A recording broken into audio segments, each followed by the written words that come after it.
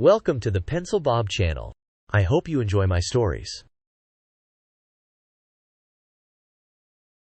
The War of the Worlds by H. G. Wells. Book 1. The Coming of the Martians. The eve of the war. No one would have believed in the last years of the 19th century that this world was being watched keenly and closely by intelligences greater than man's and yet as mortal as his own. That as men busied themselves about their various concerns, they were scrutinized and studied, perhaps almost as narrowly as a man with a microscope might scrutinize the transient creatures that swarm and multiply in a drop of water. With infinite complacency men went to and fro over this globe about their little affairs, serene in their assurance of their empire over matter. It is possible that the infusoria under the microscope do the same. No one gave a thought to the older worlds of space as sources of human danger, or thought of them only to dismiss the idea of life upon them as impossible or improbable. It is curious to recall some of the mental habits of those departed days. At most, terrestrial men fancied there might be other men upon Mars, perhaps inferior to themselves, and ready to welcome a missionary enterprise. Yet across the gulf of space, minds that are to our minds as ours are to those of the beasts that perish, intellects vast and cool and unsympathetic, regarded this earth with envious eyes, and slowly and surely drew their plans against us. And early in the 20th century came the great disillusionment. The planet Mars, I scarcely need remind the reader, revolves about the Sun at a mean distance of 140 million miles, and the light and heat it receives from the Sun is barely half of that received by this world.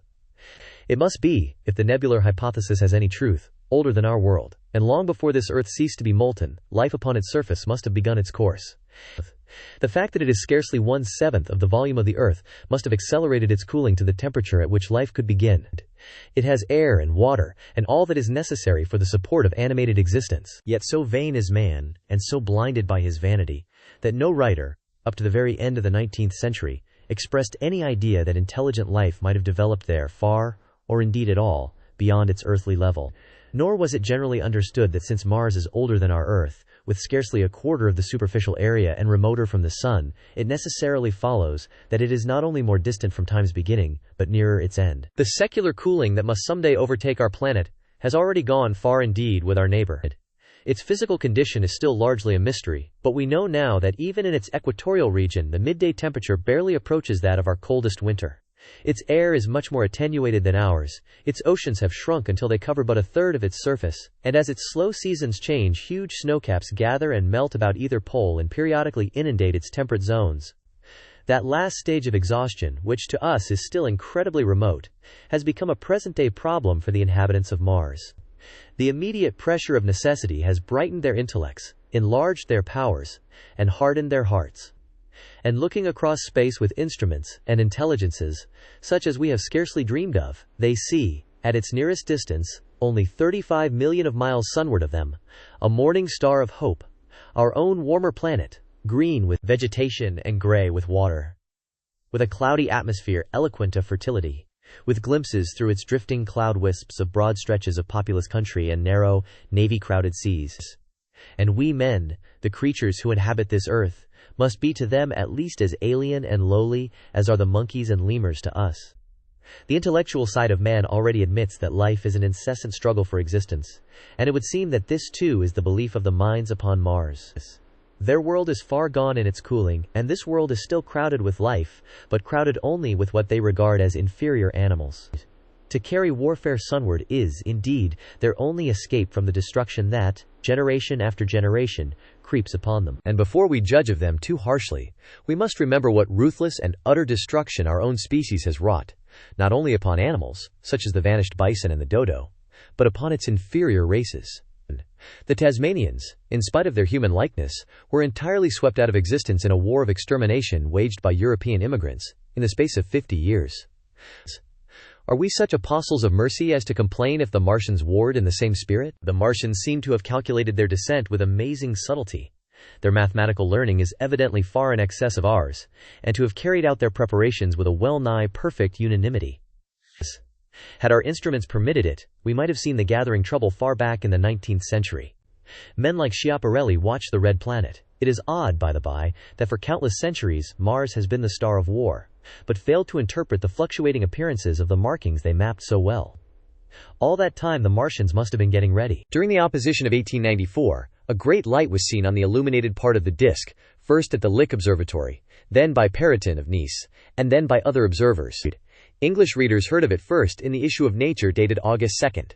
I am inclined to think that this blaze may have been the casting of the huge gun, in the vast pit sunk into their planet, from which their shots were fired at us. Peculiar markings, as yet unexplained, were seen near the site of that outbreak. During the next two oppositions, the storm burst upon us 6 years ago now. As Mars approached opposition, Lavelle of Java set the wires of the astronomical exchange palpitating with the amazing intelligence of a huge outbreak of incandescent gas upon the planet. It had occurred towards midnight of the 12th, and the spectroscope, to which he had at once resorted, indicated a mass of flaming gas, chiefly hydrogen, moving with an enormous velocity towards this Earth. This jet of fire had become invisible, about 12:15. He compared it to a colossal puff of flame suddenly and violently squirted out of the planet, as flaming gases rushed out of a gun. A singularly appropriate phrase it proved. Yet the next day there was nothing of this in the papers, except a little note in the Daily Telegraph, and the world went in ignorance of one of the gravest dangers that ever threatened the human race. I might not have heard of the eruption at all had I not met Ogilvy, the well-known astronomer, at Ottershaw. He was immensely excited at the news, and in the excess of his feelings invited me up to take a turn with him that night in a scrutiny of the red planet. In spite of all that has happened since, I still remember that vigil very distinctly. The black and silent observatory, the shadowed lantern throwing a feeble glow upon the floor in the corner, the steady ticking of the clockwork of the telescope, the little slit in the roof, an oblong profundity with the stardust streaked across it. Ogilvy moved about, invisible but audible. Looking through the telescope, one saw a circle of deep blue and the little round planet swimming in the field. It seemed such a little thing, so bright and small and still, faintly marked with transverse stripes, and slightly flattened from the perfect round. But so little it was, so silvery warm, a pin's head of light. It was as if it quivered, but really this was the telescope vibrating with the activity of the clockwork that kept the planet in view. As I watched, the planet seemed to grow larger and smaller, and to advance and recede, but that was simply that my eye was tired. 40 millions of miles it was from us. More than 40 millions of miles of void. Few people realize the immensity of vacancy in which the dust of the material universe swims. Near it in the field, I remember, were 3 faint points of light, 3 telescopic stars infinitely remote, and all around it was the unfathomable darkness of empty space. You know how that blackness looks on a frosty starlight night? In a telescope it seems far profounder, and invisible to me because it was so remote and small, flying swiftly and steadily towards me across that incredible distance, drawing nearer every minute by so many thousands of miles, came the thing they were sending us, the thing that was to bring so much struggle and calamity and death to the earth. I never dreamed of it then as I watched. No one on earth dreamed of that unerring missile. That night too there was another jetting out of gas from the distant planet. I saw it. A reddish flash at the edge, the slightest projection of the outline just as the chronometer struck midnight, and at that I told Ogilvy, and he took my place. The night was warm and I was thirsty, and I went stretching my legs clumsily and feeling my way in the darkness, to the little table where the siphon stood, while Ogilvy exclaimed at the streamer of gas that came out towards us. That night, another invisible missile started on its way to the Earth from Mars, just a second or so under 24 hours after the first one. I remember how I sat on the table there in the blackness, with patches of green and crimson swimming before my eyes. I wished I had a light to smoke by, little suspecting the meaning of the minute gleam I had seen, and all that it would presently bring me. Ogilvy watched till 1, and then gave it up, and we lit the lantern and walked over to his house. Down below in the darkness were Ottershaw and Chertsey, and all their hundreds of people, sleeping in peace. He was full of speculation that night about the condition of Mars, and scoffed at the vulgar idea of its having inhabitants who were signaling us. His idea was that meteorites might be falling in a heavy shower upon the planet, or that a huge volcanic explosion was in progress. He pointed out to me how unlikely it was that organic evolution had taken the same direction in the 2 adjacent planets. The chances against anything man-like on Mars are 1,000,000 to 1, he said. Hundreds of observers saw the flame that night, and the night after about midnight, and again the night after, and so for 10 nights, a flame each night. Why the shots ceased after the 10th, no one on Earth has attempted to explain. It may be the gases of the firing caused the Martians inconvenience. Dense clouds of smoke or dust, visible through a powerful telescope on Earth as little gray, fluctuating patches, spread through the clearness of the planet's atmosphere, and obscured its more familiar features. Even the daily papers woke up to the disturbances at last, and popular notes appeared here, there, and everywhere concerning the volcanoes upon Mars. The serial-comic periodical Punch, I remember, made a happy use of it in the political cartoon. And, all unsuspected, those missiles the Martians had fired at us drew earthward, rushing now at a pace of many miles a second through the empty gulf of space, hour by hour and day by day, nearer and nearer. It seems to me now almost incredibly wonderful that, with that swift fate hanging over us, men could go about their petty concerns as they did. I remember how jubilant Markham was at securing a new photograph of the planet for the illustrated paper he edited in those days. People in these latter times scarcely realize the abundance and enterprise of our 19th century papers. For my own part, I was much occupied in learning to ride the bicycle, and busy upon a series of papers discussing the probable developments of moral ideas as civilization progressed. One night, the first missile then could scarcely have been 10 million miles away, I went for a walk with my wife. It was starlight, and I explained the signs of the zodiac to her, and pointed out Mars, a bright dot of light creeping zenithward, towards which so many telescopes were pointed. It was a warm night. Coming home, a party of excursionists from Chertsey or Isleworth passed us, singing and playing music. There were lights in the upper windows of the houses as the people went to bed. From the railway station in the distance came the sound of shunting trains, ringing and rumbling, softened almost into melody by the distance. My wife pointed out to me the brightness of the red, green, and yellow signal lights hanging in a framework against the sky. It seemed so safe and tranquil. The falling star. Then came the night of the first falling star. It was seen early in the morning, rushing over Winchester eastward, a line of flame high in the atmosphere. Hundreds must have seen it, and taken it for an ordinary falling star. Albin described it as leaving a greenish streak behind it that glowed for some seconds. Denning, our greatest authority on meteorites, stated that the height of its first appearance was about 90 or 100 miles. It seemed to him that it fell to Earth about 100 miles east of him. I was at home at that hour, and writing in my study, and although my French windows faced towards Ottershaw and the blind was up, for I loved in those days to look up at the night sky, I saw nothing of it. Yet this strangest of all things that ever came to Earth from outer space must have fallen while I was sitting there, visible to me had I only looked up as it passed. Some of those who saw its flight say it traveled with a hissing sound. I myself heard nothing of that. Many people in Berkshire, Surrey, and Middlesex must have seen the fall of it, and, at most, have thought that another meteorite had descended. No one seems to have troubled to look for the fallen mass that night, but very early in the morning, poor Ogilvy, who had seen the shooting star, and who was persuaded that a meteorite lay somewhere on the common between Horsell, Ottershaw, and Woking, rose early with the idea of finding it. Find it he did, soon after dawn, and not far from the sandpits. An enormous hole had been made by the impact of the projectile, and the sand and gravel had been flung violently in every direction over the heath, forming heaps visible a mile and a half away. The heather was on fire eastward, and a thin blue smoke rose against the dawn. The thing itself lay almost entirely buried in sand. Amidst the scattered splinters of a fir tree it had shivered to fragments in its descent. The uncovered part had the appearance of a huge cylinder, caked over, and its outline softened by a thick, scaly, dun-colored incrustation. It had a diameter of about 30 yards. He approached the mass, surprised at the size, and more so at the shape, since most meteorites are rounded more or less completely. It was, however, still so hot from its flight through the air as to forbid his near approach. A stirring noise within its cylinder he ascribed to the unequal cooling of its surface, for at that time it had not occurred to him that it might be hollow. He remained standing at the edge of the pit that the thing had made for itself, staring at its strange appearance, astonished chiefly at its unusual shape and color, and dimly perceiving even then some evidence of design in its arrival. The early morning was wonderfully still, and the sun, just clearing the pine trees towards Weybridge, was already warm. He did not remember hearing any birds that morning, there was certainly no breeze stirring, and the only sounds were the faint movements from within the cindery cylinder. He was all alone on the common. Then suddenly he noticed with a start that some of the gray clinker, the ashy incrustation that covered the meteorite, was falling off the circular edge of the end. It was dropping off in flakes and raining down upon the sand.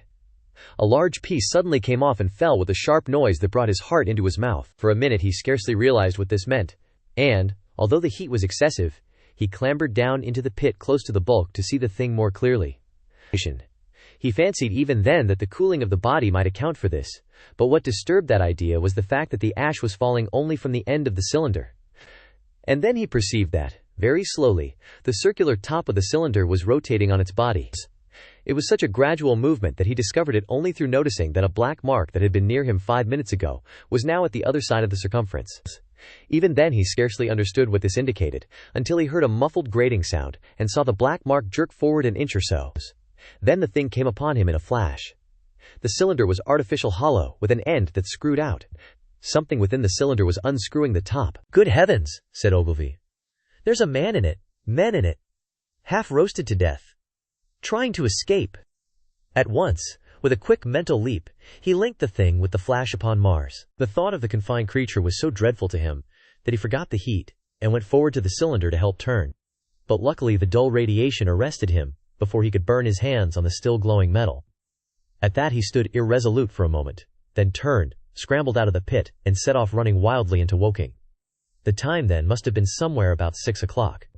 He met a wagoner and tried to make him understand, but the tale he told and his appearance were so wild, his hat had fallen off in the pit, that the man simply drove on. He was equally unsuccessful with the potman who was just unlocking the doors of the public house by Horsell Bridge. The fellow thought he was a lunatic at large and made an unsuccessful attempt to shut him into the tap room. That sobered him a little, and when he saw Henderson, the London journalist, in his garden, he called over the palings and made himself understood. "Henderson," he called, "you saw that shooting star last night?" "Well," said Henderson. "It's out on Horsell Common now." "Good Lord," said Henderson. "Oh, fallen meteorite. That's good. But it's something more than a meteorite. It's a cylinder, an artificial cylinder, man. And there's something inside." Henderson stood up with his spade in his hand. "What's that?" he said. He was deaf in one ear. Ogilvy told him all that he had seen. Henderson was a minute or so taking it in. Then he dropped his spade, snatched up his jacket, and came out into the road. The two men hurried back at once to the common, and found the cylinder still lying in the same position. But now the sounds inside had ceased, and a thin circle of bright metal showed between the top and the body of the cylinder. Air was either entering or escaping at the rim with a thin, sizzling sound. They listened, rapped on the scaly burnt metal with a stick, and, meeting with no response, they both concluded the man or men inside must be insensible or dead. Of course the two were quite unable to do anything. They shouted consolation and promises, and went off back to the town again to get help. One can imagine them, covered with sand, excited and disordered, running up the little street in the bright sunlight just as the shop folks were taking down their shutters and people were opening their bedroom windows. Henderson went into the railway station at once, in order to telegraph the news to London. The newspaper articles had prepared men's minds for the reception of the idea. By 8 o'clock, a number of boys and unemployed men had already started for the common to see the dead men from Mars. That was the form the story took. I heard of it first from my newspaper boy about 8:45 when I went out to get my daily chronicle. I was naturally startled, and lost no time in going out and across the Ottershaw Bridge to the sandpits. On Horsell Common, I found a little crowd of perhaps 20 people surrounding the huge hole in which the cylinder lay. I have already described the appearance of that colossal bulk, embedded in the ground. The turf and gravel about it seemed charred as if by a sudden explosion. No doubt its impact had caused a flash of fire. Henderson and Ogilvy were not there. I think they perceived that nothing was to be done for the present, and had gone away to breakfast at Henderson's house. There were 4 or 5 boys sitting on the edge of the pit, with their feet dangling and amusing themselves, until I stopped them, by throwing stones at the giant mass.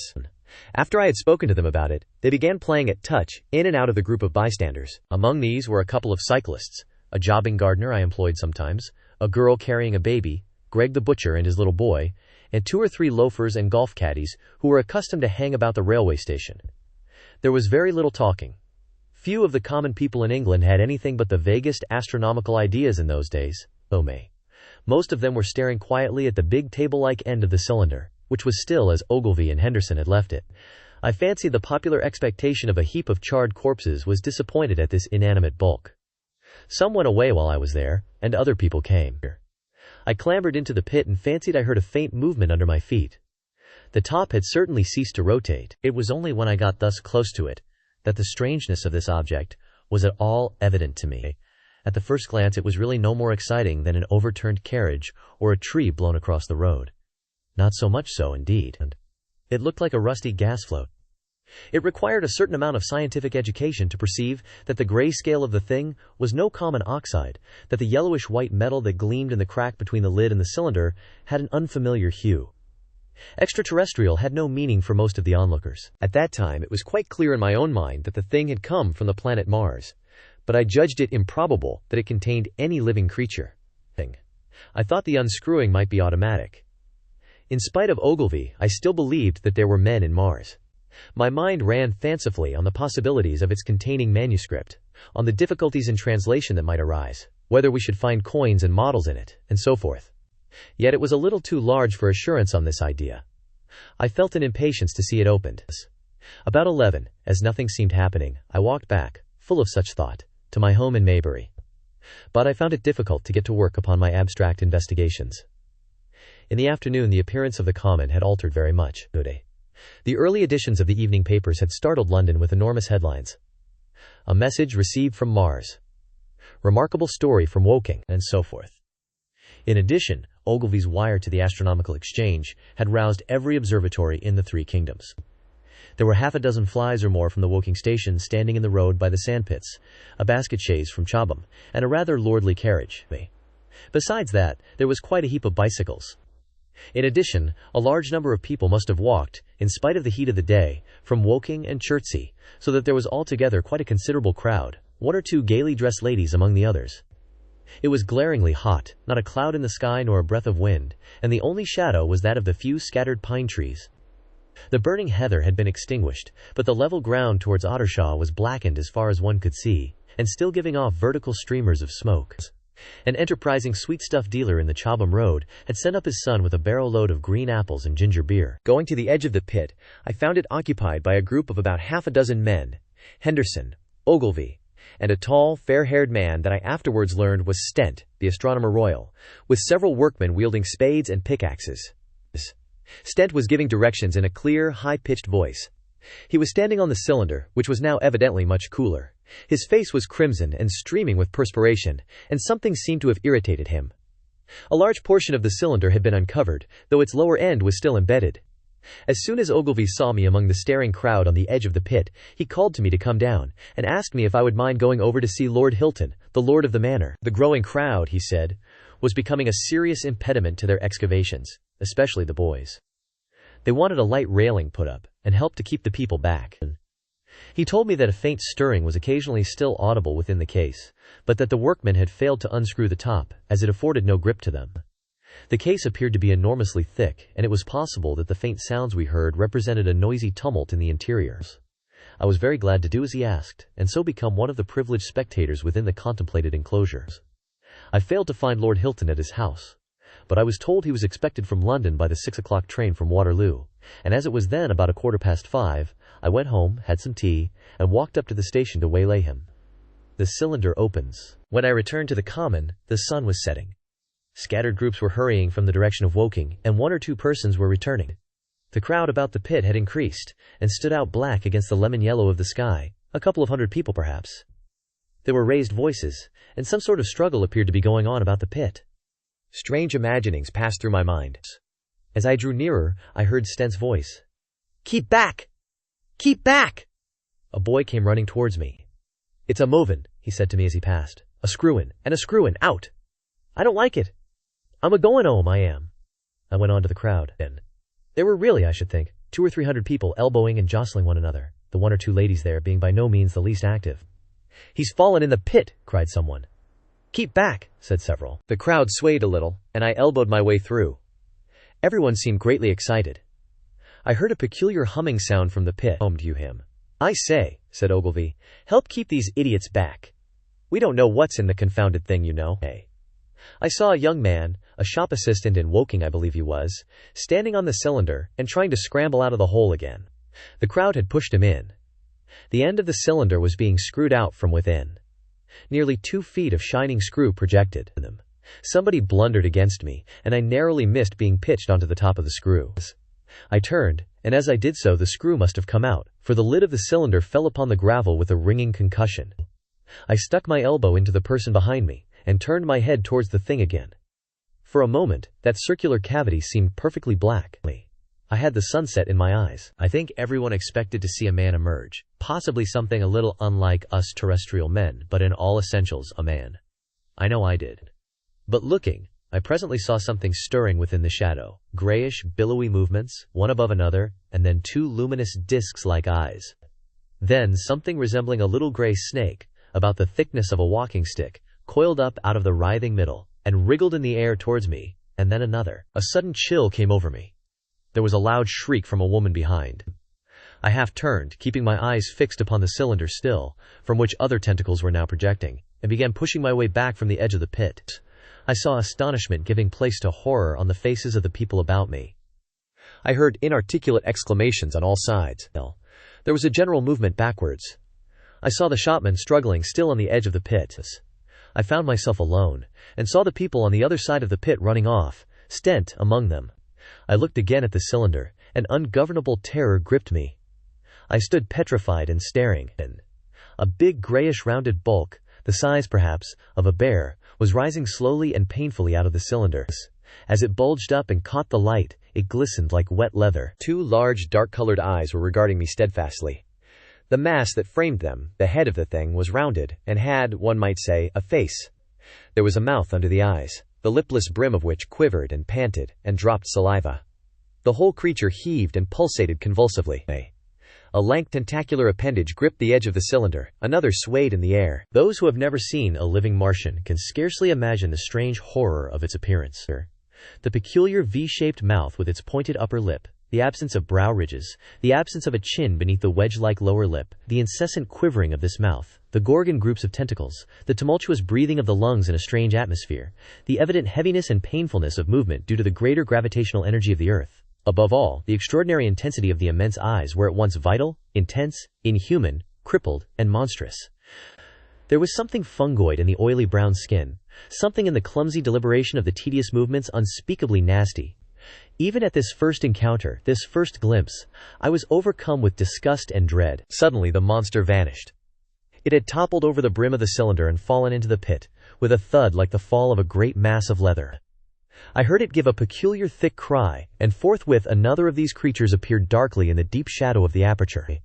I turned and, running madly, made for the first group of trees, perhaps 100 yards away, but I ran slantingly and stumbling, for I could not avert my face from these things. There, among some young pine trees and furze bushes, I stopped, panting, and waited further developments. The common round the sandpits was dotted with people, standing like myself in a half-fascinated terror, staring at these creatures, or rather at the heaped gravel at the edge of the pit in which they lay. And then, with a renewed horror, I saw a round, black object bobbing up and down on the edge of the pit. It was the head of the shopman who had fallen in, but showing as a little black object against the hot western sun. Now he got his shoulder and knee up, and again he seemed to slip back until only his head was visible. Suddenly he vanished, and I could have fancied a faint shriek had reached me. I had a momentary impulse to go back and help him that my fears overruled. Everything was then quite invisible, hidden by the deep pit and the heap of sand that the fall of the cylinder had made. Anyone coming along the road from Chobham or Woking would have been amazed at the sight, a dwindling multitude of perhaps 100 people or more standing in a great irregular circle, in ditches, behind bushes, behind gates and hedges, saying little to one another, and that in short, excited shouts, and staring hard at a few heaps of sand. The barrow of ginger beer stood, a queer derelict, black against the burning sky, and in the sand pits was a row of deserted vehicles with their horses feeding out of nosebags or pawing the ground. The heat ray. After the glimpse I had had of the Martians emerging from the cylinder in which they had come to the Earth from their planet, a kind of fascination paralyzed my actions. I remained standing knee-deep in the heather, staring at the mound that hid them. I was a battleground of fear and curiosity. I did not dare to go back towards the pit, but I felt a passionate longing to peer into it. I began walking, therefore, in a big curve, seeking some point of vantage, and continually looking at the sand heaps that hid these newcomers to our Earth. Once a leash of thin black whips, like the arms of an octopus, flashed across the sunset and was immediately withdrawn, and afterwards a thin rod rose up, joint by joint, bearing at its apex a circular disc that spun with a wobbling motion. What could be going on there? Most of the spectators had gathered in 1 or 2 groups, one a little crowd towards Woking, the other a knot of people in the direction of Chobham.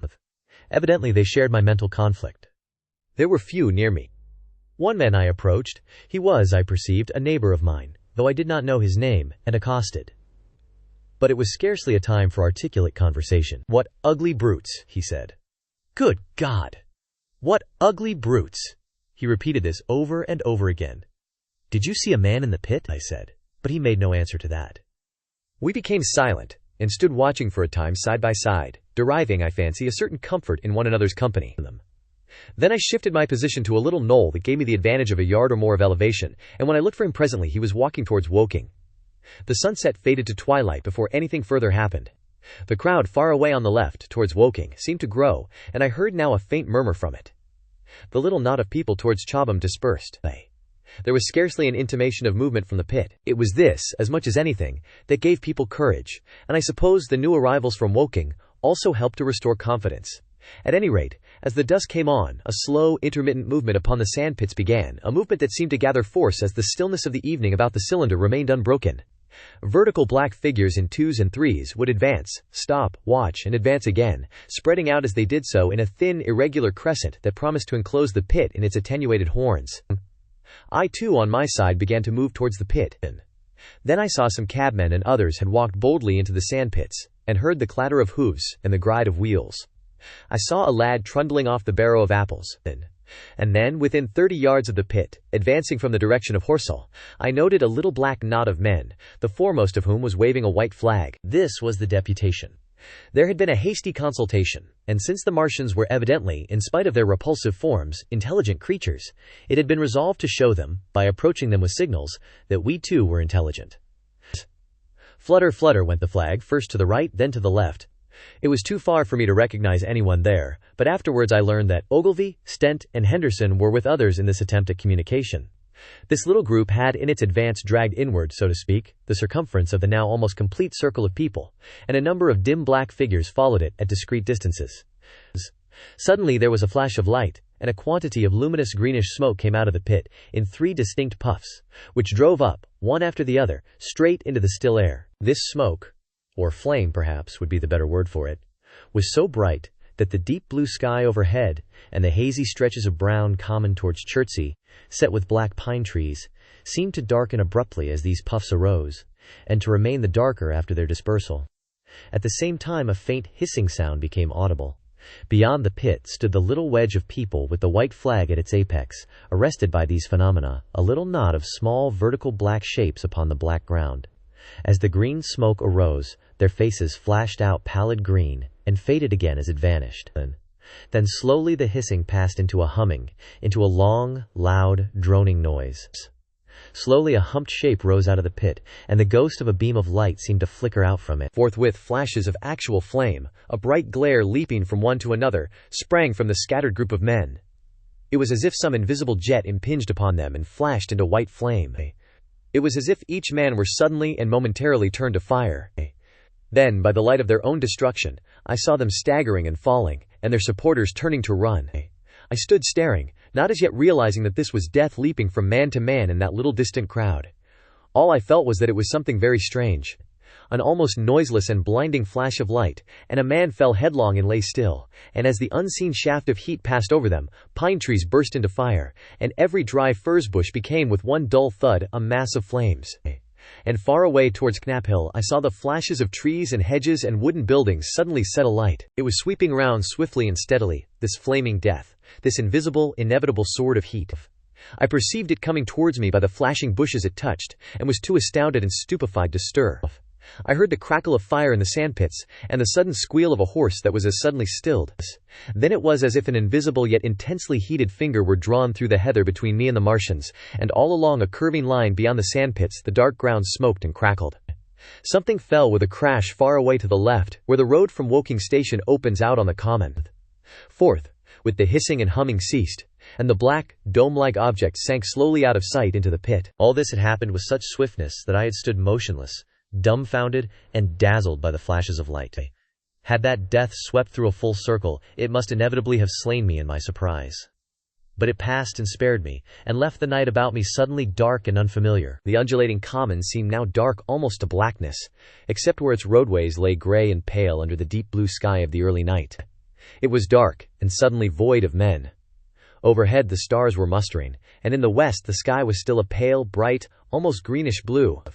The tops of the pine trees and the roofs of Horsell came out sharp and black against the western afterglow. The Martians and their appliances were altogether invisible, save for that thin mast upon which their restless mirror wobbled. Patches of bush and isolated trees here and there smoked and glowed still, and the houses towards Woking station were sending up spires of flame into the stillness of the evening air. Nothing was changed save for that and a terrible astonishment. The little group of black specks with the flag of white had been swept out of existence, and the stillness of the evening, so it seemed to me, had scarcely been broken. It came to me that I was upon this dark common, helpless, unprotected, and alone. Suddenly, like a thing falling upon me from without, came fear. With an effort I turned and began a stumbling run through the heather. The fear I felt was no rational fear, but a panic terror not only of the Martians, but of the dusk and stillness all about me. Such an extraordinary effect in unmanning me it had, that I ran weeping silently, as a child might do. Once I had turned, I did not dare to look back. No. I remember I felt an extraordinary persuasion that I was being played with, that presently, when I was upon the very verge of safety, this mysterious death, as swift as the passage of light, would leap after me from the pit about the cylinder, and strike me down. The heat ray, in the CHOBHAM road, it is still a matter of wonder how the Martians are able to slay men so swiftly and so silently. Many think that in some way they are able to generate an intense heat in a chamber of practically absolute non-conductivity. This intense heat they project in a parallel beam against any object they choose, by means of a polished parabolic mirror of unknown composition, much as the parabolic mirror of a lighthouse projects a beam of light. But no one has absolutely proved these details. However it is done, it is certain that a beam of heat is the essence of the matter. Heat, and invisible instead of visible, light. Whatever is combustible flashes into flame at its touch. Lead runs like water, it softens iron, cracks and melts glass, and when it falls upon water, incontinently, that explodes into steam. That night nearly 40 people lay under the starlight about the pit, charred and distorted beyond recognition, and all night long the common from Horsell to Maybury was deserted and brightly ablaze. The news of the massacre probably reached Chobham, Woking, and Ottershaw about the same time. In Woking, the shops had closed when the tragedy happened, and a number of people, shop people and so forth, attracted by the stories they had heard, were walking over the Horsell Bridge and along the road between the hedges that runs out at last upon the common. You may imagine the young people brushed up after the labors of the day, and making this novelty, as they would make any novelty, the excuse for walking together and enjoying a trivial flirtation. You may figure to yourself the hum of voices along the road in the gloaming.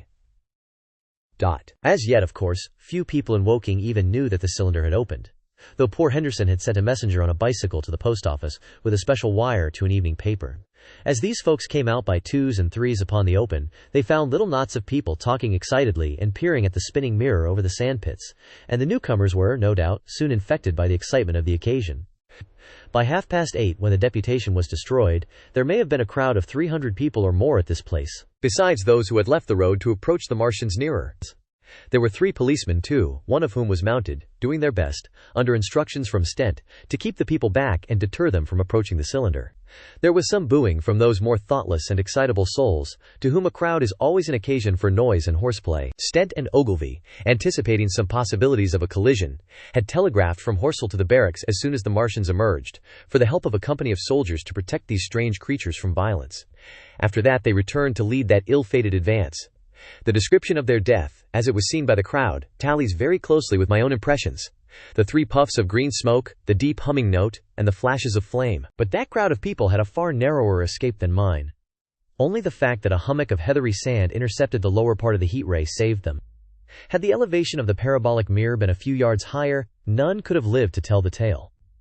They saw the flashes and the men falling, and an invisible hand, as it were, lit the bushes as it hurried towards them through the twilight. Then, with a whistling note that rose above the droning of the pit, the beam swung close over their heads, lighting the tops of the beech trees that line the road, and splitting the bricks, smashing the windows, firing the window frames, and bringing down in crumbling ruin a portion of the gable of the house nearest the corner. In the sudden thud, hiss, and glare of the igniting trees, the panic-stricken crowd seems to have swayed hesitatingly for some moments. Sparks and burning twigs began to fall into the road, and single leaves like puffs of flame. Hats and dresses caught fire. Then came a crying from the common. There were shrieks and shouts, and suddenly a mounted policeman came galloping through the confusion with his hands clasped over his head, screaming. "They're coming!" a woman shrieked, and incontinently everyone was turning and pushing at those behind, in order to clear their way to Woking again. They must have bolted as blindly as a flock of sheep. Where the road grows narrow and black between the high banks, the crowd jammed, and a desperate struggle occurred. All that crowd did not escape. 3 persons at least, 2 women and a little boy, were crushed and trampled there, and left to die amid the terror and the darkness. How I reached home. For my own part, I remember nothing of my flight except the stress of blundering against trees and stumbling through the heather. All about me gathered the invisible terrors of the Martians. That pitiless sword of heat seemed whirling to and fro, flourishing overhead before it descended and smote me out of life. I came into the road between the crossroads and Horcel, and ran along this to the crossroads. At last I could go no further. I was exhausted with the violence of my emotion and of my flight, and I staggered and fell by the wayside. That was near the bridge that crosses the canal by the gasworks. I fell and lay still. I must have remained there some time. I sat up, strangely perplexed. For a moment perhaps I could not clearly understand how I came there. My terror had fallen from me like a garment, that en fong. My hat had gone, and my collar had burst away from its fastener. A few minutes before, there had only been 3 real things before me: the immensity of the night and space and nature, my own feebleness and anguish, and the near approach of death. Now it was as if something turned over, and the point of view altered abruptly. There was no sensible transition from one state of mind to the other. I was immediately the self of every day again, a decent, ordinary citizen. The silent common, the impulse of my flight, the starting flames, were as if they had been in a dream. I asked myself, had these latter things indeed happened? No. I could not credit it. I rose and walked unsteadily up the steep incline of the bridge. My mind was blank wonder. My muscles and nerves seemed drained of their strength. I dare say I staggered drunkenly. A head rose over the arch, and the figure of a workman carrying a basket appeared. Beside him ran a little boy. He passed me, wishing me good night. I was minded to speak to him, but did not. I answered his greeting with a meaningless mumble, and went on over the bridge. Over the Maybury Arch, a train, a billowing tumult of white firelit smoke, and a long caterpillar of lighted windows, went flying south. Clatter, clatter, clap, rap, and it had gone. A dim group of people talked in the gate of one of the houses in the pretty little row of gables that was called Oriental Terrace. It was all so real and so familiar. And that behind me! It was frantic, fantastic. Such things, I told myself, could not be. Perhaps I am a man of exceptional moods. I do not know how far my experience is common. At times I suffer from the strangest sense of detachment from myself and the world about me. I seem to watch it all from the outside, from somewhere inconceivably remote, out of time, out of space, out of the stress and tragedy of it all. This feeling was very strong upon me that night. Here was another side to my dream. But the trouble was the blank incongruity of this serenity, and the swift death flying yonder, not 2 miles away. There was a noise of business from the gasworks, and the electric lamps were all alight. I stopped at the group of people. "What news from the common?" said I. There were 2 men and a woman at the gate. "Eh?" said one of the men, turning. "What news from the common?" I said. "Ain't you just been there?" asked the men. "People seem fair silly about the common," said the woman over the gate. "What's it all about?" "Haven't you heard of the men from Mars?" said I. "The creatures from Mars?" "Quite enough," said the woman over the gate. "Thanks." And all 3 of them laughed. I felt foolish and angry. I tried, and found I could not tell them what I had seen. They laughed again at my broken sentences. "You'll hear more yet," I said, and went on to my home. I startled my wife at the doorway, so haggard was I. I went into the dining room, sat down, drank some wine, and so soon as I could collect myself sufficiently, I told her the things I had seen. The dinner, which was a cold one, had already been served, and remained neglected on the table while I told my story. There is one thing," I said, to allay the fears I had aroused. "They are the most sluggish things I ever saw crawl. They may keep the pit and kill people who come near them, but they cannot get out of it." "But the horror of them!" "Don't, dear," said my wife, knitting her brows and putting her hand on mine. "Poor Ogilvy," I said. "To think he may be lying dead there." My wife, at least, did not find my experience incredible. When I saw how deadly white her face was, I ceased abruptly. "They may come here," she said again and again. I pressed her to take wine, and tried to reassure her. "They can scarcely move," I said. I began to comfort her and myself, by repeating all that Ogilvy had told me, of the impossibility of the Martians establishing themselves on the Earth. In particular, I laid stress on the gravitational difficulty. On the surface of the Earth, the force of gravity is 3 times what it is on the surface of Mars. A Martian, therefore, would weigh 3 times more than on Mars, albeit his muscular strength would be the same. His own body would be a cope of lead to him, therefore. That, indeed, was the general opinion. Both the Times and the Daily Telegraph, for instance, insisted on it the next morning, and both overlooked, just as I did, 2 obvious modifying influences. The atmosphere of the Earth, we now know, contains far more oxygen, or far less argon, whichever way one likes to put it, than does Mars. The invigorating influences of this excess of oxygen upon the Martians indisputably did much to counterbalance the increased weight of their bodies. And, in the second place, we all overlook the fact that such mechanical intelligence as the Martian possessed was quite able to dispense with muscular exertion at a pinch. But I did not consider these points at the time, and so my reasoning was dead against the chances of the invaders. With wine and food, the confidence of my own table, and the necessity of reassuring my wife, I grew by insensible degrees courageous and secure. "They have done a foolish thing," said I, fingering my wineglass. "They are dangerous because, no doubt, they are mad with terror. Perhaps they expected to find no living things. Certainly no intelligent living things." "A shell in the pit," said I. "If the worst comes to the worst, we'll kill them all." The intense excitement of the events had no doubt left my perceptive powers in a state of erethisism. I remember that dinner table with extraordinary vividness even now. My dear wife's sweet, anxious face peering at me from under the pink lampshade, the white cloth with its silver and glass table furniture. For in those days even philosophical writers had many little luxuries. The crimson-purple wine in my glass are photographically distinct. At the end of it I sat, tempering nuts with a cigarette, regretting Ogilvy's rashness, and denouncing the short-sighted timidity of the Martians. So some respectable dodo in the Mauritius might have lorded it in his nest, and discussed the arrival of that ship full of pitiless sailors in want of animal food. "We will peck them to death tomorrow, my dear." I did not know it, but that was the last civilized dinner I was to eat for very many strange and terrible days. Friday night. The most extraordinary thing to my mind, of all the strange and wonderful things that happened upon that Friday, was the dovetailing of the commonplace habits of our social order with the first beginnings of the series of events that was to topple that social order headlong. If on Friday night you had taken a pair of compasses and drawn a circle with a radius of 5 miles round the Woking sandpits, I doubt if you would have had one human being outside it, unless it were some relation of Stent, or of the 3 or 4 cyclists, or London people lying dead on the common, whose emotions or habits were at all affected by the newcomers.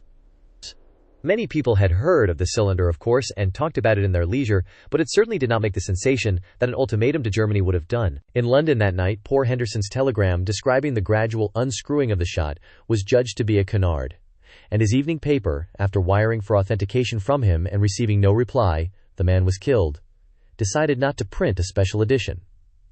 And within the 5-mile circle, the great majority of people were inert. I have already described the behavior of the men and women to whom I spoke. All over the district people were dining and supping. Working men were gardening after the labors of the day. Children were being put to bed. Young people were wandering through the lanes love-making. Students sat over their books. Maybe there was a murmur in the village streets, a novel and dominant topic in the public houses, and here and there a messenger, or even an eyewitness of the later occurrences, caused a whirl of excitement, a shouting and a running to and fro. But for the most part, the daily routine of working, eating, drinking, sleeping went on as it had done for countless years, as though no planet Mars existed in the sky.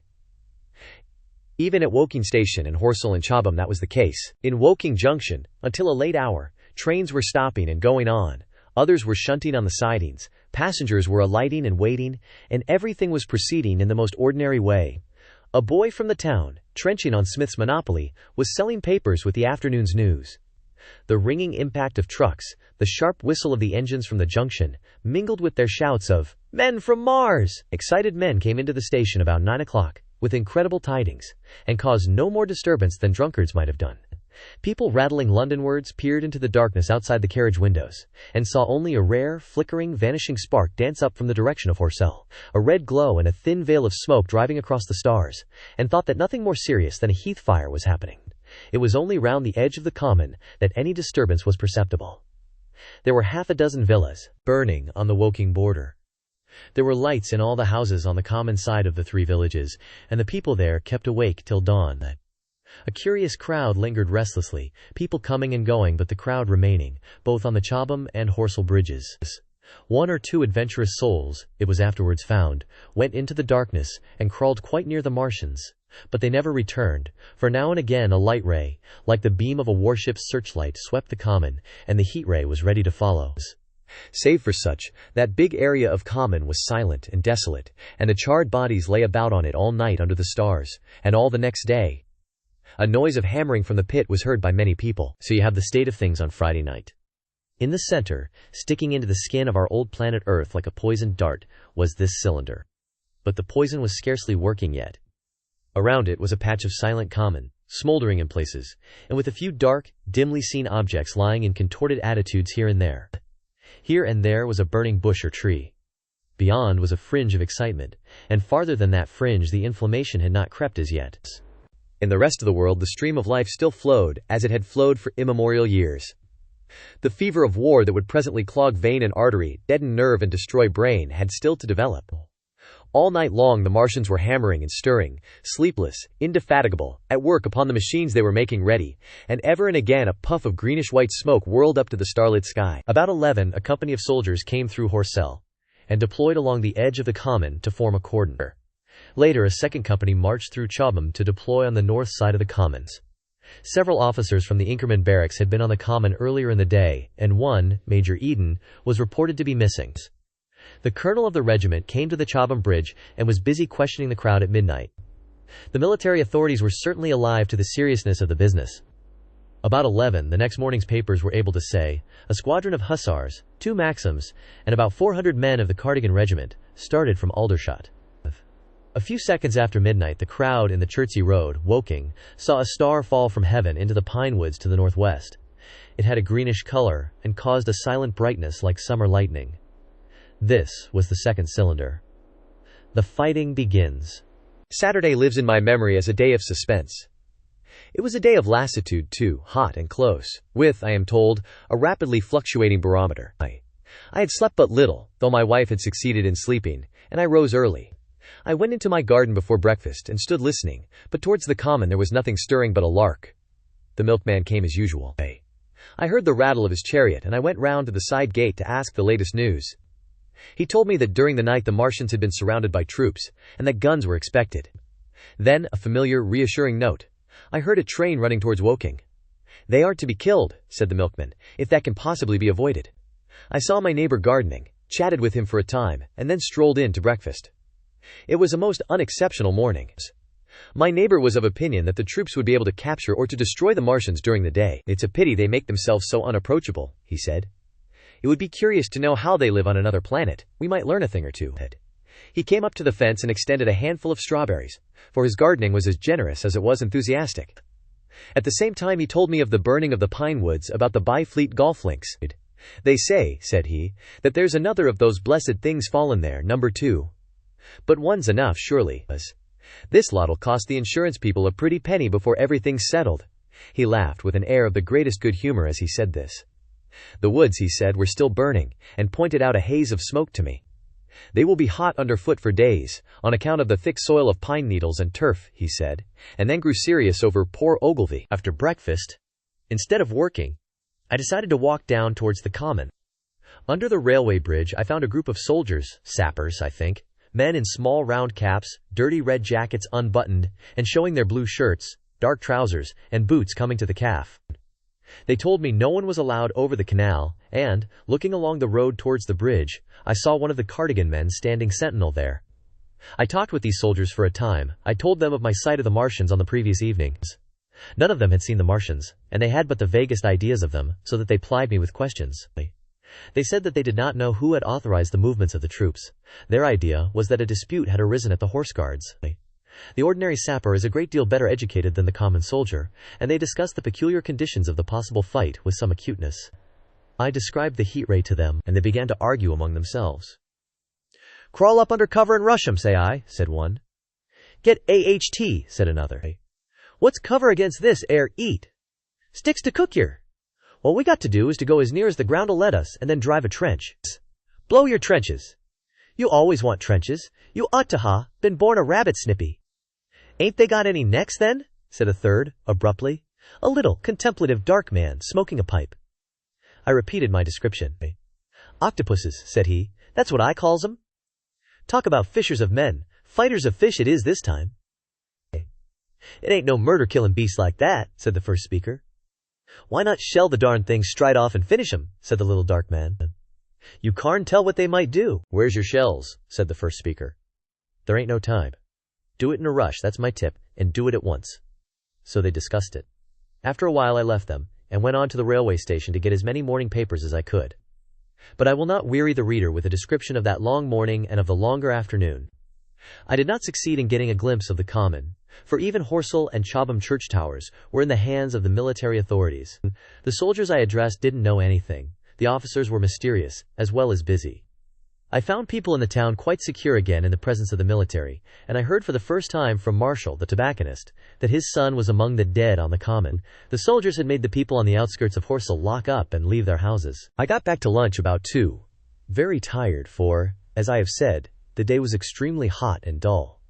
And in order to refresh myself, I took a cold bath in the afternoon. About 4:30, I went up to the railway station to get an evening paper, for the morning papers had contained only a very inaccurate description of the killing of Stent, Henderson, Ogilvy, and the others. But there was little I didn't know. The Martians did not show an inch of themselves. They seemed busy in their pit, and there was a sound of hammering and an almost continuous streamer of smoke. Apparently they were busy getting ready for a struggle. Fresh attempts had been made to signal, but without success, was the stereotyped formula of the papers. A sapper told me it was done by a man in a ditch with a flag on a long pole. The Martians took as much notice of such advances as we should of the lowing of a cow. I must confess the sight of all this armament, all this preparation, greatly excited me. My imagination became belligerent and defeated the invaders in a dozen striking ways. Something of my schoolboy dreams of battle and heroism came back. It hardly seemed a fair fight to me at that time. They seemed very helpless in that pit of theirs. About 3 o'clock there began the thud of a gun at measured intervals from Chertsey or Addlestone. I learned that the smoldering pine wood into which the second cylinder had fallen was being shelled, in the hope of destroying that object before it opened. It was only about 5, however, that a field gun reached Chobham for use against the first body of Martians. About 6 in the evening, as I sat at tea with my wife in the summer house, talking vigorously about the battle that was lowering upon us, I heard a muffled detonation from the common, and immediately after a gust of firing. Close on the heels of that came a violent rattling crash, quite close to us, that shook the ground, and starting out upon the lawn, I saw the tops of the trees about the Oriental College burst into smoky red flame, and the tower of the little church beside it slide down into ruin. The pinnacle of the mosque had vanished, and the roofline of the college itself looked as if a 100-ton gun had been at work upon it. One of our chimneys cracked as if a shot had hit it, flew, and a piece of it came clattering down the tiles and made a heap of broken red fragments upon the flower bed by my study window. I and my wife stood amazed. Then I realized that the crest of Maybury Hill must be within range of the Martians' heat ray now that the college was cleared out of the way. At that I gripped my wife's arm, and without ceremony ran her out into the road. Then I fetched out the servant, telling her I would go upstairs myself for the box she was clamoring for. "We can't possibly stay here," I said, and as I spoke the firing reopened for a moment upon the common. "But where are we to go?" said my wife in terror. I thought, perplexed. Then I remembered her cousins at Leatherhead. "Leatherhead!" I shouted above the sudden noise. She looked away from me downhill. The people were coming out of their houses, astonished.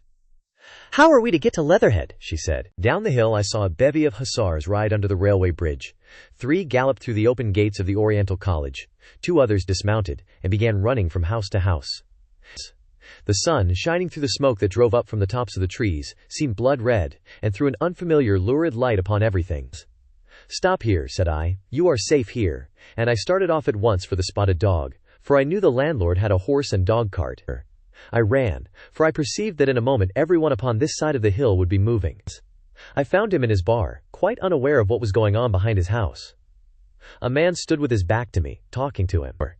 "I must have £1," said the landlord, "and I've no one to drive it." "I'll give you 2, said I, over the stranger's shoulder. "What for?" "And I'll bring it back by midnight," I said. "Lord," said the landlord, "what's the hurry? I'm selling my bit of a pig. £2, and you bring it back? What's going on now?" I explained hastily that I had to leave my home, and so secured the dog cart. At the time it did not seem to me nearly so urgent that the landlord should leave his. I took care to have the cart there and then, drove it off down the road, and, leaving it in charge of my wife and servant, rushed into my house and packed a few valuables, such plate as we had, and so forth.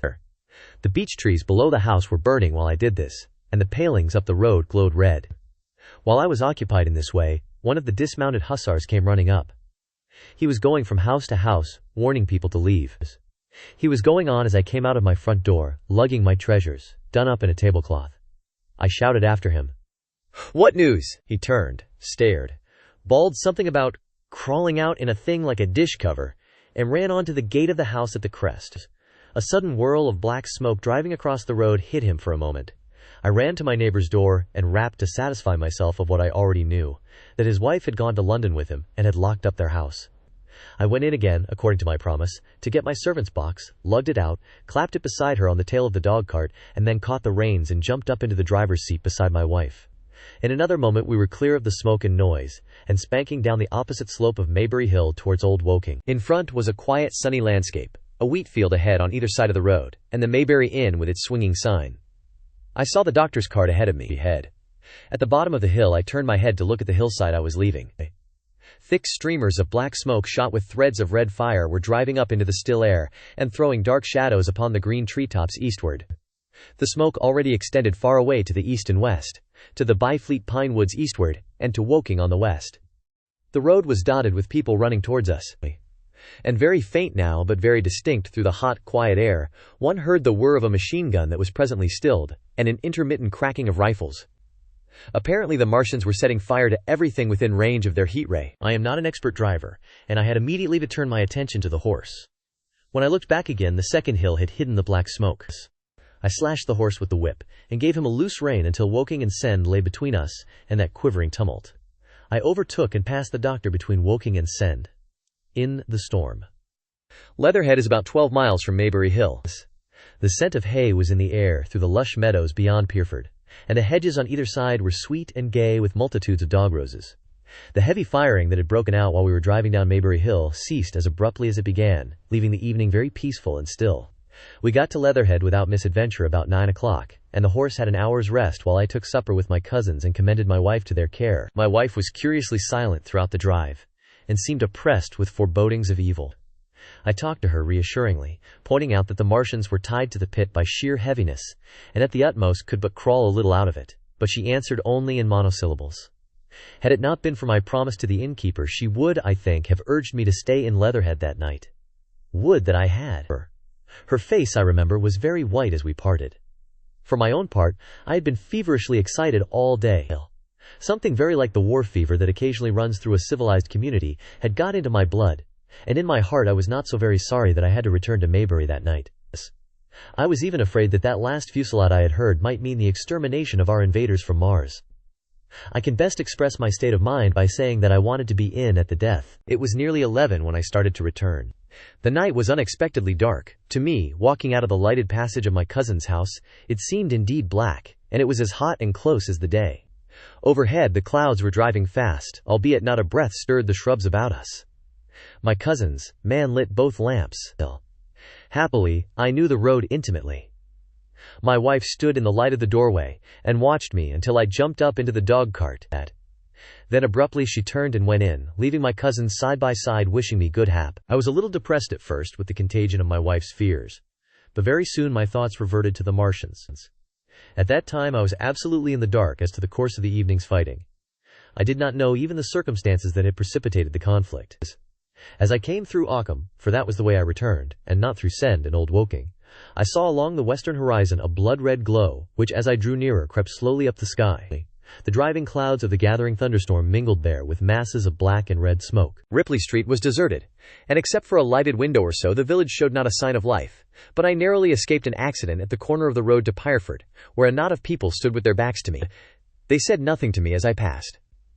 I do not know what they knew of the things happening beyond the hill, nor do I know if the silent houses I passed on my way were sleeping securely, or deserted and empty, or harassed and watching against the terror of the night. From Ripley until I came through Pierford I was in the valley of the Wey, and the red glare was hidden from me. As I ascended the little hill beyond Pierford Church, the glare came into view again, and the trees about me shivered with the first intimation of the storm that was upon me. Then I heard midnight pealing out from Pireford Church behind me, and then came the silhouette of Maybury Hill, with its treetops and roofs black and sharp against the red. Even as I beheld this, a lurid green glare lit the road about me, and showed the distant woods towards Addlestone. I felt a tug at the reins. I saw that the driving clouds had been pierced, as it were, by a thread of green fire, suddenly lighting their confusion and falling into the field to my left. It was the third falling star. Close on its apparition, and blindingly violet by contrast, danced out the first lightning of the gathering storm, and the thunder burst like a rocket overhead. The horse took the bit between his teeth and bolted. A moderate incline runs towards the foot of Maybury Hill, and down this we clattered. Once the lightning had begun, It went on in as rapid a succession of flashes as I have ever seen. The thunderclaps, treading one on the heels of another and with a strange crackling accompaniment, sounded more like the working of a gigantic electric machine than the usual detonating reverberations. The flickering light was blinding and confusing, and a thin hail smote gustily at my face as I drove down the slope. At first I regarded little but the road before me. And then abruptly, my attention was arrested by something that was moving rapidly down the opposite slope of Maybury Hills. At first I took it for the wet roof of a house, but one flash following another showed it to be in swift rolling movement. It was an elusive vision, a moment of bewildering darkness, and then, in a flash like daylight, the red masses of the orphanage near the crest of the hill, the green tops of the pine trees, and this problematical object came out clear and sharp and bright. And this thing I saw, how can I describe it?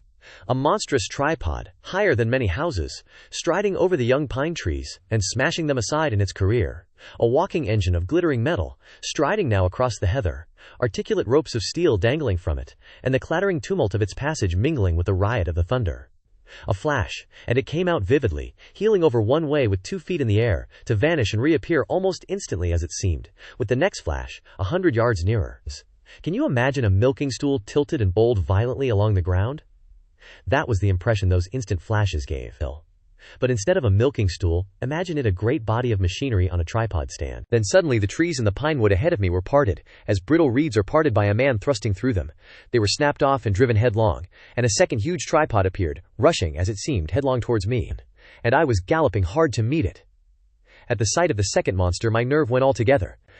Not stopping to look again, I wrenched the horse's head hard round to the right, and in another moment the dog-cart had heeled over upon the horse. The shafts smashed noisily, and I was flung sideways and fell heavily into a shallow pool of water.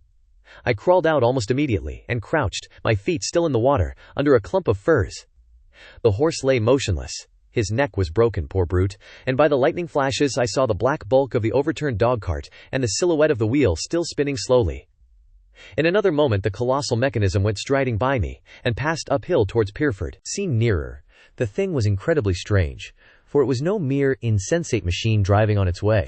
Machine it was, with a ringing metallic pace, and long, flexible, glittering tentacles, one of which gripped a young pine tree, swinging and rattling about its strange body. It picked its road as it went striding along, and the brazen hood that surmounted it moved to and fro with the inevitable suggestion of a head looking about. Behind the main body was a huge mass of white metal like a gigantic fisherman's basket, and puffs of green smoke squirted out from the joints of the limbs as the monster swept by me. And in an instant it was gone. So much I saw then, all vaguely for the flickering of the lightning, in blinding highlights and dense black shadows. As it passed, it set up an exultant, deafening howl that drowned the thunder. "Alloo! No. Alloo!" And in another minute it was with its companion half a mile away, stooping over something in the field. I have no doubt this thing in the field was the third of the 10 cylinders they had fired at us from Mars. For some minutes I lay there in the rain and darkness watching, by the intermittent light, these monstrous beings of metal moving about in the distance over the hedge tops. A thin hail was now beginning, and as it came and went, their figures grew misty and then flashed into clearness again. Now and then came a gap in the lightning, and the night swallowed them up. I was soaked with hail above and puddled water below. It was some time before my blank astonishment would let me struggle up the bank to a drier position, or think at all of my imminent peril. Not far from me was a little one-roomed squatter's hut of wood, surrounded by a patch of potato garden. I struggled to my feet at last, and, crouching and making use of every chance of cover, I made a run for this. I hammered at the door, but I could not make the people hear, if there were any people inside, and after a time I desisted, and, availing myself of a ditch for the greater part of the way, succeeded in crawling, unobserved by these monstrous machines, into the pine woods towards Maybury. Under cover of this I pushed on, wet and shivering now, towards my own house. I walked among the trees trying to find the footpath.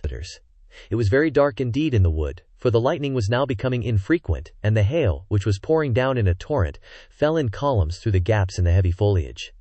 If I had fully realized the meaning of all the things I had seen, I should have immediately worked my way round through Byfleet to Street Cobham, and so gone back to rejoin my wife at Leatherhead. But that night the strangeness of things about me, and my physical wretchedness, prevented me, for I was bruised, weary, wet to the skin, deafened and blinded by the storm. I had a vague idea of going on to my own house, and that was as much motive as I had. I staggered through the trees, fell into a ditch and bruised my knees against a plank, and finally splashed out into the lane that ran down from the College Arms. I say splashed, for the storm water was sweeping the sand down the hill in a muddy torrent. There in the darkness a man blundered into me and sent me reeling back. He gave a cry of terror, sprang sideways, and rushed on before I could gather my wits sufficiently to speak to him. So heavy was the stress of the storm just at this place, that I had the hardest task to win my way up the hill. I went close up to the fence on the left, and worked my way along its palings. Near the top I stumbled upon something soft, and, by a flash of lightning, saw between my feet a heap of black broadcloth and a pair of boots. Before I could distinguish clearly how the man lay, the flicker of light had passed. I stood over him waiting for the next flash. When it came, I saw that he was a sturdy man, cheaply but not shabbily dressed. His head was bent under his body, and he lay crumpled up close to the fence, as though he had been flung violently against it. Overcoming the repugnance natural to one who had never before touched a dead body, I stooped and turned him over to feel for his heart. He was quite dead. Apparently his neck had been broken. The lightning flashed for a third time, and his face leaped upon me. I sprang to my feet. It was the landlord of the Spotted Dog, whose conveyance I had taken. I stepped over him gingerly, and pushed on up the hill. I made my way by the police station and the College Arms towards my own house. Nothing was burning on the hillside, though from the common there still came a red glare, and a rolling tumult of ruddy smoke beating up against the drenching hail. So far as I could see by the flashes, the houses about me were mostly uninjured. By the College Arms a dark heap lay in the road. Down the road towards Maybury Bridge there were voices, and the sound of feet, but I had not the courage to shout or to go to them. I let myself in with my latchkey, closed, locked and bolted the door, staggered to the foot of the staircase, and sat down. My imagination was full of those striding metallic monsters, and of the dead bodies smashed against the fence. I crouched at the foot of the staircase with my back to the wall, shivering violently. At the window. I have already said that my storms of emotion have a trick of exhausting themselves. After a time I discovered that I was cold and wet, and with little pools of water about me on the stair carpet. I got up almost mechanically, went into the dining room and drank some whiskey, and then I was moved to change my clothes. After I had done that I went upstairs to my study, but why I did so I do not know. The window of my study looks over the trees and the railway towards Horsell Common. In the hurry of our departure this window had been left open. The passage was dark, and, by contrast with the picture the window frame enclosed, the side of the room seemed impenetrably dark. I stopped short in the doorway. The thunderstorm had passed. The towers of the Oriental College and the pine trees about it had gone, and very far away, lit by a vivid red glare, the common about the sandpits was visible. Across the light huge black shapes, grotesque and strange, moved busily to and fro. It seemed indeed as if the whole country in that direction was on fire. A broad hillside, set with minute tongues of flame, swaying and writhing with the gusts of the dying storm, and throwing a red reflection upon the cloud scud above. Every now and then a haze of smoke from some nearer conflagration drove across the window and hid the Martian shapes. I could not see what they were doing, nor the clear form of them, nor recognize the black objects they were busied upon. Neither could I see the nearer fire, though the reflections of it danced on the wall and ceiling of the study. A sharp, resinous tang of burning was in the air. I closed the door noiselessly and crept towards the window. As I did so, the view opened out until, on the one hand, it reached to the houses about Woking Station, and on the other to the charred and blackened pine woods of Byfleet. There was a light down below the hill, on the railway, near the arch, and several of the houses along the Maybury Road and the streets near the station were glowing ruins.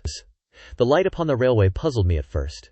There were a black heap and a vivid glare, and to the right of that a row of yellow oblongs. Then I perceived this was a wrecked train, the foreparts smashed and on fire, the hinder carriages still upon the rails. Between these three main centers of light, the houses, the train, and the burning county towards Chobham, stretched irregular patches of dark country, broken here and there by intervals of dimly glowing and smoking ground. It was the strangest spectacle, that black expanse set with fire. It reminded me, more than anything else, of the potteries at night. Now, at first I could distinguish no people at all, though I peered intently for them. Later I saw against the light of Woking Station a number of black figures hurrying one after the other across the line. And this was the little world in which I had been living securely for years. This fiery chaos. What had happened in the last 7 hours I still did not know, nor did I know, though I was beginning to guess, the relation between these mechanical colossi and the sluggish lumps I had seen disgorged from the cylinders. With a queer feeling of impersonal interest, I turned my desk chair to the window, sat down, and stared at the blackened country, and particularly at the three gigantic black things that were going to and fro in the glare about the sandpits. They seemed amazingly busy. I began to ask myself what they could be. Were they intelligent mechanisms? Such a thing I felt was impossible. Or did a Martian sit within each, ruling, directing, using, much as a man's brain sits and rules in his body? I began to compare the things to human machines, to ask myself for the first time in my life how an ironclad or a steam engine would seem to an intelligent lower animal. The storm had left the sky clear, and over the smoke of the burning land the little fading pinpoint of Mars was dropping into the west, when a soldier came into my garden. I heard a slight scraping at the fence, and rousing myself from the lethargy that had fallen upon me, I looked down and saw him dimly, clambering over the palings. At the sight of another human being my torpor passed, and I leaned out of the window eagerly. "Hist!" said I in a whisper. He stopped astride of the fence in doubt. Then he came over and across the lawn to the corner of the house. He bent down and stepped softly. "Who's there?" he said, also whispering, standing under the window and peering up. "Where are you going?" I asked. "God knows." "Are you trying to hide?" "That's it." "Come into the house," I said. I went down, unfastened the door, and let him in, and locked the door again. I could not see his face. He was hatless, and his coat was unbuttoned. "My God," he said, as I drew him in. "What has happened?" I asked. "What hasn't?" In the obscurity I could see he made a gesture of despair. "They wiped us out. Simply wiped us out," he repeated again and again. He followed me, almost mechanically, into the dining room. "Hey, take some whiskey," I said, pouring out a stiff dose. He drank it. Then abruptly he sat down before the table, put his head on his arms, and began to sob and weep like a little boy, in a perfect passion of emotion, while I, with a curious forgetfulness of my own recent despair, stood beside him, wondering. It was a long time before he could steady his nerves to answer my questions, and then he answered perplexingly and brokenly. He was a driver in the artillery, and had only come into action about 7 months. At that time firing was going on across the common, and it was said the first party of Martians were crawling slowly towards their second cylinder under cover of a metal shield. Later this shield staggered up on tripod legs, and became the first of the fighting machines I had seen. The gun he drove had been unlimbered near Horsell, in order to command the sandpits, and its arrival it was that had precipitated the action. As the limber gunners went to the rear, his horse trod in a rabbit hole and came down, throwing him into a depression of the ground. At the same moment the gun exploded behind him, the ammunition blew up, there was fire all about him, and he found himself lying under a heap of charred dead men and dead horses. "I lay still," he said, "scared out of my wits, with the forequarter of a horse atop of me. We'd been wiped out. And the smell, good God, like burnt meat. I was hurt across the back by the fall of the horse, and there I had to lie until I felt better. Just like parade it had been a minute before, then stumble, bang, swish. Wiped out," he said. He had hid under the dead horse for a long time, peeping out furtively across the common. The Cardigan men had tried a rush, in skirmishing order, at the pit, simply to be swept out of existence. Then the monster had risen to its feet, and had begun to walk leisurely to and fro across the common among the few fugitives, with its head-like hood turning about exactly like the head of a cowled human being. A kind of arm carried a complicated metallic case, about which green flashes scintillated, and out of the funnel of this there smoked the heat ray. In a few minutes there was, so far as the soldier could see, not a living thing left upon the common, and every bush and tree upon it that was not already a blackened skeleton was burning. The hussars had been on the road beyond the curvature of the ground, and he saw nothing of them. He heard the Maxims rattle for a time, and then become still. The giant saved Woking station and its cluster of houses until the last. Then in a moment the heat ray was brought to bear, and the town became a heap of fiery ruins. Then the thing shut off the heat ray, and turning its back upon the artilleryman, began to waddle away towards the smoldering pine woods that sheltered the second cylinder.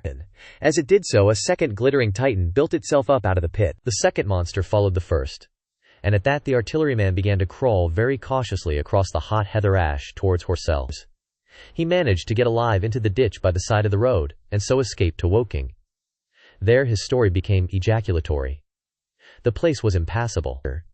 It seems there were a few people alive there, frantic for the most part, and many burned and scalded. He was turned aside by the fire, and hid among some almost scorching heaps of broken wall, as one of the Martian giants returned. He saw this one pursue a man, catch him up in one of its steely tentacles, and knock his head against the trunk of a pine tree. At last, after nightfall, the artilleryman made a rush for it, and got over the railway embankment. Since then he had been skulking along towards Maybury, in the hope of getting out of danger Londonward. People were hiding in trenches and cellars, and many of the survivors had made off towards Woking village and Send. He had been consumed with thirst until he found one of the water mains near the railway arch smashed, and the water bubbling out like a spring upon the road. That was the story I got from him, bit by bit. He grew calmer, telling me and trying to make me see the things he had seen. He had eaten no food since midday, he told me early in his narrative, and I found some mutton and bread in the pantry and brought it into the room. We lit no lamp for fear of attracting the Martians, and ever and again our hands would touch upon bread or meat. As he talked, things about us came darkly out of the darkness, and the trampled bushes and broken rose trees outside the window grew distinct. It would seem that a number of men or animals had rushed across the lawn. I began to see his face, blackened and haggard, as no doubt mine was also. When we had finished eating, we went softly upstairs to my study, and I looked again out of the open window. In one night the valley had become a valley of ashes. The fires had dwindled now. Where flames had been, there were now streamers of smoke, but the countless ruins of shattered and gutted houses and blasted and blackened trees that the night had hidden stood out now gaunt and terrible in the pitiless light of dawn. Yet here and there some object had had the luck to escape, a white railway signal here, the end of a greenhouse there, white and fresh amid the wreckage. Never before in the history of warfare had destruction been so indiscriminate and so universal. And shining with the growing light of the east, 3 of the metallic giants stood about the pit, their cowls rotating as though they were surveying the desolation they had made. It seemed to me that the pit had been enlarged, and ever and again puffs of vivid green vapor streamed up and out of it towards the brightening dawn, streamed up, whirled, broke, and vanished. Beyond were the pillars of fire about Chatham. They became pillars of bloodshot smoke at the first touch of day. What I saw of the destruction of Weybridge and Shepperton's. As the dawn grew brighter, we withdrew from the window from which we had watched the Martians, and went very quietly downstairs. The artilleryman agreed with me that the house was no place to stay in. He proposed, he said, to make his way Londonward, and thence rejoin his battery. No. 12 of the horse artillery. My plan was to return at once to Leatherhead, and so greatly had the strength of the Martians impressed me, that I had determined to take my wife to Newhaven, and go with her out of the country forthwith. For I already perceived clearly that the country about London must inevitably be the scene of a disastrous struggle before such creatures as these could be destroyed. Between us and Leatherhead, however, lay the 3rd cylinder, with its guarding giants. Had I been alone, I think I should have taken my chance and struck across country. But the artilleryman dissuaded me. It's no kindness to the right sort of wife, he said, to make her a widow. And in the end I agreed to go with him, under cover of the woods, northward as far as Street Cobham before I parted with him. Thence I would make a big detour by Epsom to reach Leatherhead. I should have started at once. But my companion had been in active service, and he knew better than that. He made me ransack the house for a flask, which he filled with whiskey, and we lined every available pocket with packets of biscuits and slices of meat. Then we crept out of the house, and ran as quickly as we could down the ill-made road by which I had come overnight. The houses seemed deserted. In the road lay a group of 3 charred bodies close together, struck dead by the heat ray. And here and there were things that people had dropped, a clock, a slipper, a silver spoon, and the like poor valuables. At the corner turning up towards the post office, a little cart, filled with boxes and furniture, and horseless, heeled over on a broken wheel. A cash box had been hastily smashed open and thrown under the debris. Except the lodge at the orphanage, which was still on fire, none of the houses had suffered very greatly here. The heat ray had shaved the chimney tops and passed. Yet save ourselves, there did not seem to be a living soul on Maybury Hill. The majority of the inhabitants had escaped, I suppose, by way of the old Woking road, the road I had taken when I drove to Leatherhead, or they had hidden. We went down the lane, by the body of the man in black, sodden now from the overnight hail, and broke into the woods at the foot of the hill. We pushed through these towards the railway without meeting a soul. The woods across the line were but the scarred and blackened ruins of woods.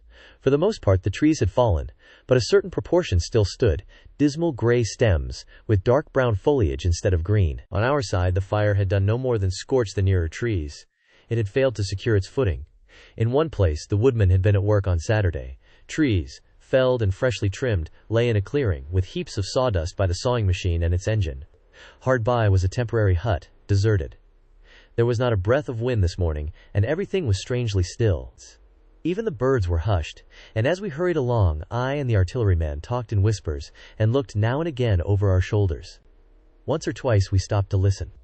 After a time we drew near the road, and as we did so we heard the clatter of hoofs, and saw through the tree stems 3 cavalry soldiers riding slowly towards Woking. We hailed them, and they halted while we hurried towards them. It was a lieutenant and a couple of privates of the 8th Hussars. with a stand like a theodolite, which the artilleryman told me was a heliograph. "You are the first men I've seen coming this way this morning," said the lieutenant. "What's brewing?" His voice and face were eager. "Tony, by heaven." The men behind him stared curiously. The artilleryman jumped down the bank into the road and saluted. "Gun destroyed last night, sir. I've been hiding. Trying to rejoin battery, sir. You'll come in sight of the Martians, I expect, about half a mile along this road." "What the dickens are they like?" asked the lieutenant. "Giants in armor, sir. 100 feet high, 3 legs and a body like aluminium, with a mighty great head and a hood, sir." "Get out," said the lieutenant. "What confounded nonsense." "You'll see, sir. They carry a kind of box, sir, that shoots fire and strikes you dead." "What do you mean, a gun?" "No, sir," and the artilleryman began a vivid account of the heat ray. Halfway through, the lieutenant interrupted him and looked up at me. I was still standing on the bank by the side of the road. "It's perfectly true," I said. "Well," said the lieutenant, "I suppose it's my business to see it too. Look here," to the artilleryman. "We're detailed here clearing people out of their houses. You'd better go along and report yourself to Brigadier General Marvin, and tell him all you know. He's at Weybridge. Know the way?" "I do," I said, and he turned his horse southward again. "Half a mile, you say?" said he. "At most," I answered, and pointed over the treetops southward. He thanked me and rode on, and we saw them no more. Farther along we came upon a group of 3 women and 2 children in the road, busy clearing out a laborer's cottage. Again, they had got hold of a little hand truck, and were piling it up with unclean-looking bundles and shabby furniture. They were all too assiduously engaged to talk to us as we passed. By Byfleet Station we emerged from the pine trees, and found the country calm and peaceful under the morning sunlight. We were far beyond the range of the heat ray there, and had it not been for the silent desertion of some of the houses, the stirring movement of packing in others, and the knot of soldiers standing on the bridge over the railway and staring down the line towards Woking, the day would have seemed very like any other Sunday. Several farm wagons and carts were moving creakily along the road to Addlestone, and suddenly through the gate of a field we saw, across a stretch of flat meadow, 6 12-pounders standing neatly at equal distances pointing towards Woking. The gunners stood by the guns waiting, and the ammunition wagons were at a businesslike distance. The men stood almost as if under inspection. "That's good," said I. "They will get one fair shot, at any rate." The artilleryman hesitated at the gate. "I shall go on," he said. Farther on towards Weybridge, just over the bridge, there were a number of men in white fatigue jackets, throwing up a long rampart, and more guns behind. "It's bows and arrows against the lightning anyhow," said the artilleryman. "They haven't seen that fire beam yet." The officers who were not actively engaged stood and stared over the treetops southwestward, and the men digging would stop every now and again to stare in the same direction. Byfleet was in a tumult, people packing, and a score of hussars, some of them dismounted, some on horseback, were hunting them about. 3 or 4 black government wagons, with crosses in white circles, and an old omnibus, among other vehicles, were being loaded in the village street. There were scores of people, most of them sufficiently sabbatical to have assumed their best clothes, though the soldiers were having the greatest difficulty in making them realize the gravity of their position. We saw one shriveled old fellow with a huge box and a score or more of flower pots containing orchids, angrily expostulating with the corporal who would leave them behind. I stopped and gripped his arm. "Do you know what's over there?" I said, pointing at the pine tops that hid the Martians. "Eh?" said he, turning. "I was explaining, these is valley seeable." "Death!" I shouted. "Death is coming! Death!" And leaving him to digest that if he could, I hurried on after the artilleryman. At the corner I looked back at them. The soldier had left him, and he was still standing by his box, with the pots of orchids on the lid of it, and staring vaguely over the trees. No one in Weybridge could tell us where the headquarters were established. The whole place was in such confusion as I had never seen in any town before. Carts, carriages everywhere, the most astonishing miscellany of conveyances and horseflesh. The respectable inhabitants of the place, men in golf and boating costumes, wives prettily dressed, were packing, riverside loafers energetically helping, children excited, and, for the most part, highly delighted at this astonishing variation of their Sunday experiences. In the midst of it all, the worthy vicar was very pluckily holding an early celebration, and his bell was jangling out above the excitement. I and the artilleryman, seated on the step of the drinking fountain, made a very passable meal upon what we had brought with us. Patrols of soldiers, here no longer hussars, but grenadiers in white, were warning people to move now or to take refuge in their cellars as soon as the firing began. We saw as we crossed the railway bridge that a growing crowd of people had assembled in and about the railway station, and the swarming platform was piled with boxes and packages. The ordinary traffic had been stopped, I believe, in order to allow of the passage of troops and guns to Chertsey, and I have heard since that a savage struggle occurred for places in the special trains that were put on at a later hour. We remained at Weybridge until midday, and at that hour we found ourselves at the place near Shepperton Lock, where the Wey and Thames join. Part of the time we spent helping two old women to pack a little cart. The Wey has a treble mouth, and at this point boats are to be hired, and there was a ferry across the river. On the Shepperton side was an inn with a lawn, and beyond that the tower of Shepperton Church Ired has been replaced by a spire rose above the trees. Here we found an excited and noisy crowd of fugitives. As yet the flight had not grown to a panic, but there were already far more people than all the boats going to and fro could enable to cross. People came panting along under heavy burdens. One husband and wife were even carrying a small outhouse door between them, with some of their household goods piled thereon. One man told us he meant to try to get away from Shepperton Station. There was a lot of shouting, and one man was even jesting. The idea people seemed to have here was that the Martians were simply formidable human beings, who might attack and sack the town, to be certainly destroyed in the end. Every now and then people would glance nervously across the Wey, at the meadows towards Chertsey, but everything over there was still. Across the Thames, except just where the boats landed, everything was quiet, in vivid contrast with the Surrey side. The people who landed there from the boats went tramping off down the lane. The big ferry boat had just made a journey. 3 or 4 soldiers stood on the lawn of the inn, staring and jesting at the fugitives, without offering to help. The inn was closed, as it was now within prohibited hours. "What's that?" cried a boatman, and "Shut up, you fool," said a man near me to a yelping dog. Then the sound came again. This time from the direction of Chertsey, a muffled thud, the sound of a gun. The fighting was beginning. Almost immediately, unseen batteries across the river to our right, unseen because of the trees, took up the chorus, firing heavily one after the other. A woman screamed. Everyone stood arrested by the sudden stir of battle, near us and yet invisible to us. Nothing was to be seen save flat meadows, cows feeding unconcernedly for the most part, and silvery pollard willows motionless in the warm sunlight. "The soldiers'll stop 'em," said a woman beside me, doubtfully. A haziness rose over the treetops. Then suddenly we saw a rush of smoke far away up the river, a puff of smoke that jerked up into the air and hung, and forthwith the ground heaved underfoot, and a heavy explosion shook the air, smashing 2 or 3 windows in the houses near, and leaving us astonished. "Here they are," shouted a man in a blue jersey. "Yonder! Do you see them?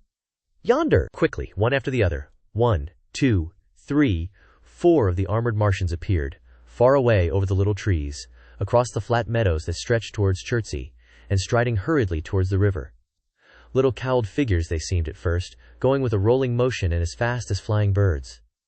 Then, advancing obliquely towards us, came a 5th. Their armored bodies glittered in the sun, as they swept swiftly forward upon the guns, growing rapidly larger as they drew nearer.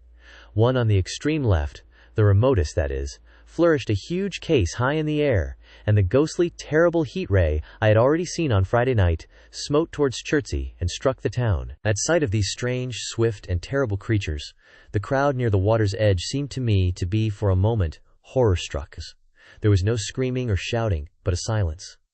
Then, a hoarse murmur, and a movement of feet, splashing from the water. A man, too frightened to drop the portmanteau he carried on his shoulder, swung round and sent me staggering with a blow from the corner of his burden. A woman thrust at me with her hand and rushed past me. I turned with the rush of the people, but I was not too terrified for thought. The terrible heat ray was in my mind. To get under water. That was it. "Get under water!" I shouted, unheeded. I faced about again, and rushed towards the approaching Martian, rushed right down the gravelly beach and headlong into the water. Others did the same. A boatload of people putting back came leaping out as I rushed past. The stones under my feet were muddy and slippery, and the river was so low that I ran perhaps 20 feet scarcely waist deep. Then, as the Martian towered overhead scarcely a couple of 100 yards away, I flung myself forward under the surface. The splashes of the people in the boats leaping into the river sounded like thunderclaps in my ears. People were landing hastily on both sides of the river. But the Martian machine took no more notice for the moment of the people running this way and that than a man would of the confusion of ants in a nest against which his foot has kicked. When, half suffocated, I raised my head above water, the Martian's hood pointed at the batteries that were still firing across the river, and as it advanced it swung loose what must have been the generator of the heat ray. In another moment it was on the bank, and in a stride wading halfway across. The knees of its foremost legs bent at the farther bank, and in another moment it had raised itself to its full height again, close to the village of Shepperton's. Forthwith the 6 guns which, unknown to anyone on the right bank, had been hidden behind the outskirts of that village, fired simultaneously. The sudden near concussion, the last close upon the first, made my heart jump. The monster was already raising the case, generating the heat ray, as the first shell burst 6 yards above the hood. I gave a cry of astonishment. I saw and thought nothing of the other 4 Martian monsters. My attention was riveted upon the nearer incident. Simultaneously 2 other shells burst in the air near the body, as the hood twisted round in time to receive, but not in time to dodge, the 4th shell. The shell burst clean in the face of the thing. The hood bulged, flashed, was whirled off in a dozen tattered fragments of red flesh and glittering metal. "Hit!" shouted I, with something between a scream and a cheer. I heard answering shouts from the people in the water about me.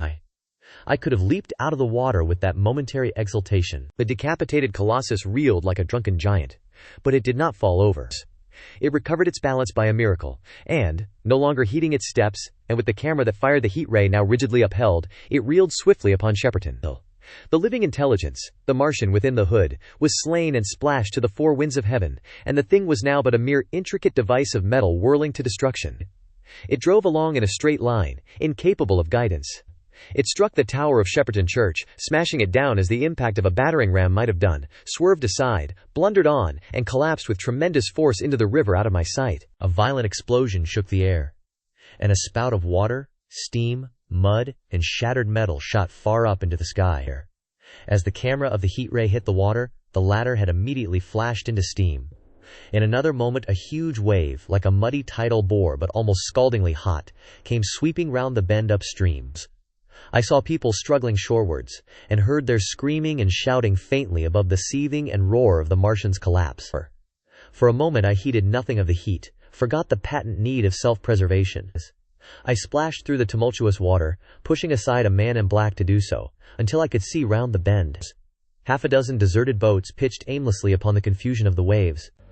The fallen Martian came into sight downstream, lying across the river, and for the most part submerged. Thick clouds of steam were pouring off the wreckage, and through the tumultuously whirling wisps I could see, intermittently and vaguely, the gigantic limbs churning the water, and flinging a splash and spray of mud and froth into the air.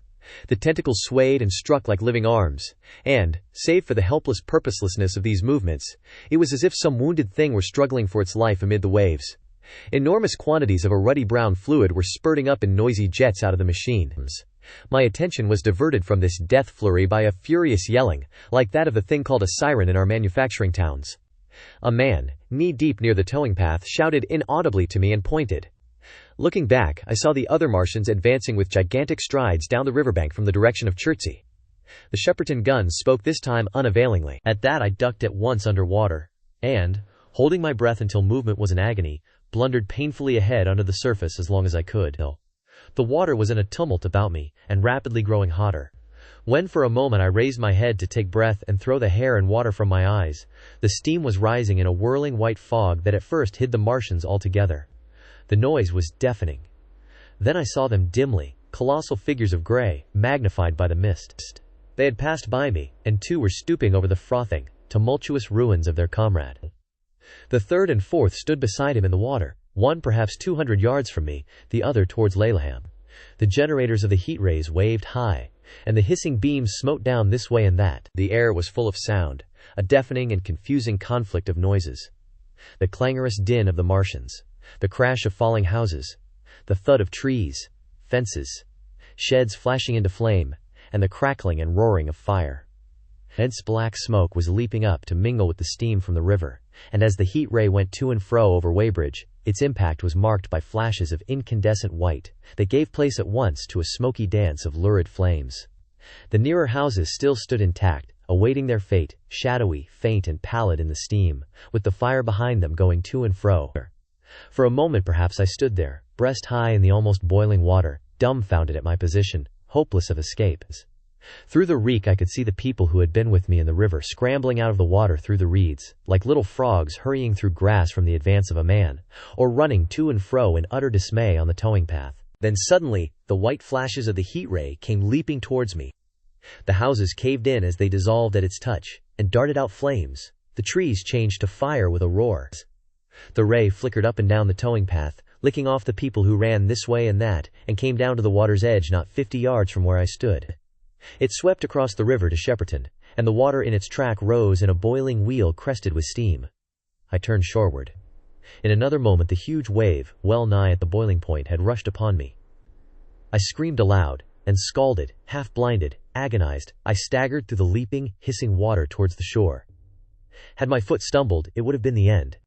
I fell helplessly, in full sight of the Martians, upon the broad, bare gravelly spit that runs down to mark the angle of the Wey and Thames.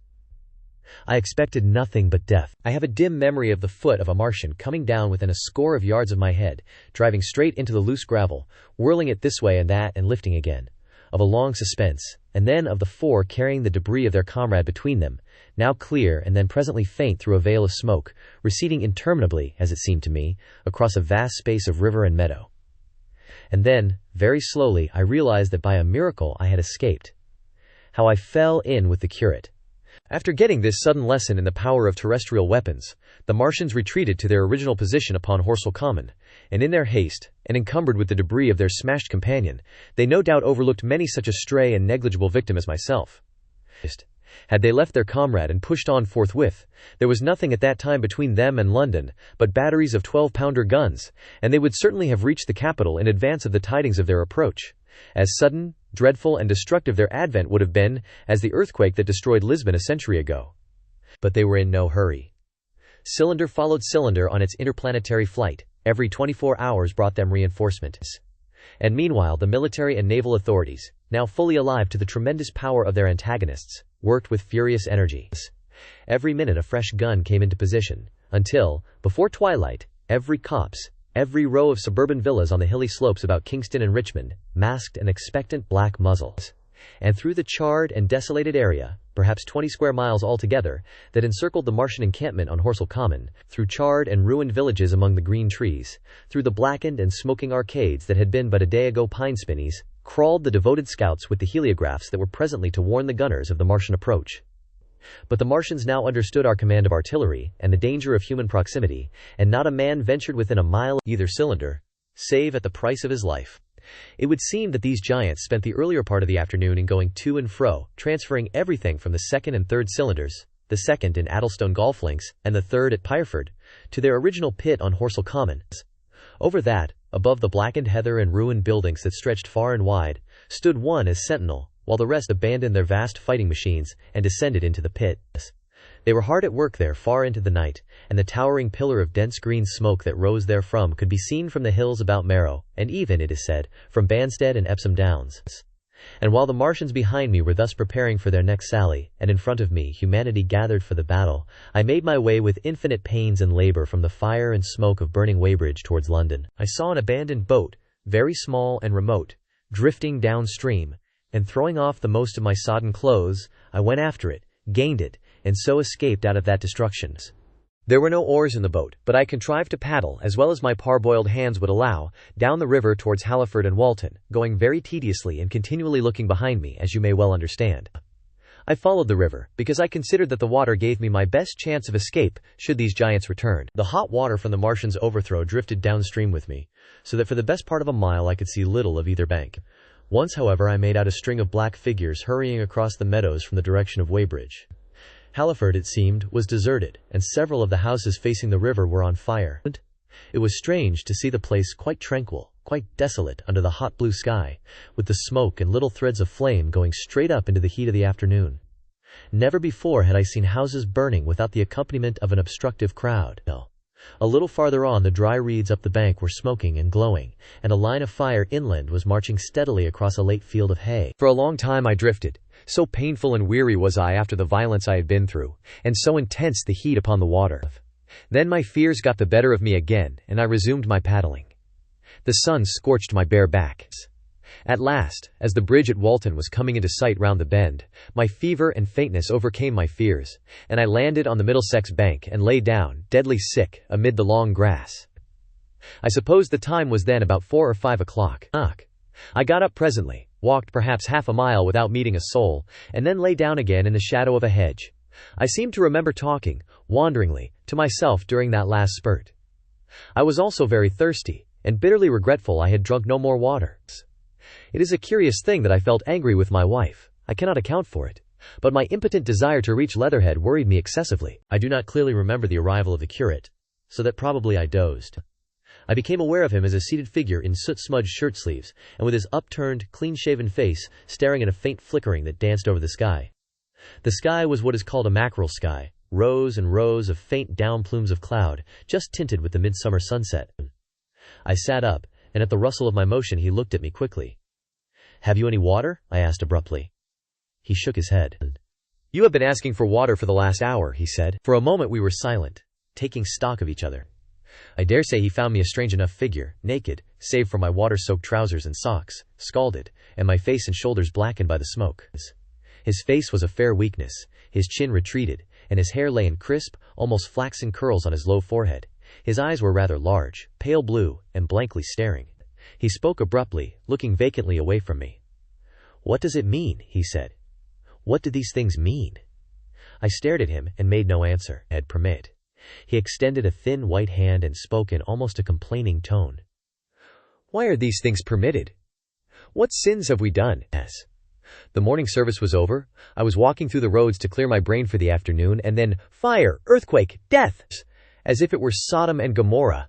All our work undone, all the work. What are these Martians? "What are we?" I answered, clearing my throat. He gripped his knees and turned to look at me again.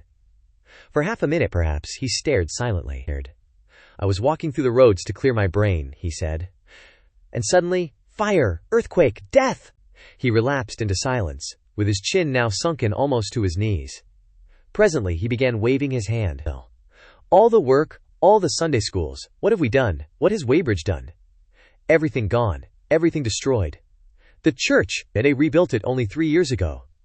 Gone! Swept out of existence. Why?" Another pause, and he broke out again like one demented. "And his smoke of her burning goeth up for ever and ever," he shouted. His eyes flamed, and he pointed a lean finger in the direction of Weybridge. By this time I was beginning to take his measure.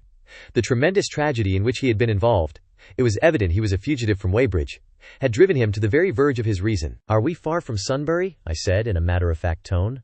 "What are we to do?" he asked. "Are these creatures everywhere? Has the earth been given over to them? Are we far from Sunbury? Only this morning I officiated at early celebration." "Things have changed," I said quietly. "You must keep your head. There is still hope." "Hope?" "Yes. Plentiful hope for all this destruction." I began to explain my view of our position. He listened at first, but as I went on, the interest dawning in his eyes gave place to their former stare, and his regard wandered from me. "This must be the beginning of the end," he said, interrupting me. "The end! The great and terrible day of the Lord, when men shall call upon the mountains and the rocks to fall upon them and hide them from the face of him that sitteth upon the throne." I began to understand the position. I ceased my labored reasoning, struggled to my feet, and, standing over him, laid my hand on his shoulder. "Be a man," said I. "You are scared out of your wits. What good is religion if it collapses under calamity? Think of what earthquakes and floods, wars and volcanoes have done before to men. Did you think God had exempted Weybridge? He is not an insurance agent." For a time he sat in blank silence. "But how can we escape?" he asked suddenly. "They are invulnerable. They are pitiless." "Neither the one nor perhaps the other," I answered. "And the mightier they are, the more sane and wary should we be. One of them was killed yonder not 3 hours ago." "Killed?" he said, staring about him. "How can God's ministers be killed?" "I saw it happen," I proceeded to tell him. "We have chanced to come in for the thick of it," said I, "and that is all." "What is that flicker in the sky?" he asked abruptly. I told him it was the heliograph signaling that it was the sign of human help and effort in the sky. "We are in the midst of it," I said, "quiet as it is. That flicker in the sky tells of the gathering storm. Yonder, I take it, are the Martians, and Londonward, where those hills rise about Richmond and Kingston and the trees give cover, earthworks are being thrown up and guns are being placed. Presently the Martians will be coming this way again." And even as I spoke he sprang to his feet and stopped me by a gesture. "Listen," he said. From beyond the low hills across the water came the dull resonance of distant guns and a remote weird crying. Then everything was still. A cockchafer came droning over the hedge and past us. High in the west, The crescent moon hung faint and pale above the smoke of Weybridge and Shepperton, and the hot, still splendor of the sunset. "We had better follow this path," I said, "northward." In London. My younger brother was in London when the Martians fell at Woking. He was a medical student working for an imminent examination, and he heard nothing of the arrival until Saturday morning. The morning papers on Saturday contained, in addition to lengthy special articles on the planet Mars, on life in the planets and so forth, a brief and vaguely worded telegram, all the more striking for its brevity. The Martians, alarmed by the approach of a crowd, had killed a number of people with a quick-firing gun, so the story ran. The telegram concluded with the words, "Formidable as they seem to be, the Martians have not moved from the pit into which they have fallen, and, indeed, seem incapable of doing so. Probably this is due to the relative strength of the Earth's gravitational energy." On that last text, their leader-writer expanded very comfortingly. Of course, all the students in the crammer's biology class, to which my brother went that day, were intensely interested, but there were no signs of any unusual excitement in the streets. The afternoon papers puffed scraps of news under big headlines. They had nothing to tell beyond the movements of troops about the common, and the burning of the pine woods between Woking and Weybridge, until 8. Then the St. James Gazette, in an extra special edition, announced the bare fact of the interruption of telegraphic communication. This was thought to be due to the falling of burning pine trees across the line. Nothing more of the fighting was known that night, the night of my drive to Leatherhead and back. My brother felt no anxiety about us, as he knew from the description in the papers that the cylinder was a good 2 miles from my house. He made up his mind to run down that night to me, in order, as he says, to see the things before they were killed. He dispatched a telegram, which never reached me, about 4 o'clock, and spent the evening at a music hall. In London, also, on Saturday night there was a thunderstorm, and my brother reached Waterloo in a cab. On the platform from which the midnight train usually starts, he learned, after some waiting, that an accident prevented trains from reaching Woking that night. The nature of the accident he could not ascertain. Indeed, the railway authorities did not clearly know at that time. There was very little excitement in the station, as the officials, failing to realize that anything further than a breakdown between Byfleet and Woking Junction had occurred, were running the theatre trains which usually passed through Woking round by Virginia Water or Guildford. They were busy making the necessary arrangements to alter the route of the Southampton and Portsmouth Sunday League excursions. A nocturnal newspaper reporter, mistaking my brother for the traffic manager, to whom he bears a slight resemblance, waylaid and tried to interview him. Few people, excepting the railway officials, connected the breakdown with the Martians. I have read, in another account of these events, that on Sunday morning, all London was electrified by the news from Woking. As a matter of fact, there was nothing to justify that very extravagant phrase. Plenty of Londoners did not hear of the Martians until the panic of Monday morning. Those who did took some time to realize all that the hastily worded telegrams in the Sunday papers conveyed. The majority of people in London do not read Sunday papers. The habit of personal security, moreover, is so deeply fixed in the Londoner's mind, and startling intelligence so much a matter of course in the papers, that they could read without any personal tremors. About 7 o'clock last night the Martians came out of the cylinder, and moving about under an armor of metallic shields have completely wrecked Woking Station with the adjacent houses, and massacred an entire battalion of the Cardigan Regiment. No details are known. Maxims have been absolutely useless against their armor. The field guns have been disabled by them. Flying hussars have been galloping into Chertsey. The Martians appear to be moving slowly towards Chertsey or Windsor. Great anxiety prevails in West Surrey, and earthworks are being thrown up to check the advance Londonward. That was how the Sunday Sun put it. And a clever and remarkably prompt handbook article in the Referee compared the affair to a menagerie suddenly let loose in a village. No one in London knew positively of the nature of the armored Martians, and there was still a fixed idea that these monsters must be sluggish, crawling, creeping painfully. Such expressions occurred in almost all the earlier reports. None of the telegrams could have been written by an eyewitness of their advance. The Sunday papers printed separate editions as further news came to hand, some even in default of it. But there was practically nothing more to tell people until late in the afternoon, when the authorities gave the press agencies the news in their possession. It was stated that the people of Walton and Weybridge and all the district were pouring along the roads Londonward, and that was all. My brother went to church at the Foundling Hospital in the morning, still in ignorance of what had happened on the previous nights. There he heard allusions made to the invasion, and a special prayer for peace. Coming out, he bought a Referee.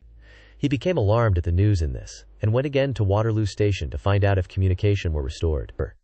The omnibuses, carriages, cyclists, and innumerable people walking in their best clothes seemed scarcely affected by the strange intelligence that the newsvendors were disseminating. People were interested, or, if alarmed only on account of the local residents. At the station he heard for the first time that the Windsor and Chertsey lines were now interrupted. The porters told him that several remarkable telegrams had been received in the morning from Byfleet and Chertsey stations, but that these had abruptly ceased. My brother could get very little precise detail out of them. "There's fighting going on about Weybridge," was the extent of their information. The train service was now very much disorganized. Quite a number of people who had been expecting friends from places on the Southwestern network were standing about the station. One gray-headed old gentleman came and abused the Southwestern company bitterly to my brother. "It wants showing up," he said. One or two trains came in from Richmond, Putney, and Kingston, containing people who had gone out for a day's boating and found the locks closed and a feeling of panic in the air.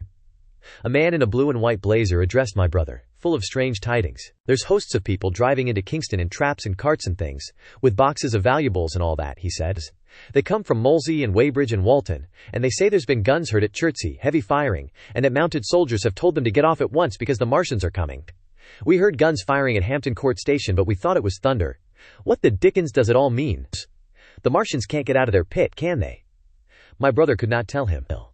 Afterwards he found that the vague feeling of alarm had spread to the clients of the Underground Railway, and that the Sunday excursionists began to return from all over the southwestern Lung, Barnes, Wimbledon, Richmond Park, Kew, and so forth, at unnaturally early hours, but not a soul had anything more than vague hearsay to tell of. Everyone connected with the terminus seemed ill-tempered. About 5 o'clock, the gathering crowd in the station was immensely excited by the opening of the line of communication, which is almost invariably closed, between the southeastern and the southwestern stations, and the passage of carriage trucks bearing huge guns, and carriages crammed with soldiers. These were the guns that were brought up from Woolwich and Chatham to cover Kingston. There was an exchange of pleasantries. "You'll get eaten. We're the beast tamers," and so forth. A little while after that, a squad of police came into the station and began to clear the public off the platforms, and my brother went out into the street again. The church bells were ringing for evensong, and a squad of Salvation Army lassies came singing down Waterloo Road. On the bridge, a number of loafers were watching a curious brown scum that came drifting down the stream in patches. The sun was just setting, and the clock tower and the Houses of Parliament rose against one of the most peaceful skies it is possible to imagine, a sky of gold, barred with long transverse stripes of reddish-purple clouds. There was talk of a floating body. One of the men there, a reservist he said he was, told my brother he had seen the heliograph flickering in the west. In Wellington Street, my brother met a couple of sturdy roughs, who had just been rushed out of Fleet Street with still-wet newspapers and staring placards. "Dreadful catastrophe," they bawled one to the other down Wellington Street. "Fighting at Weybridge. Full description.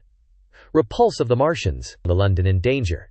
He had to give 3 pence for a copy of that paper. Then it was, and then only, that he realized something of the full power and terror of these monsters. He learned that they were not merely a handful of small, sluggish creatures, but that they were minds swaying vast mechanical bodies, and that they could move swiftly and smite with such power that even the mightiest guns could not stand against them. They were described as vast spider-like machines, nearly 100 feet high, capable of the speed of an express train, and able to shoot out a beam of intense heat. Masked batteries, chiefly of field guns, had been planted in the country about Horsell Common, and especially between the Woking district and London. 5 of the machines had been seen moving towards the Thames, and one, by a happy chance, had been destroyed. In the other cases, the shells had missed, and the batteries had been at once annihilated by the heat rays. Heavy losses of soldiers were mentioned, but the tone of the dispatch was optimistic. The Martians had been repulsed. They were not invulnerable. They had retreated to their triangle of cylinders again, in the circle about Woking's. Signalers with heliographs were pushing forward upon them from all sides. Guns were in rapid transit from Windsor, Portsmouth, Aldershot, Woolwich, even from the north. Among others, long wire guns of 95 tons from Woolwich. Altogether 116 were in position or being hastily placed, chiefly covering London. Again, never before in England had there been such a vast or rapid concentration of military material. Any further cylinders that fell, it was hoped, could be destroyed at once by high explosives, which were being rapidly manufactured and distributed. No doubt, ran the report, the situation was of the strangest and gravest description, but the public was exhorted to avoid and discourage panic. No doubt the Martians were strange and terrible in the extreme, but at the outside there could not be more than 20 of them against our millions. The authorities had reason to suppose, from the size of the cylinders, that at the outside there could not be more than 5 in each cylinder, 15 altogether. And one at least was disposed of, perhaps more. The public would be fairly warned of the approach of danger, and elaborate measures were being taken for the protection of the people in the threatened southwestern suburbs. And so, with reiterated assurances of the safety of London, and the ability of the authorities to cope with the difficulty, this quasi-proclamation closed. This was printed in enormous type on paper so fresh that it was still wet, and there had been no time to add a word of comment. It was curious, my brother said, to see how ruthlessly the usual contents of the paper had been hacked and taken out to give this place. All down Wellington Street people could be seen fluttering out the pink sheets and reading, and the Strand was suddenly noisy with the voices of an army of hawkers following these pioneers. Men came scrambling off buses to secure copies.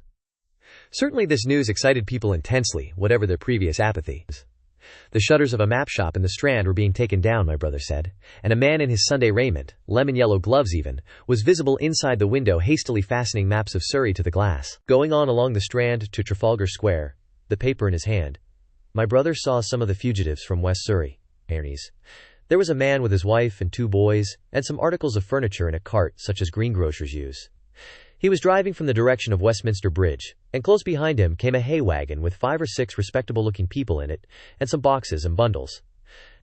The faces of these people were haggard, and their entire appearance contrasted conspicuously with the Sabbath-best appearance of the people on the omnibuses. People in fashionable clothing peeped at them out of cabs. They stopped at the square as if undecided which way to take, and finally turned eastward along the Strand. Some way behind these came a man in workday clothes, riding one of those old-fashioned tricycles with a small front wheel. He was dirty and white in the face. My brother turned down towards Victoria, and met a number of such people. He had a vague idea that he might see something of me. He noticed an unusual number of police regulating the traffic. Some of the refugees were exchanging news with the people on the omnibuses. One was professing to have seen the Martians. Boilers on stilts, I tell you, striding along like men. Most of them were excited and animated by their strange experience. Beyond Victoria, the public houses were doing a lively trade with these arrivals. At all the street corners, groups of people were reading papers, talking excitedly, or staring at these unusual Sunday visitors. They seemed to increase as night drew on, until at last the roads, my brother said, were like Epsom High Street on a Derby day. My brother addressed several of these fugitives, and got unsatisfactory answers from most. None of them could tell him any news of Woking except one man, who assured him that Woking had been entirely destroyed on the previous night. I come from Byfleet, he said. A man on a bicycle came through the place in the early morning, and ran from door to door warning us to come away. Then came soldiers. We went out to look, and there were clouds of smoke to the south. Nothing but smoke, and not a soul coming that way. Then we heard the guns at Chertsey, and folks coming from Weybridge. So I've locked up my house and come on. At that time there was a strong feeling in the streets that the authorities were to blame for their incapacity to dispose of the invaders, without all this inconvenience. About 8 o'clock a noise of heavy firing was distinctly audible all over the south of London. My brother could not hear it for the traffic in the main thoroughfares, but by striking through the quiet back streets to the river he was able to distinguish it quite plainly. He walked from Westminster to his apartments near Regent's Park, about 2. He was now very anxious on my account, and disturbed at the evident magnitude of the trouble. His mind was inclined to run, even as mine had run on Saturday, on military details. He thought of all those silent, expectant guns, of the suddenly nomadic countryside. He tried to imagine boilers on stilts, 100 feet high. There were 1 or 2 cartloads of refugees passing along Oxford Street, and several in the Marylebone Road, but so slowly was the news spreading that Regent Street and Portland Place were full of their usual Sunday night promenaders, albeit they talked in groups, and along the edge of Regent's Park there were as many silent couples walking out together, under the scattered gas lamps, as ever there had been. The night was warm and still, and a little oppressive. The sound of guns continued intermittently, and after midnight there seemed to be sheet lightning in the south. He read and reread the paper, fearing the worst had happened to me. He was restless, and after supper prowled out again aimlessly. He returned and tried in vain to divert his attention to his examination notes. He went to bed a little after midnight, and was awakened from lurid dreams in the small hours of Monday by the sound of door knockers, feet running in the street, distant drumming, and a clamor of bells. Red reflections danced on the ceiling. For a moment he lay astonished, wondering whether day had come or the world gone mad. Then he jumped out of bed and ran to the window. His room was an attic, and as he thrust his head out, up and down the street there were a dozen echoes to the noise of his window sash, and heads in every kind of night disarray appeared. Inquiries were being shouted. "They are coming!" bawled a policeman, hammering at the door. "The Martians are coming!" and hurried to the next door. The sound of drumming and trumpeting came from the Albany Street barracks, and every church within earshot was hard at work killing sleep with a vehement, disorderly tocsins. There was a noise of doors opening, and window after window in the houses opposite flashed from darkness into yellow illuminations. Up the street came galloping a closed carriage, bursting abruptly into noise at the corner, rising to a clattering climax under the window, and dying away slowly in the distance. Close on the rear of this came a couple of cabs, the forerunners of a long procession of flying vehicles, going for the most part to Chalk Farm Station, where the Northwestern special trains were loading up, instead of coming down the gradient into Euston. For a long time my brother stared out of the window in blank astonishment, watching the policemen hammering at door after door, and delivering their incomprehensible message. Then the door behind him opened and the man who lodged across the landing came in, dressed only in shirt, trousers and slippers, his braces loose about his waist, his hair disordered from his pillow. "What the devil is it?" he asked. "A fire? What a devil of a row!" Long. They both craned their heads out of the window, straining to hear what the policemen were shouting. People were coming out of the side streets, and standing in groups at the corners talking. "What the devil is it all about?" said my brother's fellow lodger. My brother answered him vaguely and began to dress, running with each garment to the window in order to miss nothing of the growing excitement. And presently men selling unnaturally early newspapers came bawling into the street. "London in danger of suffocation. The Kingston and Richmond defences forced. Fearful massacres in the Thames Valley." And all about him, in the rooms below, in the houses on each side and across the road, and behind in the park terraces and in the 100 other streets of that part of Marylebone and the Westbourne Park District and St. Pancras, and westward and northward in Kilburn and St.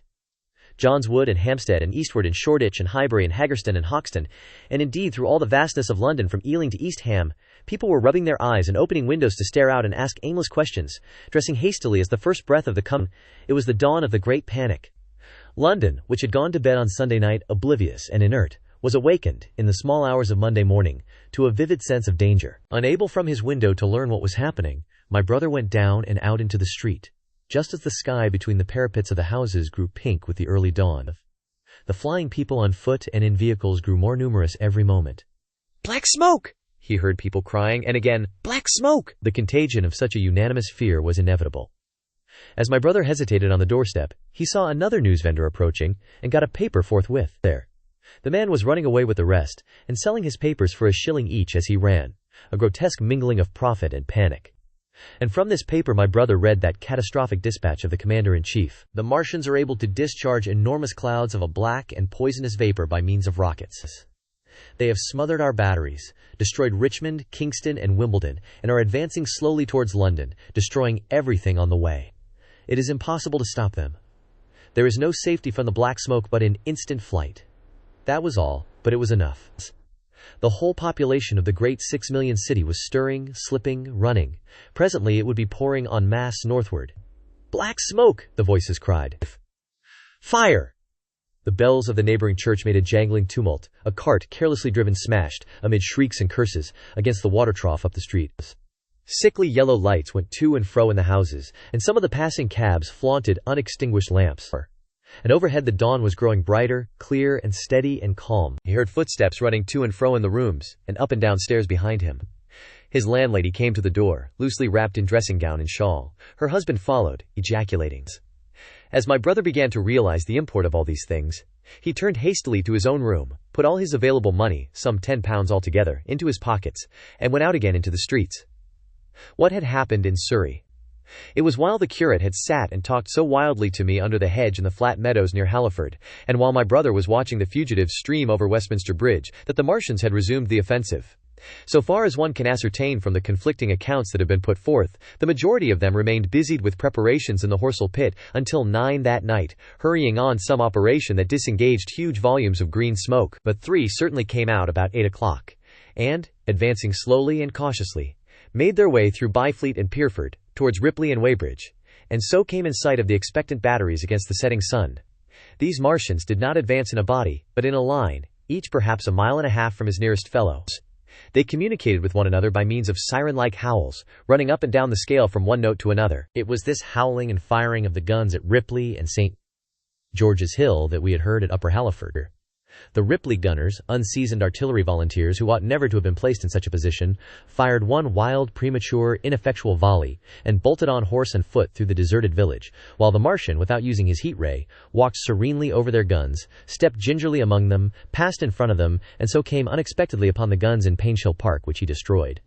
The St. George's Hill men, however, were better led or of a better mettle. Hidden by a pine wood as they were, they seem to have been quite unsuspected by the Martian nearest to them. They laid their guns as deliberately as if they had been on parade, and fired at about 1,000 yards range. The shells flashed all round him, and he was seen to advance a few paces, stagger, and go down. Everybody yelled together, and the guns were reloaded in frantic haste. The overthrown Martian set up a prolonged ululation, and immediately a second glittering giant, answering him, appeared over the trees to the south. It would seem that a leg of the tripod had been smashed by one of the shells. The whole of the second volley flew wide of the Martian on the ground, and, simultaneously, both his companions brought their heat rays to bear on the battery. The ammunition blew up, the pine trees all about the guns flashed into fire, and only one or two of the men who were already running over the crest of the hill escaped. After this, it would seem that the three took counsel together and halted, and the scouts who were watching them report that they remained absolutely stationary for the next half hour. The Martian who had been overthrown crawled tediously out of his hood, a small brown figure, oddly suggestive from that distance of a speck of blight, and apparently engaged in the repair of his support. About 9 he had finished, for his cowl was then seen above the trees again. It was a few minutes past 9 that night, when these 3 sentinels were joined by 4 other Martians, each carrying a thick black tube. A similar tube was handed to each of the 3, and the 7 proceeded to distribute themselves at equal distances along a curved line between Street, George's Hill, Weybridge, and the village of Send, southwest of Ripley. A dozen rockets sprang out of the hills before them so soon as they began to move, and warned the waiting batteries about Ditton and Esher. At the same time, 4 of their fighting machines, similarly armed with tubes, crossed the river, and 2 of them, black against the western sky, came into sight of myself and the curate as we hurried wearily and painfully along the road that runs northward out of Halliford. They moved, as it seemed to us, upon a cloud, for a milky mist covered the fields and rose to a third of their height. At this sight the curate cried faintly in his throat, and began running, but I knew it was no good running from a Martian, and I turned aside and crawled through dewy nettles and brambles into the broad ditch by the side of the road. He looked back, saw what I was doing, and turned to join me. The 2 halted, the nearer to us standing and facing Sunbury, the remoter being a grey indistinctness towards the evening star, away towards Staines. The occasional howling of the Martians had ceased. They took up their positions in the huge crescent about their cylinders in absolute silence. It was a crescent, with 12 miles between its horns. Never since the devising of gunpowder was the beginning of a battle so still. To us, and to an observer about Ripley, it would have had precisely the same effect. The Martians seemed in solitary possession of the darkling night, lit only as it was by the slender moon, the stars, the afterglow of the daylight, and the ruddy glare from St. George's Hill, and the woods of Painshill. But facing that crescent everywhere, at Staines, Hounslow, Ditton, Esher, Ockham, behind hills and woods south of the river, and across the flat grass meadows to the north of it, wherever a cluster of trees or village houses gave sufficient cover, the guns were waiting. The signal rockets burst and rained their sparks through the night and vanished, and the spirit of all those watching batteries rose to a tense expectation. The Martians had but to advance into the line of fire, and instantly those motionless black forms of men, those guns glittering so darkly in the early night, would explode into a thunderous fury of battle. No doubt the thought that was uppermost in 1,000 of those vigilant minds, even as it was uppermost in mine, was the riddle: how much they understood of us. Did they grasp that we and our millions were organized, disciplined, working together? Or did they interpret our spurts of fire, the sudden stinging of our shells, our steady investment of their encampment, as we should the furious unanimity of onslaught in a disturbed hive of bees? Did they dream they might exterminate us? At that time no one knew what food they needed. 100 such questions struggled together in my mind as I watched that vast sentinel shape. And in the back of my mind was the sense of all the huge unknown and hidden forces Londonward. Had they prepared pitfalls? Were the powder mills at Hounslow ready as a snare? Would the Londoners have the heart and courage to make a greater Moscow of their mighty province of houses? Then, after an interminable time, as it seemed to us, crouching and peering through the hedge, came a sound like the distant concussion of a gun. Another nearer, and then another. And then the Martian beside us raised his tube on high and discharged it, gunwise, with a heavy report that made the ground heave. The one toward Staines answered him. There was no flash, no smoke, simply that loaded detonation. I was so excited by these heavy minute guns following one another, that I so far forgot my personal safety and my scalded hands as to clamber up into the hedge and stare toward Sunbury. As I did so, a second report followed, and a big projectile hurtled overhead towards Hounslow. I expected at least to see smoke or fire, or some such evidence of its work. But all I saw was the deep blue sky above, with one solitary star, and the white mist spreading wide and low beneath. And there had been no crash, no answering explosion. The silence was restored. The minute lengthened to 3. "What has happened?" said the curate, standing up beside me. "Heaven knows," said I. A bat flickered by and vanished. A distant tumult of shouting began and ceased. I looked again at the Martian, and saw he was now moving eastward along the riverbank, with a swift, rolling motion. Every moment I expected the fire of some hidden battery to spring upon him, but the evening calm was unbroken. The figure of the Martian grew smaller as he receded, and presently, the mist and the gathering night had swallowed him up. By a common impulse we clambered higher.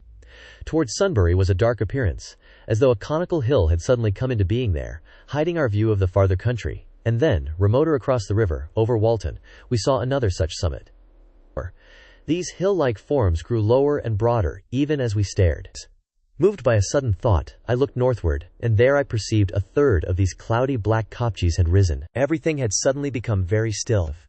Far away to the southeast, marking the quiet, we heard the Martians hooting to one another, and then the air quivered again with the distant thud of their guns.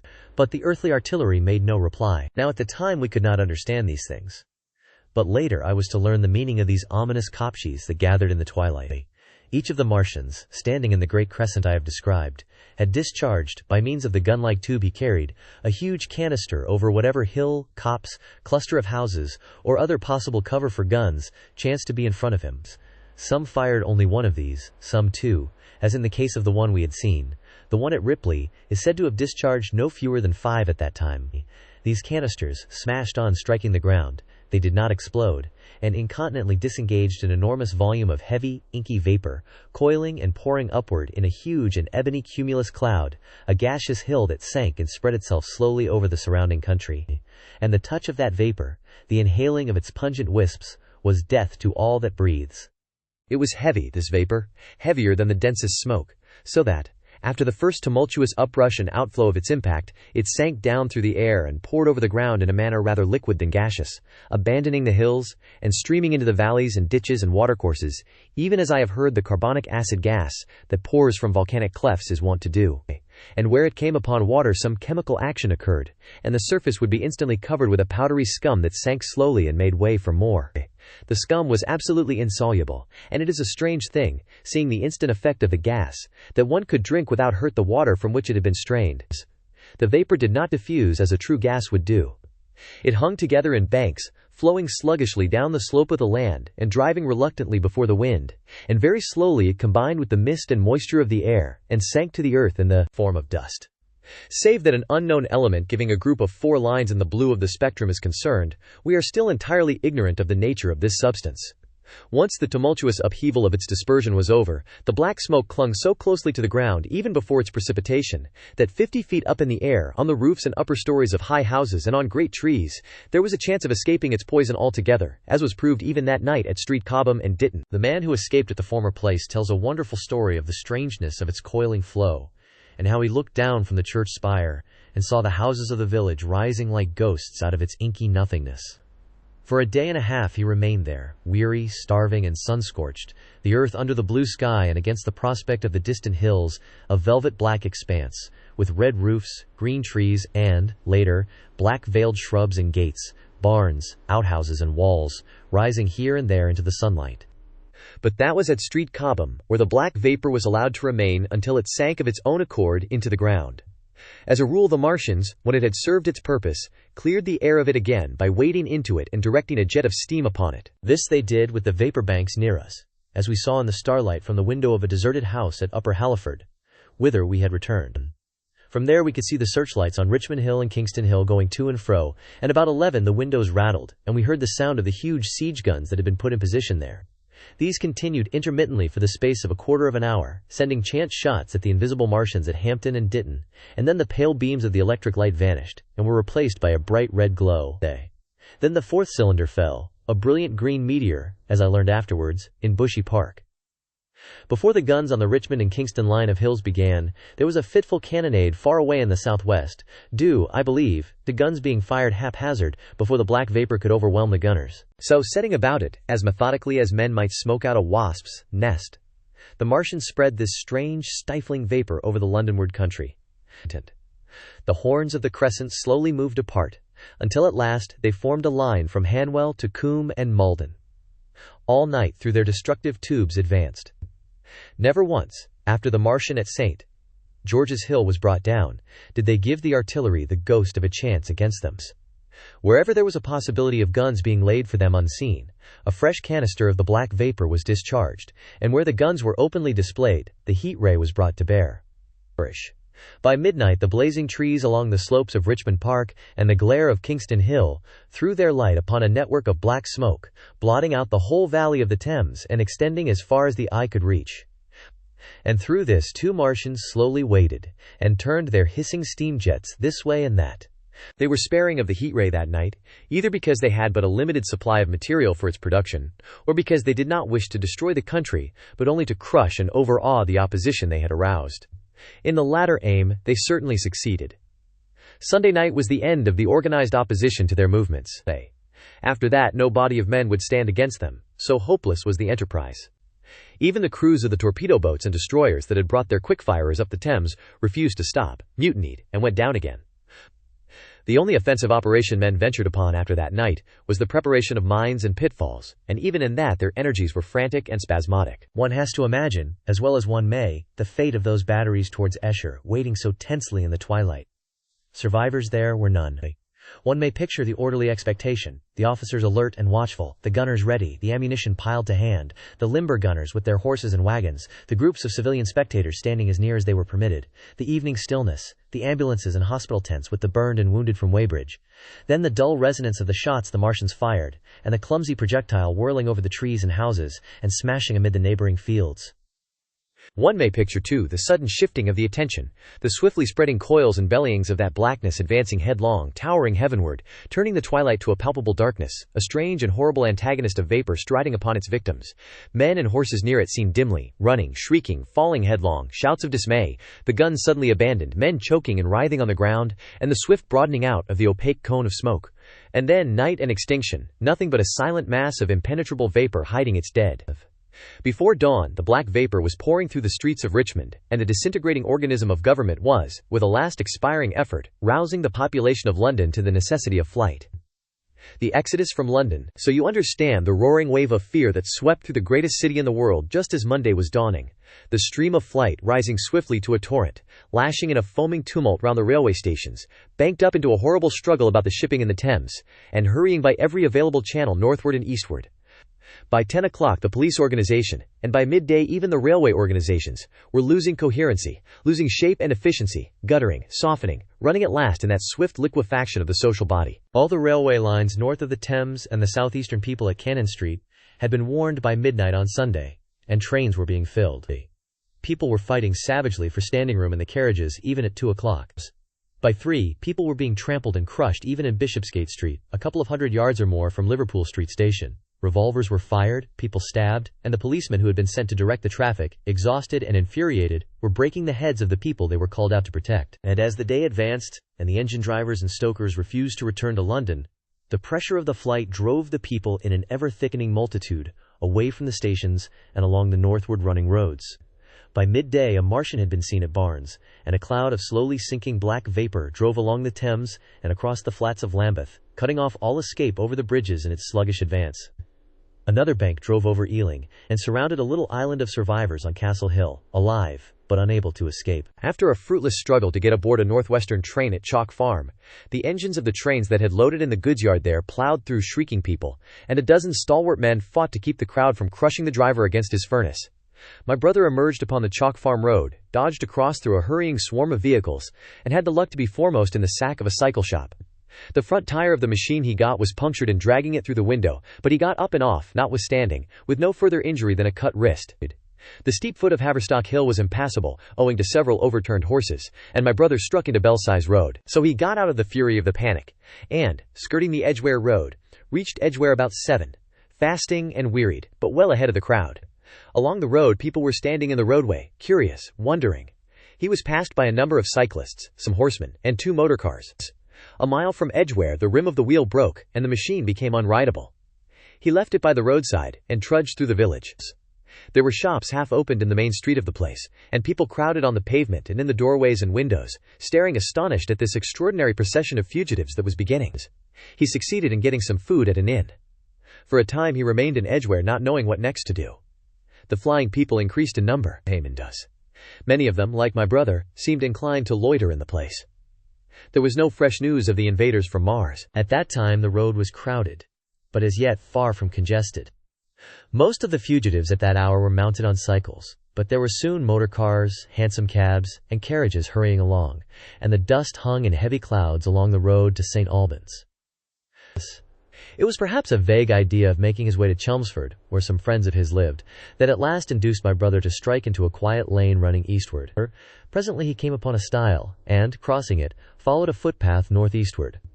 He passed near several farmhouses, and some little places whose names he did not learn. He saw few fugitives, until, in a grass lane towards High Barnet, he happened upon two ladies, who became his fellow travelers.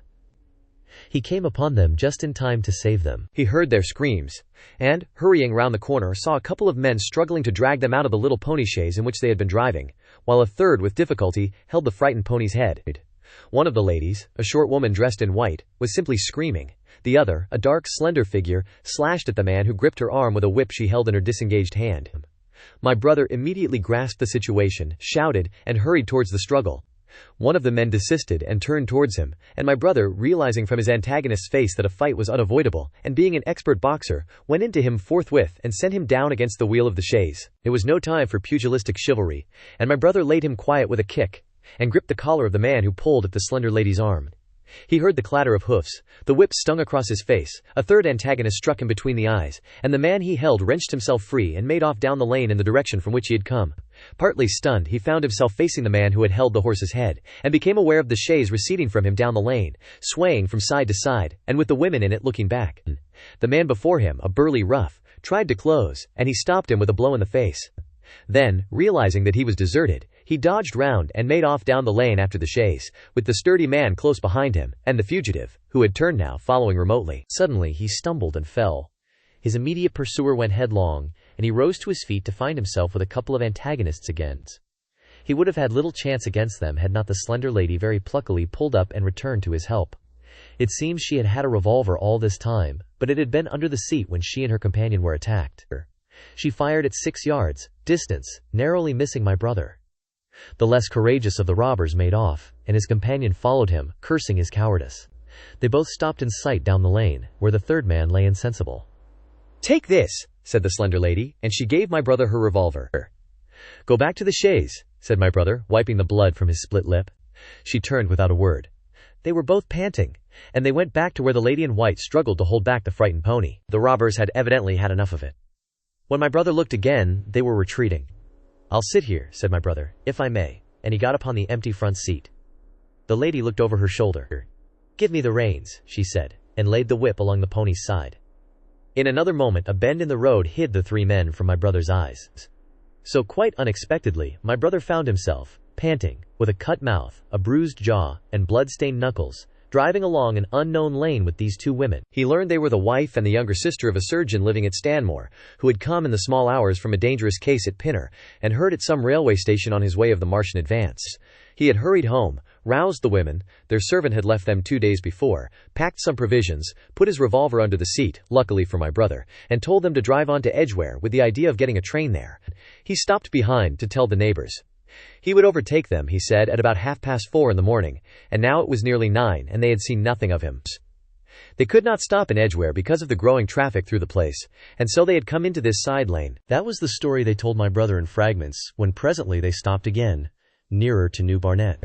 He promised to stay with them, at least until they could determine what to do, or until the missing man arrived, and professed to be an expert shot with the revolver, a weapon strange to him, in order to give them confidence. They made a sort of encampment by the wayside, and the pony became happy in the hedge. He told them of his own escape out of London, and all that he knew of these Martians and their ways. The sun crept higher in the sky, and after a time their talk died out, and gave place to an uneasy state of anticipation. Several wayfarers came along the lane, and of these my brother gathered such news as he could. Every broken answer he had deepened his impression of the great disaster that had come on humanity, deepened his persuasion of the immediate necessity for prosecuting this flight. He urged the matter upon them. "We have money," said the slender woman, and hesitated. Her eyes met my brother's, and her hesitation ended. "So have I," said my brother. She explained that they had as much as £30 in gold, besides a £5 note, and suggested that with that they might get upon a train at St. Albans. or New Barnet. My brother thought that was hopeless, seeing the fury of the Londoners to crowd upon the trains, and broached his own idea of striking across Essex towards Harwich, and thence escaping from the country altogether. Mrs. Elphinstone, that was the name of the woman in white, would listen to no reasoning, and kept calling upon George, but her sister-in-law was astonishingly quiet and deliberate, and at last agreed to my brother's suggestions. So, designing to cross the Great North Road, they went on towards Barnet, my brother leading the pony to save it as much as possible.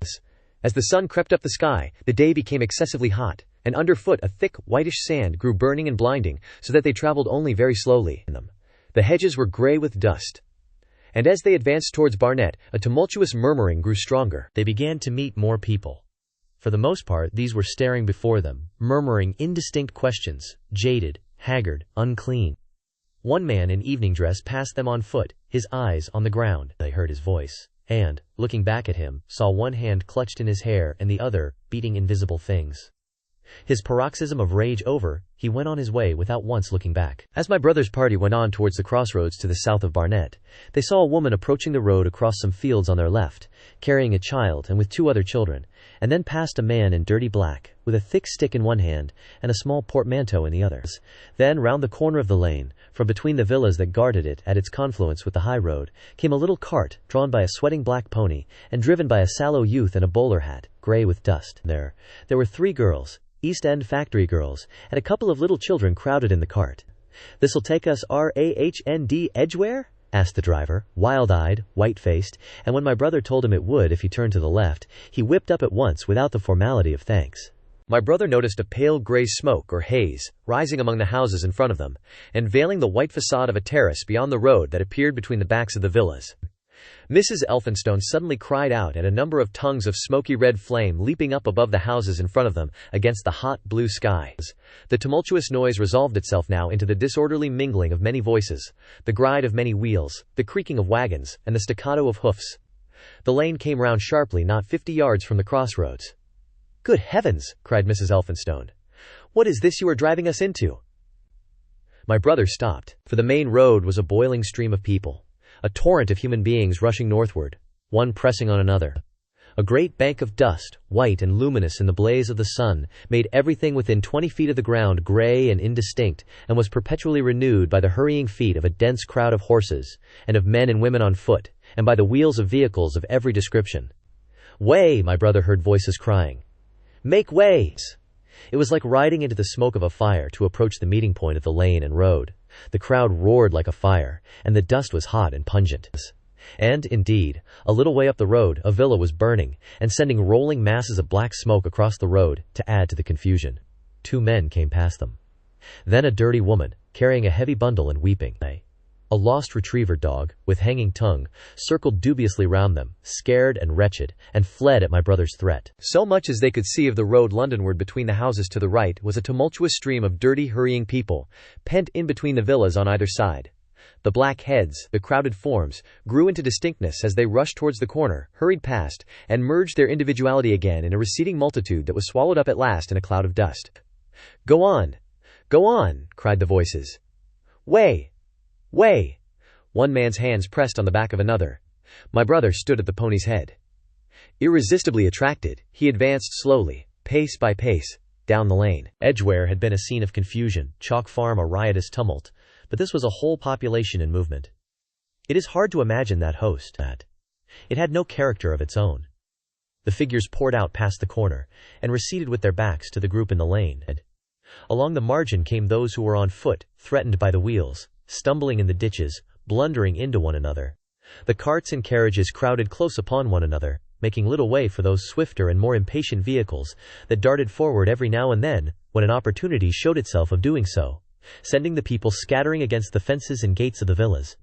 "Push on!" was the cry. "Push on! They are coming!" In one cart stood a blind man in the uniform of the Salvation Army, gesticulating with his crooked fingers and bawling, "Eternity! Eternity!" His voice was hoarse and very loud, so that my brother could hear him long after he was lost to sight in the dust. Some of the people who crowded in the carts whipped stupidly at their horses and quarreled with other drivers. Some sat motionless, staring at nothing with miserable eyes. Some gnawed their hands with thirst, or lay prostrate in the bottoms of their conveyances. The horses' bits were covered with foam, their eyes bloodshot.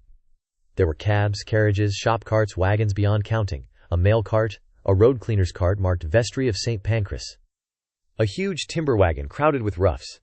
A brewer's dray rumbled by with its two near wheels splashed with fresh blood. "Clear the way!" cried the voices. "Clear the way!" "Eternity! Eternity!" came echoing down the road. There were sad, haggard women tramping by, well-dressed, with children that cried and stumbled, their dainty clothes smothered in dust, their weary faces smeared with tears. And with many of these came men, sometimes helpful, sometimes lowering and savage. Fighting side by side with them pushed some weary street outcast in faded black rags, wide-eyed, loud-voiced, and foul-mouthed. And there were sturdy workmen thrusting their way along, wretched, unkempt men, clothed like clerks or shopmen, struggling spasmodically. A wounded soldier, my brother noticed, men dressed in the clothes of railway porters, one wretched creature in a nightshirt with a coat thrown over it. But varied as its composition was, certain things all that host had in common. There were fear and pain on their faces, and fear behind them. A tumult up the road, a quarrel for a place in a wagon, set the whole host of them quickening their pace. Even a man so scared and broken that his knees bent under him was galvanized for a moment into renewed activity. The heat and dust had already been at work upon this multitude. Their skins were dry, their lips black and cracked. They were all thirsty, weary, and footsore. And amid the various cries, one heard disputes, reproaches, groans of weariness and fatigue. The voices of most of them were hoarse and weak. Through it all ran a refrain. "Way! Way! The Martians are coming!" Few stopped and came aside from that flood. The lane opened slantingly into the main road, with a narrow opening, and had a delusive appearance of coming from the direction of London. Yet a kind of eddy of people drove into its mouth, weaklings elbowed out of the stream, who for the most part rested but a moment before plunging into it again. A little way down the lane, with two friends bending over him, lay a man with a bare leg, wrapped about with bloody rags. He was a lucky man to have friends. A little old man, with a gray military mustache and a filthy black frock coat, limped out and sat down beside the trap, removed his boot. His sock was blood-stained, shook out a pebble, and hobbled on again, and then a little girl of 8 or 9, all alone, threw herself under the hedge close by my brother, weeping. "I can't go on!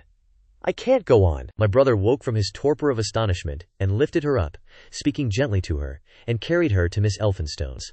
So soon as my brother touched her, she became quite still, as if frightened. "Ellen!" shrieked a woman in the crowd, with tears in her voice. "Ellen!" And the child suddenly darted away from my brother, crying, "Mother!" "They are coming," said a man on horseback, riding past along the lane. "Out of the way there!" bawled a coachman, towering high, and my brother saw a closed carriage turning into the lane. The people crushed back on one another to avoid the horse. My brother pushed the pony and chaise back into the hedge, and the man drove by and stopped at the turn of the way. It was a carriage, with a pole for a pair of horses, but only one was in the traces.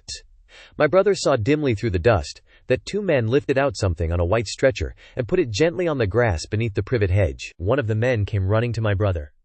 "Where is there any water?" he said. "He is dying fast, and very thirsty." "It is Lord Garrick." "Lord Garrick," said my brother. "The Chief Justice?" "The water?" he said. "There may be a tap," said my brother, "in some of the houses. We have no water. I dare not leave my people." The man pushed against the crowd towards the gate of the corner house. "But go on," said the people, thrusting at him. "They are coming. Go on." Then my brother's attention was distracted by a bearded, eagle-faced man lugging a small handbag, which split even as my brother's eyes rested on it, and disgorged a mass of sovereigns that seemed to break up into separate coins as it struck the ground. They rolled hither and thither among the struggling feet of men and horses. The man stopped and looked stupidly at the heap, and the shaft of a cab struck his shoulder and sent him reeling. He gave a shriek and dodged back, and a cartwheel shaved him narrowly. "Way!" cried the men all about him. "Make way!" So soon as the cab had passed, he flung himself, with both hands open, upon the heap of coins, and began thrusting handfuls in his pocket. A horse rose close upon him, and in another moment, half rising, he had been borne down under the horse's hoofs. "Stop!" screamed my brother, and pushing a woman out of his way, tried to clutch the bit of the horse. Before he could get to it, he heard a scream under the wheels, and saw through the dust the rim passing over the poor wretch's back. The driver of the cart slashed his whip at my brother, who ran round behind the cart. The multitudinous shouting confused his ears. The man was writhing in the dust among his scattered money, unable to rise, for the wheel had broken his back, and his lower limbs lay limp and dead. My brother stood up and yelled at the next driver, and a man on a black horse came to his assistance. "Get him out of the road," said he, and, clutching the man's collar with his free hand, my brother lugged him sideways. But he still clutched after his money, and regarded my brother fiercely, hammering at his arm with a handful of gold. "Go on! Go on!" shouted angry voices behind. "Way! Way!" There was a smash as the pole of a carriage crashed into the cart that the man on horseback stopped. My brother looked up, and the man with the gold twisted his head round and bit the wrist that held his collar. There was a concussion, and the black horse came staggering sideways, and the cart horse pushed beside it. A hoof missed my brother's foot by a hair's breadth. He released his grip on the fallen man and jumped back.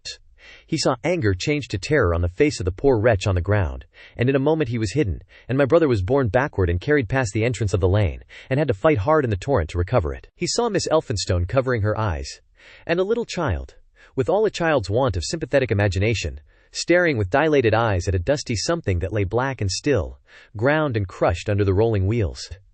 "Let us go back," he shouted, and began turning the pony round. "We cannot cross this hell," he said, and they went back 100 yards the way they had come, until the fighting crowd was hidden. As they passed the bend in the lane, my brother saw the face of the dying man in the ditch under the privet, deadly white and drawn, and shining with perspiration. The two women sat silent, crouching in their seat and shivering. Then, beyond the bend, my brother stopped again. Miss Elphinstone was white and pale, and her sister-in-law sat weeping, too wretched even to call upon George. My brother was horrified and perplexed. So soon as they had retreated, he realized how urgent and unavoidable it was to attempt this crossing. He turned to Miss Elphinstone, suddenly resolute. "We must go that way," he said, and led the pony round again. For the second time that day this girl proved her quality. To force their way into the torrent of people, my brother plunged into the traffic and held back a cab horse, while she drove the pony across its head. A wagon locked wheels for a moment and ripped a long splinter from the chaise. In another moment they were caught and swept forward by the stream. My brother, with the cabman's whip marks red across his face and hands, scrambled into the chaise and took the reins from her. "Point the revolver at the man behind," he said, giving it to her, "if he presses us too hard." "No, point it at his horse." Then he began to look out for a chance of edging to the right across the road. But once in the stream he seemed to lose volition, to become a part of that dusty rout. They swept through Chipping Barnet with the torrent. They were nearly a mile beyond the center of the town before they had fought across to the opposite side of the way. It was din and confusion indescribable, but in and beyond the town the road forks repeatedly, and this to some extent relieved the stress. They struck eastward through Hadley, and there on either side of the road, and at another place farther on they came upon a great multitude of people drinking at the stream, some fighting to come at the waters. And farther on, from a lull near East Barnet, they saw two trains running slowly one after the other without signal or order. Trains swarming with people, with men even among the coals behind the engines, going northward along the Great Northern Railway. My brother supposes they must have filled outside London, for at that time the furious terror of the people had rendered the central termini impossible. Near this place they halted for the rest of the afternoon, for the violence of the day had already utterly exhausted all three of them. They began to suffer the beginnings of hunger. The night was cold, and none of them dared to sleep. And in the evening many people came hurrying along the road nearby their stopping place, fleeing from unknown dangers before them, and going in the direction from which my brother had come. The Thunder Child. Had the Martians aimed only at destruction, they might on Monday have annihilated the entire population of London, as it spread itself slowly through the home counties. Not only along the road through Barnet, but also through Edgware and Waltham Abbey, and along the roads eastward to Southend and Shoeburyness, and south of the Thames to Deal and Broadstairs, poured the same frantic rout. If one could have hung that June morning in a balloon in the blazing blue above London, every northward and eastward road running out of the tangled maze of streets would have seemed stippled black with the streaming fugitives, each dot a human agony of terror and physical distress. I have set forth at length in the last chapter my brother's account of the road through Chipping Barnet, in order that my readers may realize how that swarming of black dots appeared to one of those concerned. Never before in the history of the world had such a mass of human beings moved and suffered together. The legendary hosts of Goths and Huns, the hugest armies Asia has ever seen, would have been but a drop in that current. And this was no disciplined march, it was a stampede. A stampede gigantic and terrible, without order and without a goal, 6 million people unarmed and unprovisioned, driving headlong. It was the beginning of the rout of civilization, of the massacre of mankind. Directly below him the balloonist would have seen the network of streets far and wide, houses, churches, squares, crescents, gardens, already derelict, spread out like a huge map, and in the southward blotted over Ealing, Richmond, Wimbledon. It would have seemed as if some monstrous pen had flung ink upon the chart. Steadily, incessantly, each black splash grew and spread, shooting out ramifications this way and that, now banking itself against rising ground, now pouring swiftly over a crest into a newfound valley, exactly as a gout of ink would spread itself upon blotting paper. And beyond, over the blue hills that rise southward of the river, the glittering Martians went to and fro, calmly and methodically spreading their poison cloud over this patch of country, and then over that, laying it again with their steam jets when it had served its purpose, and taking possession of the conquered country. They do not seem to have aimed at extermination so much as at complete demoralization and the destruction of any opposition. They exploded any stores of powder they came upon, cut every telegraph, and wrecked the railways here and there. They were hamstringing mankind. They seemed in no hurry to extend the field of their operations, and did not come beyond the central part of London all that day. It is possible that a very considerable number of people in London stuck to their houses through Monday morning. Certain it is that many died at home suffocated by the black smoke. Until about midday the Pool of London was an astonishing scene. Steamboats and shipping of all sorts lay there, tempted by the enormous sums of money offered by fugitives, and it is said that many who swam out to these vessels were thrust off with boathooks and drowned. About 1 o'clock in the afternoon, the thinning remnant of a cloud of the black vapor appeared between the arches of Blackfriars Bridge. At that, the pool became a scene of mad confusion, fighting, and collision, and for some time a multitude of boats and barges jammed in the northern arch of the Tower Bridge, and the sailors and lightermen had to fight savagely against the people who swarmed upon them from the riverfront. People were actually clambering down the piers of the bridge from above. When, an hour later, a Martian appeared beyond the clock tower and waded down the river, nothing but wreckage floated above Limehouse. Of the falling of the 5th cylinder I have presently to tell. The 6th star fell at Wimbledon. My brother, keeping watch beside the women in the chaise in a meadow, saw the green flash of it far beyond the hills. On Tuesday the little party, still set upon getting across the sea, made its way through the swarming country towards Colchester. The news that the Martians were now in possession of the whole of London was confirmed. They had been seen at Highgate, and even, it was said, at Neasden. But they did not come into my brother's view until the morrow. That day the scattered multitudes began to realize the urgent need of provisions. As they grew hungry, the rights of property ceased to be regarded. Farmers were out to defend their cattle sheds, granaries, and ripening root crops with arms in their hands. A number of people now, like my brother, had their faces eastward, and there were some desperate souls even going back towards London to get food. These were chiefly people from the northern suburbs, whose knowledge of the black smoke came by hearsay. He heard that about half the members of the government had gathered at Birmingham, and that enormous quantities of high explosives were being prepared to be used in automatic mines across the Midland counties. He was also told that the Midland Railway Company had replaced the desertions of the first day's panic, had resumed traffic, and was running northward trains from St. Albans to relieve the congestion of the home counties. There was also a placard in Chipping Ongar announcing that large stores of flour were available in the northern towns, and that within 24 hours bread would be distributed among the starving people in the neighborhood. But this intelligence did not deter him from the plan of escape he had formed, and the three pressed eastward all day, and heard no more of the bread distribution than this promise. Nor, as a matter of fact, did anyone else hear more of it. That night fell the 7th star, falling upon Primrose Hills. It fell while Miss Elphinstone was watching, for she took that duty alternately with my brother. She saw it. On Wednesday, the three fugitives, they had passed the night in a field of unripe wheat, reached Chelmsford, and there a body of the inhabitants, calling itself the Committee of Public Supply, seized the pony as provisions, and would give nothing in exchange for it but the promise of a share in it the next day. Here there were rumors of Martians at Epping, and news of the destruction of Waltham Abbey powder mills in a vain attempt to blow up one of the invaders. People were watching for Martians here from the church towers. My brother, very luckily for him as it chanced, preferred to push on at once to the coast rather than wait for food, although all three of them were very hungry.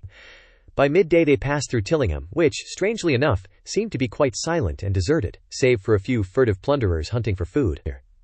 Near Tillingham they suddenly came in sight of the sea, and the most amazing crowd of shipping of all sorts that it is possible to imagine. For after the sailors could no longer come up the Thames, they came on to the Essex coast, to Harwich and Walton and Clacton, and afterwards to Foulness and Shoebury, to bring off the people. They lay in a huge, sickle-shaped curve that vanished into mist at last, towards the Naze. Close inshore was a multitude of fishing smacks, English, Scotch, French, Dutch and Swedish, steam launches from the Thames, yachts, electric boats, and beyond were ships of larger burden, a multitude of filthy colliers, trim merchantmen, cattle ships, passenger boats, petroleum tanks, ocean tramps, an old white transport even, neat white and grey liners from Southampton and Hamburg, and along the blue coast across the Blackwater my brother could make out dimly a dense swarm of boats chaffering with the people on the beach, a swarm which also extended up the Blackwater almost to Malden.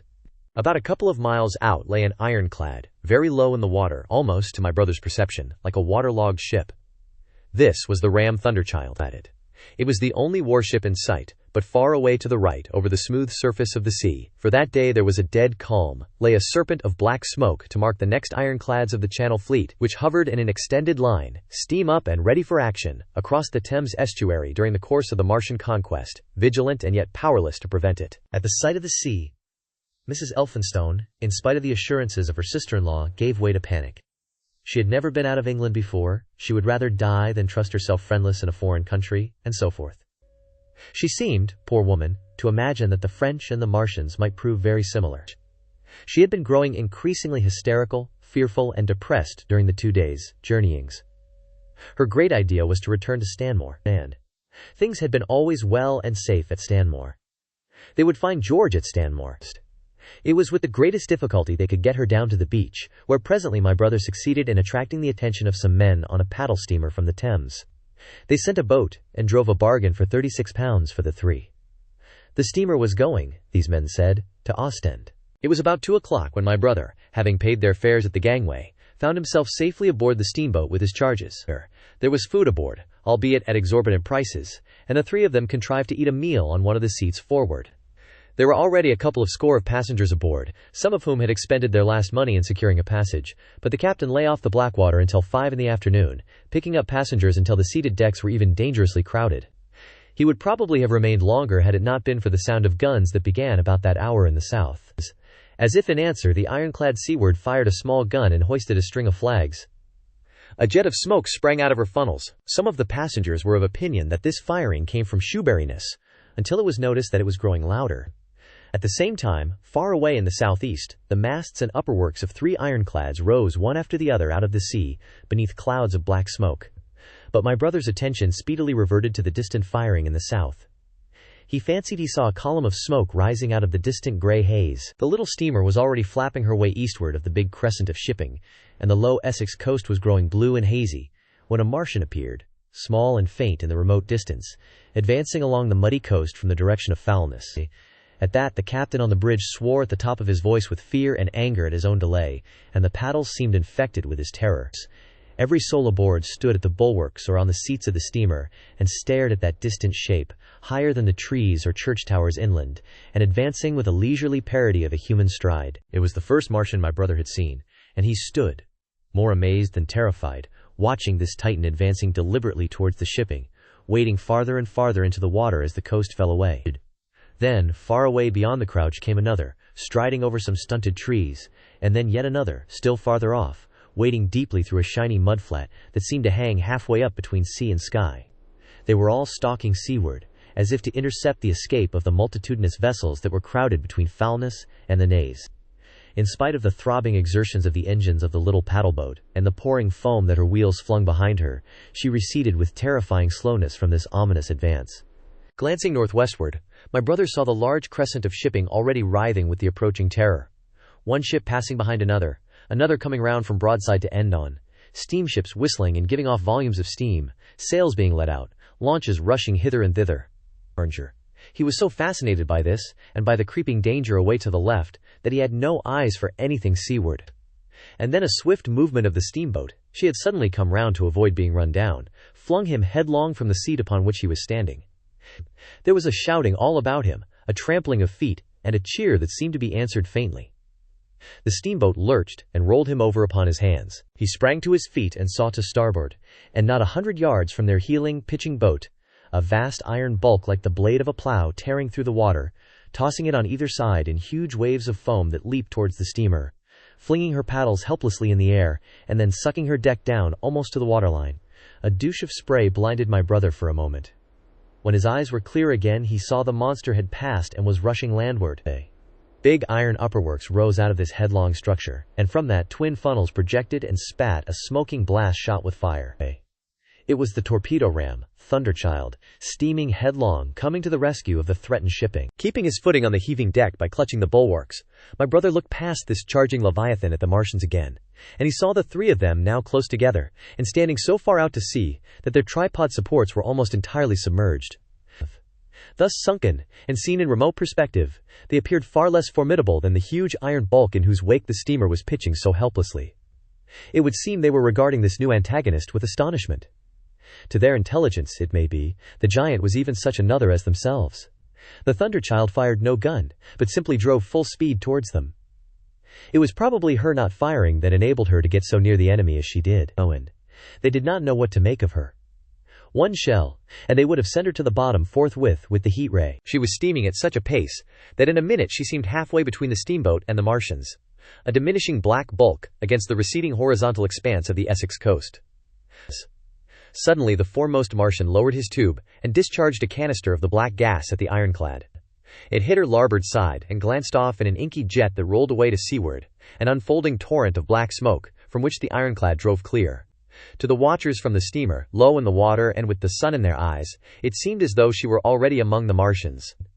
They saw the gaunt figures separating and rising out of the water as they retreated shoreward, and one of them raised the camera-like generator of the heat ray. He held it pointing obliquely downward, and a bank of steam sprang from the water at its touch. It must have driven through the iron of the ship's side like a white-hot iron rod through paper. A flicker of flame went up through the rising steam, and then the Martian reeled and staggered. In another moment he was cut down, and a great body of water and steam shot high in the air. The guns of the Thunderchild sounded through the reek, going off one after the other, and one shot splashed the water high close by the steamer, ricocheted towards the other flying ships to the north, and smashed a smack to matchwood. But no one heeded that very much.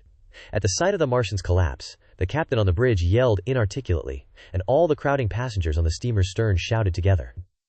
And then they yelled again. For, surging out beyond the white tumult, drove something long and black, the flames streaming from its middle parts, its ventilators and funnels spouting fire. She was alive still. The steering gear, it seems, was intact, and her engines working. She headed straight for a second Martian, and was within 100 yards of him when the heat ray came to bear. Then with a violent thud, a blinding flash, her decks, her funnels, leaped upward. The Martian staggered with the violence of her explosion, and in another moment the flaming wreckage, still driving forward with the impetus of its pace, had struck him and crumpled him up like a thing of cardboard. My brother shouted involuntarily. A boiling tumult of steam hid everything again. "Two!" yelled the captain. Everyone was shouting, but those team.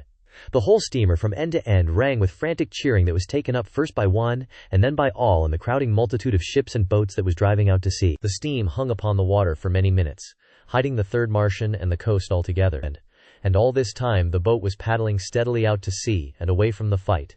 And when at last the confusion cleared, the drifting bank of black vapor intervened, and nothing of the Thunderchild could be made out, nor could the third Martian be seen. But the ironclads to seaward were now quite close, and standing in toward shore past the steamboat. The little vessel continued to beat its way seaward, and the ironclads receded slowly towards the coast, which was hidden still by a marbled bank of vapor, part steam, part black gas, eddying and combining in the strangest way. The fleet of refugees was scattering to the northeast. Several smacks were sailing between the ironclads and the steamboat. After a time, and before they reached the sinking cloudbank, the warships turned northward, and then abruptly went about and passed into the thickening haze of evening southward. The coast grew faint, and at last indistinguishable amid the low banks of clouds that were gathering about the sinking sun. Then suddenly out of the golden haze of the sunset came the vibration of guns, and a form of black shadows moving. Everyone struggled to the rail of the steamer, and peered into the blinding furnace of the west, but nothing was to be distinguished clearly. A mass of smoke rose slanting and barred the face of the sun. The steamboat throbbed on its way through an interminable suspense. The sun sank into gray clouds. The sky flushed and darkened. The evening star trembled into sight. It was deep twilight when the captain cried out and pointed. My brother strained his eyes. Something rushed up into the sky out of the grayness, rushed slantingly upward and very swiftly into the luminous clearness above the clouds in the western sky. Something flat and broad and very large that swept around in a vast curve, grew smaller, sank slowly, and vanished again into the gray mystery of the night. And as it flew it rained down darkness upon the land. Book 2. The Earth Under the Martians. Underfoot. In the first book, I have wandered so much from my own adventures to tell of the experiences of my brother, that all through the last 2 chapters, I and the curate have been lurking in the empty house at Halliford whither we fled to escape the black smoke. There I will resume. We stopped there all Sunday night, and all the next day, the day of the panic, in a little island of daylight, cut off by the black smoke from the rest of the world. We could do nothing but wait in aching inactivity during those 2 weary days. My mind was occupied by anxiety for my wife. I figured her at Leatherhead, terrified, in danger, mourning me already as a dead man. I paced the rooms and cried aloud when I thought of how I was cut off from her, of all that might happen to her in my absence. My cousin, I knew, was brave enough for any emergency, but he was not the sort of man to realize danger quickly, to rise promptly. What was needed now was not bravery, but circumspection. My only consolation was to believe that the Martians were moving Londonward and away from her. Such vague anxieties keep the mind sensitive and painful. I grew very weary and irritable with the curate's perpetual ejaculations. I tired of the sight of his selfish despair. After some ineffectual remonstrance, I kept away from him, staying in a room, evidently a children's schoolroom, containing globes, forms, and copybooks. When he followed me thither, I went to a box room at the top of the house and, in order to be alone with my aching miseries, locked myself in. We were hopelessly hemmed in by the black smoke all that day and the morning of the next. There were signs of people in the next house on Sunday evening, a face at a window and moving lights, and later the slamming of a door. But I do not know who these people were, nor what became of them. We saw nothing of them next day.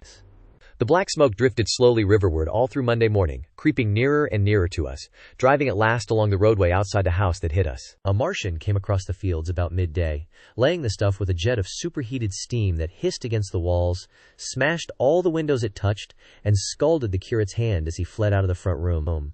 When at last we crept across the sodden rooms and looked out again, the country northward was as though a black snowstorm had passed over it.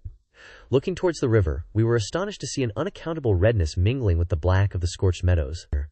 For a time we did not see how this change affected our position, save that we were relieved of our fear of the black smoke. But later I perceived that we were no longer hemmed in, that now we might get away. So soon as I realized that the way of escape was open, my dream of action returned. But the curate was lethargic, unreasonable. "We are safe here," he repeated. "Safe here." I resolved to leave him. Would that I had. Wiser now for the artilleryman's teaching, I sought out food and drink. I had found oil and rags for my burns, and I also took a hat and a flannel shirt that I found in one of the bedrooms. When it was clear to him that I meant to go alone, had reconciled myself to going alone, he suddenly roused himself to come. And all being quiet throughout the afternoon, we started about 5 o'clock, as I should judge, along the blackened road to Sunbury. In Sunbury, and at intervals along the road, were dead bodies, lying in contorted attitudes, horses as well as men, overturned carts and luggage, all covered thickly with black dust. That pall of cindery powder made me think of what I had read of the destruction of Pompeii. We got to Hampton Court without misadventure, our minds full of strange and unfamiliar appearances, and at Hampton Court our eyes were relieved to find a patch of green that had escaped the suffocating drift. We went through Bushy Park, with its deer going to and fro under the chestnuts, and some men and women hurrying in the distance towards Hampton, and so we came to Twickenham. These were the first people we saw. Away across the road, the woods beyond Ham and Petersham were still afire. Twickenham was uninjured by either heat ray or black smoke, and there were more people about here, though none could give us news. For the most part they were like ourselves, taking advantage of a lull to shift their quarters. I have an impression that many of the houses here were still occupied by scared inhabitants, too frightened even for flight. Here too the evidence of a hasty rout was abundant along the road. I remember most vividly 3 smashed bicycles in a heap, pounded into the road by the wheels of subsequent carts. We crossed Richmond Bridge about 8:30. We hurried across the exposed bridge, of course, but I noticed floating down the stream a number of red masses, some many feet across. I did not know what these were. There was no time for scrutiny, and I put a more horrible interpretation on them than they deserved. Here again on the Surrey side were black dust that had once been smoked, and dead bodies. A heap near the approach to the station. But we had no glimpse of the Martians until we were some way towards Barnes. We saw in the blackened distance a group of 3 people running down a side street towards the river, but otherwise it seemed deserted. Up the hill Richmond town was burning briskly. Outside the town of Richmond, there was no trace of the black smoke. Then suddenly, as we approached Q, came a number of people running, and the upperworks of a Martian fighting machine loomed in sight over the housetops, not 100 yards away from us. We stood aghast at our danger, and had the Martian looked down, we must immediately have perished. We were so terrified that we dared not go on, but turned aside and hid in a shed in a garden. There the curate crouched, weeping silently and refusing to stir again. But my fixed idea of reaching Leatherhead would not let me rest, and in the twilight I ventured out again. I went through a shrubbery, and along a passage beside a big house standing in its own grounds, and so emerged upon the road towards Q. The curate I left in the shed, but he came hurrying after me. That second start was the most foolhardy thing I ever did, for it was manifest the Martians were about us. And no sooner had the curate overtaken me than we saw either the fighting machine we had seen before or another, far away across the meadows in the direction of Q Lodge.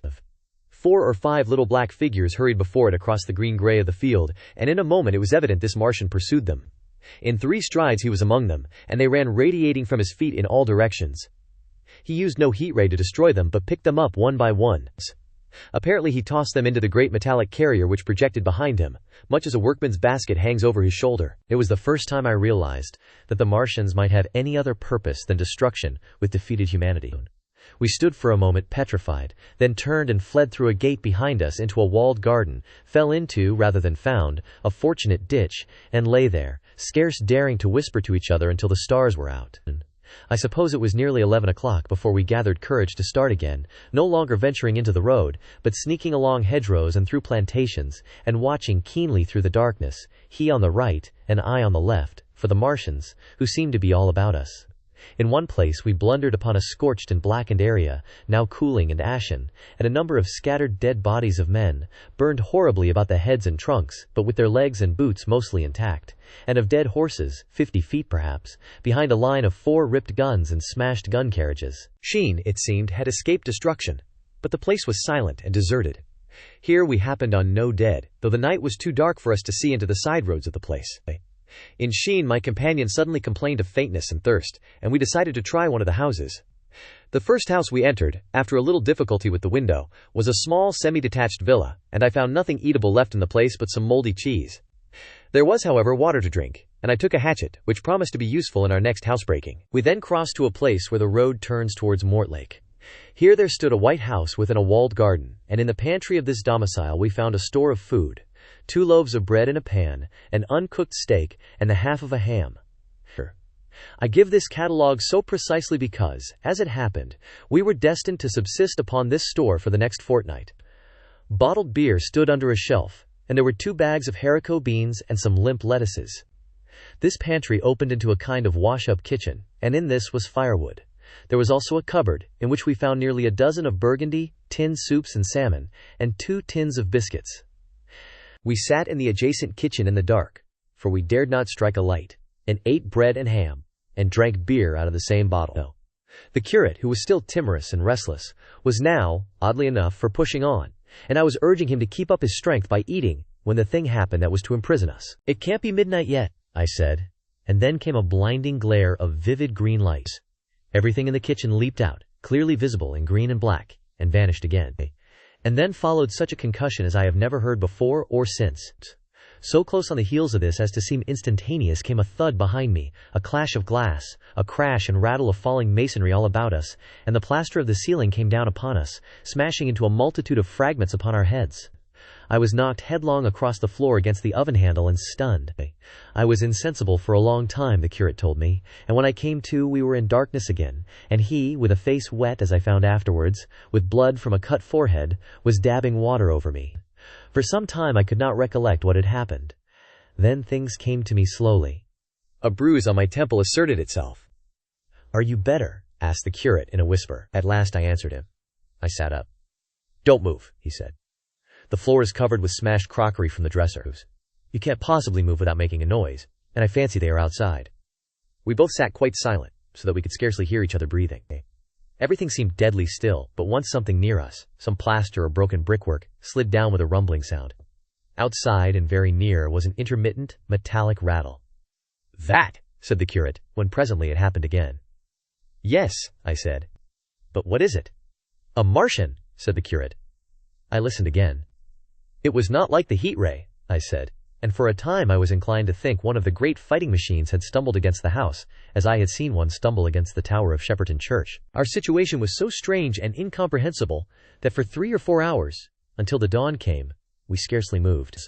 And then the light filtered in, not through the window, which remained black, but through a triangular aperture between a beam and a heap of broken bricks in the wall behind us. The interior of the kitchen we now saw grayly for the first time. The window had been burst in by a mass of garden mold, which flowed over the table upon which we had been sitting and lay about our feet. Outside, the soil was banked high against the house. At the top of the window frame we could see an uprooted drain pipe. The floor was littered with smashed hardware. The end of the kitchen towards the house was broken into, and since the daylight shone in there, it was evident the greater part of the house had collapsed. Contrasting vividly with this ruin was the neat dresser, stained in the fashion, pale green, and with a number of copper and tin vessels below it, the wallpaper imitating blue and white tiles, and a couple of colored supplements fluttering from the walls above the kitchen range. As the dawn grew clearer, we saw through the gap in the wall the body of a Martian, standing sentinel, I suppose, over the still glowing cylinders. At the sight of that we crawled as circumspectly as possible, out of the twilight of the kitchen into the darkness of the scullery. Abruptly, the right interpretation dawned upon my mind. "The 5th cylinder," I whispered, "the 5th shot from Mars, has struck this house and buried us under the ruins." For a time the curate was silent, and then he whispered, "God have mercy upon us." I heard him presently whimpering to himself. Save for that sound we lay quite still in the scullery. I, for my part, scarce dared breathe, and sat with my eyes fixed on the faint light of the kitchen door. I could just see the curate's face, a dim, oval shape, and his collar and cuffs. Outside there began a metallic hammering, then a violent hooting, and then again, after a quiet interval, a hissing like the hissing of an engine. These noises, for the most part problematical, continued intermittently, and seemed if anything to increase in number as time wore on. Presently a measured thudding and a vibration that made everything about us quiver, and the vessels in the pantry ring and shift, began and continued. Once the light was eclipsed, and the ghostly kitchen doorway became absolutely dark. For many hours we must have crouched there, silent and shivering, until our tired attention failed. At last I found myself awake and very hungry. I am inclined to believe we must have spent the greater portion of a day before that awakening. My hunger was at a stride so insistent that it moved me to action. I told the curate I was going to seek food, and felt my way towards the pantry. He made me no answer, but so soon as I began eating the faint noise I made stirred him up, and I heard him crawling after me. What we saw from the ruined house. After eating we crept back to the scullery, and there I must have dozed again, for when presently I looked round I was alone. The thudding vibration continued with wearisome persistence. I whispered for the curate several times, and at last felt my way to the door of the kitchen. It was still daylight, and I perceived him across the room, lying against the triangular hole that looked out upon the Martians. His shoulders were hunched, so that his head was hidden from me. I could hear a number of noises, almost like those in an engine shed, and the place rocked with that beating thud. Through the aperture in the wall I could see the top of a tree touched with gold, and the warm blue of a tranquil evening sky. For a minute or so I remained watching the curate, and then I advanced, crouching and stepping with extreme care amid the broken crockery that littered the floor. I touched the curate's leg, and he started so violently that a mass of plaster went sliding down outside and fell with a loud impact. I gripped his arm, fearing he might cry out, and for a long time we crouched motionless. Then I turned to see how much of our rampart remained. The detachment of the plaster had left a vertical slit open in the debris, and by raising myself cautiously across a beam, I was able to see out of this gap into what had been overnight a quiet suburban roadway. Vast, indeed, was the change that we beheld. The 5th cylinder must have fallen right into the midst of the house we had first visited. The building had vanished, completely smashed, pulverized, and dispersed by the blows. The cylinder lay now far beneath the original foundations, deep in a hole, already vastly larger than the pit I had looked into at Woking. The earth all round it had splashed under that tremendous impact. Splashed is the only word, and lay in heaped piles that hid the masses of the adjacent houses. It had behaved exactly like mud under the violent blow of a hammer. Our house had collapsed backward. The front portion, even on the ground floor, had been destroyed completely. By a chance, the kitchen and scullery had escaped, and stood buried now under soil and ruins, closed in by tons of earth on every side save towards the cylinder. Over that aspect we hung now on the very edge of the great circular pit the Martians were engaged in making. The heavy beating sound was evidently just behind us, and ever and again a bright green vapor drove up like a veil across our peephole. The cylinder was already opened in the center of the pit, and on the farther edge of the pit, amid the smashed and gravel-heaped shrubbery, one of the great fighting machines, deserted by its occupant, stood stiff and tall against the evening sky.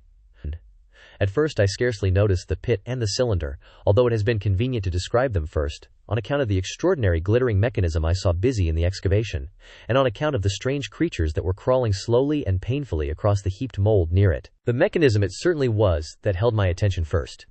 It was one of those complicated fabrics that have since been called handling machines, and the study of which has already given such an enormous impetus to terrestrial inventions. As it dawned upon me first, it presented a sort of metallic spider, with 5 jointed, agile legs, and with an extraordinary number of jointed levers, bars, and reaching and clutching tentacles about its body. Most of its arms were retracted, but with 3 long tentacles it was fishing out a number of rods, plates, and bars, which lined the covering, and apparently strengthened the walls of the cylinder. These, as it extracted them, were lifted out and deposited upon a level surface of earth behind it. Its motion was so swift, complex, and perfect, that at first I did not see it as a machine, in spite of its metallic glitter. The fighting machines were coordinated and animated to an extraordinary pitch, but nothing to compare with this.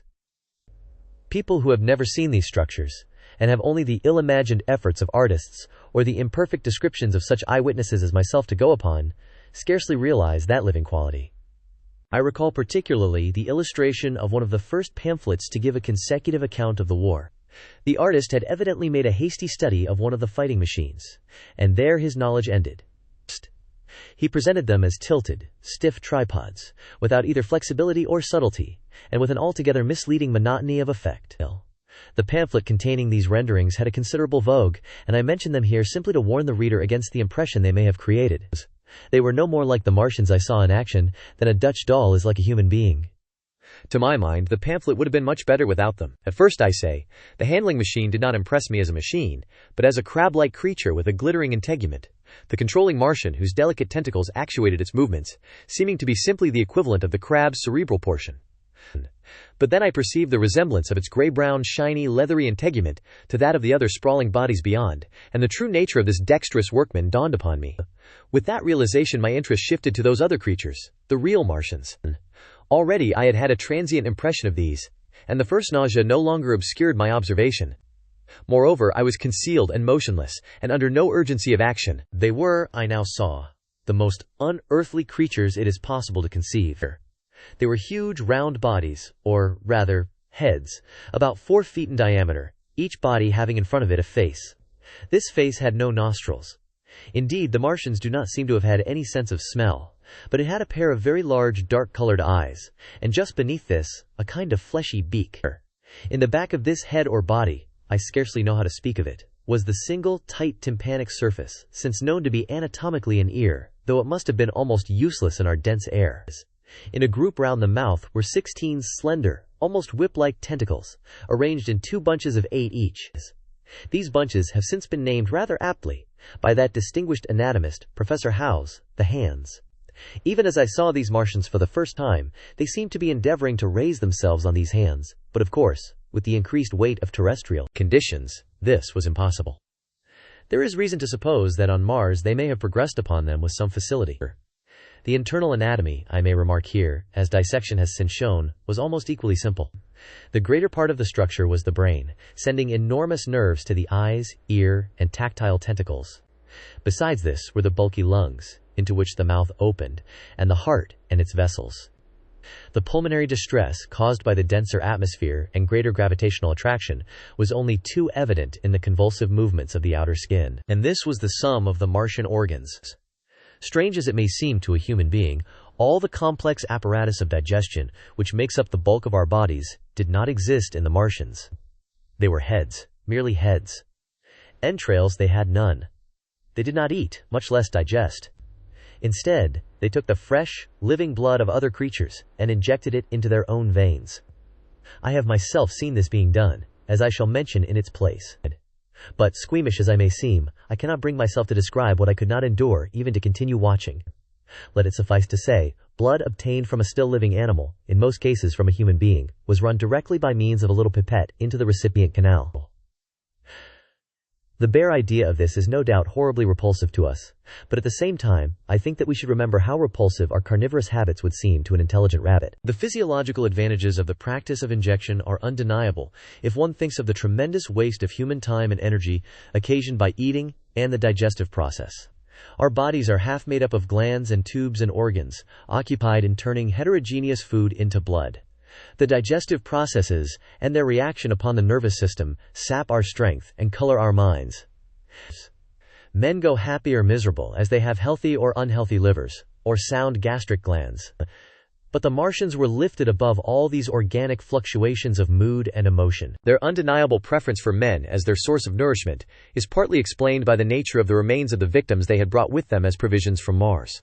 These creatures, to judge from the shriveled remains that have fallen into human hands, were bipeds with flimsy siliceous skeletons, almost like those of the siliceous sponges, and feeble musculature, standing about 6 feet high and having round, erect heads and large eyes in flinty sockets. 2 or 3 of these seem to have been brought in each cylinder, and all were killed before Earth was reached. It was just as well for them, for the mere attempt to stand upright upon our planet would have broken every bone in their bodies. And while I am engaged in this description, I may add in this place certain further details which, although they were not all evident to us at the time, will enable the reader who is unacquainted with them to form a clearer picture of these offensive creatures. In 3 other points their physiology differed strangely from ours. Their organisms did not sleep, any more than the heart of man sleeps. Since they had no extensive muscular mechanism to recuperate, that periodical extinction was unknown to them. They had little or no sense of fatigue, it would seem. On Earth, they could never have moved without effort, yet even to the last, they kept in action. In 24 hours they did 24 hours of work, as even on Earth is perhaps the case with the ants. In the next place, wonderful as it seems in a sexual world, the Martians were absolutely without sex, and therefore without any of the tumultuous emotions that arise from that difference among men. A young Martian, there can now be no dispute, was really born upon Earth during the war, and it was found attached to its parent, partially budded off, just as young lily bulbs bud off, or like the young animals in the freshwater polyp. In man, in all the higher terrestrial animals, such a method of increase has disappeared. But even on this Earth, it was certainly the primitive method. Among the lower animals, up even to those first cousins of the vertebrated animals, the tunicates, the 2 processes occur side by side. But finally the sexual method superseded its competitor altogether. On Mars, however, just the reverse has apparently been the case. It is worthy of remark that a certain speculative writer of quasi-scientific repute, writing long before the Martian invasion, did forecast for man a final structure not unlike the actual Martian conditions. His prophecy, I remember, appeared in November or December 1893 in a long-defunct publication, the Pall Mall Budget, and I recall a caricature of it in a pre-Martian periodical called Punch. He pointed out, writing in a foolish, facetious tone, that the perfection of mechanical appliances must ultimately supersede limbs, the perfection of chemical devices, digestion, that such organs as hair, external nose, teeth, ears and chin were no longer essential parts of the human being, and that the tendency of natural selection would lie in the direction of their steady diminution through the coming ages. The brain alone remained a cardinal necessity. Only one other part of the body had a strong case for survival, and that was the hand, teacher and agent of the brain. While the rest of the body dwindled, the hands would grow larger. There is many a true word written in jest, and here in the Martians we have beyond dispute the actual accomplishment of such a suppression of the animal side of the organism by the intelligence. To me it is quite credible that the Martians may be descended from beings not unlike ourselves, by a gradual development of brain and hands, the latter giving rise to the 2 bunches of delicate tentacles at last, at the expense of the rest of the body. Without the body the brain would of course become a mere selfish intelligence, without any of the emotional substratum of the human being. The last salient point in which the systems of these creatures differed from ours was in what one might have thought a very trivial particular. Microorganisms which cause so much disease and pain on Earth have either never appeared upon Mars, or Martian sanitary science eliminated them ages ago. 100 diseases, all the fevers and contagions of human life, consumption, cancers, tumors and such morbidities, never enter the scheme of their life. And speaking of the differences between the life on Mars and terrestrial life, I may allude here to the curious suggestions of the red weed. Apparently the vegetable kingdom in Mars, instead of having green for a dominant color, is of a vivid blood-red tint. At any rate, the seeds which the Martians, intentionally or accidentally, brought with them, gave rise in all cases to red-colored growths. Only that known popularly as the red weed, however, gained any footing in competition with terrestrial forms. The red creeper was quite a transitory growth, and few people have seen it growing. For a time, however, the red weed grew with astonishing vigor and luxuriance. It spread up the sides of the pit by the third or fourth day of our imprisonment, and its cactus-like branches formed a carmine fringe to the edges of our triangular window. And afterwards I found it broadcast throughout the country, and especially wherever there was a stream of water. The Martians had what appears to have been an auditory organ, a single round drum at the back of the head body, and eyes with a visual range not very different from ours, except that, according to Phillips, blue and violet were as black to them. It is commonly supposed that they communicated by sounds and tentacular gesticulations. This is asserted, for instance, in the able but hastily compiled pamphlet, written evidently by someone not an eyewitness of Martian actions, to which I have already alluded, and which so far has been the chief source of information concerning them. Now, no surviving human being saw so much of the Martians in action as I did. I take no credit to myself for an accident, but the fact is so. And I assert that I watched them closely time after time, and that I have seen 4, 5, and once 6 of them sluggishly performing the most elaborately complicated operations together without either sound or gesture. Their peculiar hooting invariably preceded feeding. It had no modulation, and was, I believe, in no sense a signal, but merely the expiration of air preparatory to the suctional operation. I have a certain claim to at least an elementary knowledge of psychology, and in this matter I am convinced, as firmly as I am convinced of anything, that the Martians interchanged thoughts without any physical intermediation. And I have been convinced of this in spite of strong preconceptions. Before the Martian invasion, as an occasional reader here or there may remember, I had written with some little vehemence against the telepathic theory. The Martians wore no clothing. Their conceptions of ornament and decorum were necessarily different from ours, and not only were they evidently much less sensible of changes of temperature than we are, but changes of pressure do not seem to have affected their health at all seriously. Yet though they wore no clothing, it was in the other artificial additions to their bodily resources that their great superiority over man lay. We men, with our bicycles and road skates, our Lilienthal soaring machines, our guns and sticks and so forth, are just in the beginning of the evolution that the Martians have worked out. They have become practically mere brains, wearing different bodies according to their needs, just as men wear suits of clothes and take a bicycle in a hurry, or an umbrella in the wet. And of their appliances, perhaps nothing is more wonderful to a man than the curious fact that what is the dominant feature of almost all human devices and mechanism is absent. The wheel is absent. Among all the things they brought to earth, there is no trace or suggestion of their use of wheels. One would have at least expected it in locomotions. And in this connection it is curious to remark that even on this earth, nature has never hit upon the wheel, or has preferred other expedients to its development. And not only did the Martians either not know of, which is incredible, or abstain from, the wheel, but in their apparatus singularly little use is made of the fixed pivot, or relatively fixed pivot, with circular motions thereabout confined to one plane. Almost all the joints of the machinery present a complicated system of sliding parts, moving over small but beautifully curved friction bearings. And while upon this matter of detail, it is remarkable that the long leverages of their machines are in most cases actuated by a sort of sham musculature of the discs in an elastic sheath. These discs become polarized and drawn closely and powerfully together when traversed by a current of electricity. In this way, the curious parallelism to animal motions, which was so striking and disturbing to the human beholder, was attained. Such quasi-muscles abounded in the crab-like handling machine which, on my first peeping out of the slit, I watched unpacking the cylinder. It seemed infinitely more alive than the actual Martians lying beyond it in the sunset light, panting, stirring ineffectual tentacles, and moving feebly after their vast journey across space. While I was still watching their sluggish motions in the sunlight, and noting each strange detail of their form, the curate reminded me of his presence by pulling violently at my arm. I turned to a scowling face, and silent, eloquent lips.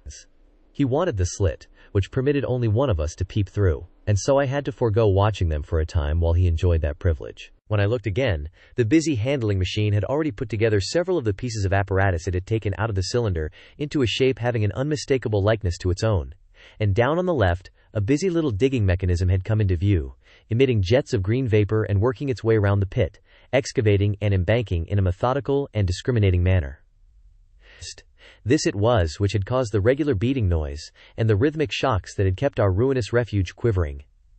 It piped and whistled as it worked. So far as I could see, the thing was without a directing Martian at all. The days of imprisonment. The arrival of a second fighting machine drove us from our peephole into the scullery, for we feared that from his elevation the Martian might see down upon us behind our barrier. At a later date we began to feel less in danger of their eyes, for to an eye in the dazzle of the sunlight outside our refuge must have been blank blackness, but at first the slightest suggestion of approach drove us into the scullery in heart-throbbing retreat. Yet terrible as was the danger we incurred, the attraction of peeping was for both of us irresistible. And I recall now with a sort of wonder that, in spite of the infinite danger in which we were between starvation and a still more terrible death, we could yet struggle bitterly for that horrible privilege of sight. We would race across the kitchen in a grotesque way between eagerness and the dread of making a noise, and strike each other, and thrust and kick, within a few inches of exposure. The fact is, that we had absolutely incompatible dispositions and habits of thought and action, and our danger and isolation only accentuated the incompatibility. At Halliford I had already come to hate the curate's trick of helpless exclamation, his stupid rigidity of mind. His endless muttering monologue vitiated every effort I made to think out a line of action, and drove me at times, thus pent up and intensified, almost to the verge of craziness. He was as lacking in restraint as a silly woman. He would weep for hours together, and I verily believe that to the very end this spoiled child of life thought his weak tears in some way efficacious. And I would sit in the darkness unable to keep my mind off him by reason of his importunities. He ate more than I did, and it was in vain I pointed out that our only chance of life was to stop in the house until the Martians had done with their pit, that in that long patience a time might presently come when we should need food. He ate and drank impulsively in heavy meals at long intervals. He slept little. As the days wore on, his utter carelessness of any consideration so intensified our distress and danger, that I had, much as I loathed doing it, to resort to threats, and at last to blows. That brought him to reason for a time. But he was one of those weak creatures, void of pride, timorous, anemic, hateful souls, full of shifty cunning, who face neither God nor man, who face not even themselves. It is disagreeable for me to recall and write these things, but I set them down that my story may lack nothing. Those who have escaped the dark and terrible aspects of life will find my brutality, my flash of rage and our final tragedy, easy enough to blame, for they know what is wrong as well as any, but not what is possible to tortured men. But those who have been under the shadow, who have gone down at last to elemental things, will have a wider charity. And while within we fought out our dark, dim contest of whispers, snatched food and drink, and gripping hands and blows, without, in the pitiless sunlight of that terrible June, was the strange wonder, the unfamiliar routine of the Martians in the pit. Let me return to those first new experiences of mine. After a long time I ventured back to the peephole, to find that the newcomers had been reinforced by the occupants of no fewer than 3 of the fighting machines. These last had brought with them certain fresh appliances that stood in an orderly manner about the cylinder. The second handling machine was now completed, and was busied in serving one of the novel contrivances the big machine had brought. This was a body resembling a milk can in its general form, above which oscillated a pear-shaped receptacle, and from which a stream of white powder flowed into a circular basin below. The oscillatory motion was imparted to this by one tentacle of the handling machine. With 2 spatulate hands the handling machine was digging out and flinging masses of clay into the pear-shaped receptacle above, while with another arm it periodically opened a door and removed rusty and blackened clinkers from the middle part of the machine. Another steely tentacle directed the powder from the basin along a ribbed channel toward some receiver that was hidden from me by the mound of bluish dust. From this unseen receiver a little thread of green smoke rose vertically into the quiet air. As I looked, the handling machine, with a faint and musical clinking, extended, telescopic fashion, a tentacle that had been a moment before a mere blunt projection, until its end was hidden behind the mound of clay. In another second it had lifted a bar of white aluminium into sight, untarnished as yet, and shining dazzlingly, and deposited it in a growing stack of bars that stood at the side of the pit. Between sunset and starlight, this dexterous machine must have made more than 100 such bars out of the crude clay, and the mound of bluish dust rose steadily until it topped the side of the pit. The contrast between the swift and complex movements of these contrivances and the inert, panting clumsiness of their masters was acute, and for days I had to tell myself repeatedly that these latter were indeed the living of the two things. The curate had possession of the slit when the first men were brought to the pit. I was sitting below, huddled up, listening with all my ears. He made a sudden movement backward, and I, fearful that we were observed, crouched in a spasm of terror. He came sliding down the rubbish and crept beside me in the darkness, inarticulate, gesticulating, and for a moment I shared his panic. His gesture suggested a resignation of the slit, and after a little while my curiosity gave me courage, and I rose up, stepped across him, and clambered up to it. At first I could see no reason for his frantic behavior. The twilight had now come, The stars were little and faint, but the pit was illuminated by the flickering green fire that came from the aluminium making. The whole picture was a flickering scheme of green gleams and shifting rusty black shadows, strangely trying to the eyes. Over and through it all went the bats, heeding it not at all. The sprawling Martians were no longer to be seen. A mound of blue-green powder had risen to cover them from sight, and a fighting machine, with its legs contracted, crumpled, and abbreviated, stood across the corner of the pit. And then, amid the clangor of the machinery, came a drifting suspicion of human voices, that I entertained at first only to dismiss. I crouched, watching this fighting machine closely, satisfying myself now for the first time that the hood did indeed contain a Martian. As the green flames lifted, I could see the oily gleam of his integument and the brightness of his eyes. And suddenly I heard a yell, and saw a long tentacle reaching over the shoulder of the machine to the little cage that hunched upon its back. Then something struggling violently, was lifted high against the sky, a black, vague enigma against the starlight, and as this black object came down again, I saw by the green brightness that it was a man. For an instant he was clearly visible. He was a stout, ruddy, middle-aged man, well-dressed. 3 days before, he must have been walking the world, a man of considerable consequence. I could see his staring eyes and gleams of light on his studs and watch chain. He vanished behind the mound, and for a moment there was silence. And then began a shrieking and a sustained and cheerful hooting from the Martians. I slid down the rubbish, struggled to my feet, clapped my hands over my ears, and bolted into the scullery. The curate, who had been crouching silently with his arms over his head, looked up as I passed, cried out quite loudly at my desertion of him, and came running after me. That night, as we lurked in the scullery, balanced between our horror and the terrible fascination this peeping had, although I felt an urgent need of action, I tried in vain to conceive some plan of escape. But afterwards, during the second day, I was able to consider our position with great clearness. The curate, I found, was quite incapable of discussion. This new and culminating atrocity had robbed him of all vestiges of reason or forethought. Practically he had already sunk to the level of an animal. But as the saying goes, I gripped myself with both hands. It grew upon my mind, once I could face the facts, that terrible as our position was, there was as yet no justification for absolute despair. Our chief chance lay in the possibility of the Martians making the pit nothing more than a temporary encampment. Or even if they kept it permanently, they might not consider it necessary to guard it, and a chance of escape might be afforded us. I also weighed very carefully the possibility of our digging a way out in a direction away from the pit, but the chances of our emerging within sight of some sentinel fighting machine seemed at first too great. And I should have had to do all the digging myself. The curate would certainly have failed me. It was on the third day, if my memory serves me right, that I saw the lad killed. It was the only occasion on which I actually saw the Martians feed. After that experience I avoided the hole in the wall for the better part of a day. I went into the scullery, removed the door, and spent some hours digging with my hatchet as silently as possible. But when I had made a hole about a couple of feet deep, the loose earth collapsed noisily, and I did not dare continue. I lost heart, and lay down on the scullery floor for a long time, having no spirit even to move. And after that I abandoned altogether the idea of escaping by excavation. It says much for the impression the Martians had made upon me, that at first I entertained little or no hope of our escape being brought about by their overthrow, through any human effort. But on the 4th or 5th night I heard a sound like heavy guns. It was very late in the night, and the moon was shining brightly. The Martians had taken away the excavating machine and, save for a fighting machine that stood in the remoter bank of the pit, and a handling machine that was buried out of my sight in a corner of the pit immediately beneath my peephole, the place was deserted by them. Except for the pale glow from the handling machine and the bars and patches of white moonlight, the pit was in darkness, and, except for the clinking of the handling machine, quite still. That night was a beautiful serenity. Save for one planet, the moon seemed to have the sky to herself. I heard a dog howling, and that familiar sound it was that made me listen.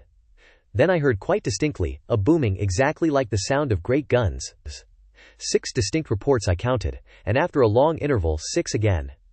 And that was all. The death of the curate. It was on the 6th day of our imprisonment that I peeped for the last time, and presently found myself alone. Instead of keeping close to me and trying to oust me from the slit, the curate had gone back into the scullery. I was struck by a sudden thought. I went back quickly and quietly into the scullery. In the darkness I heard the curate drinking. I snatched in the darkness, and my fingers caught a bottle of Burgundy. For a few minutes there was a tussle. The bottle struck the floor and broke, and I desisted and rose. We stood panting and threatening each other.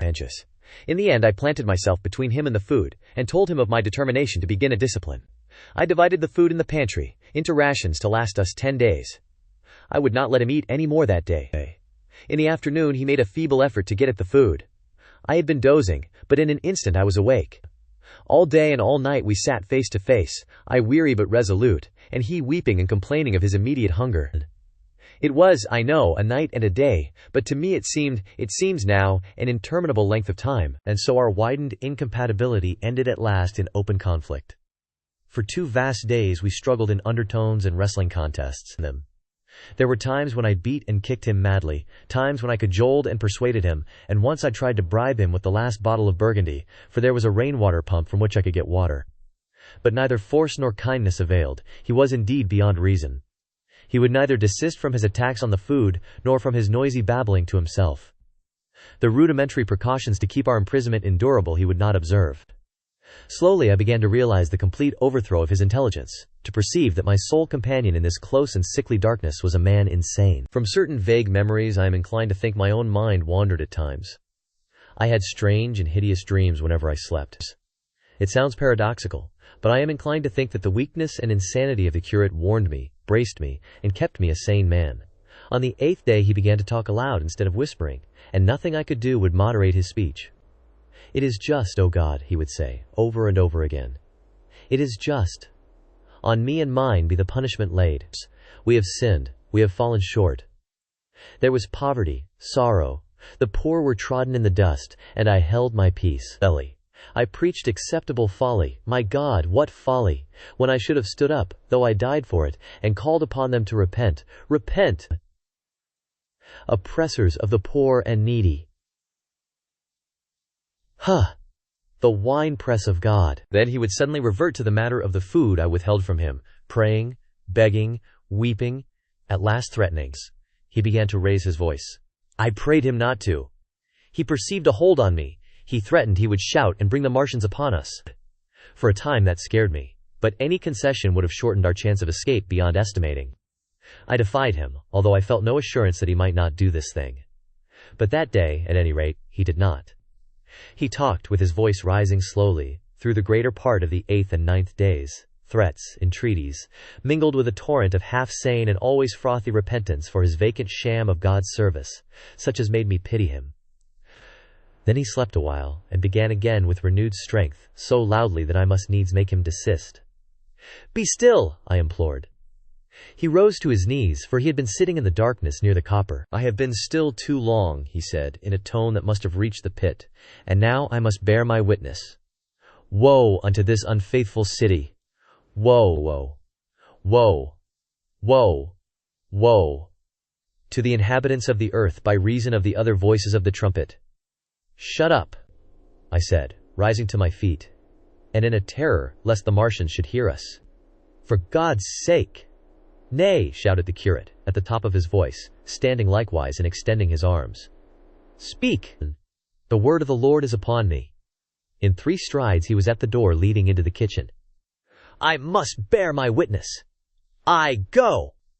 It has already been too long delayed." I put out my hand and felt the meat chopper hanging to the wall. In a flash I was after him. I was fierce with fear. Before he was halfway across the kitchen I had overtaken him. With one last touch of humanity I turned the blade back and struck him with the butt. He went headlong forward and lay stretched on the ground. I stumbled over him and stood panting. He lay still.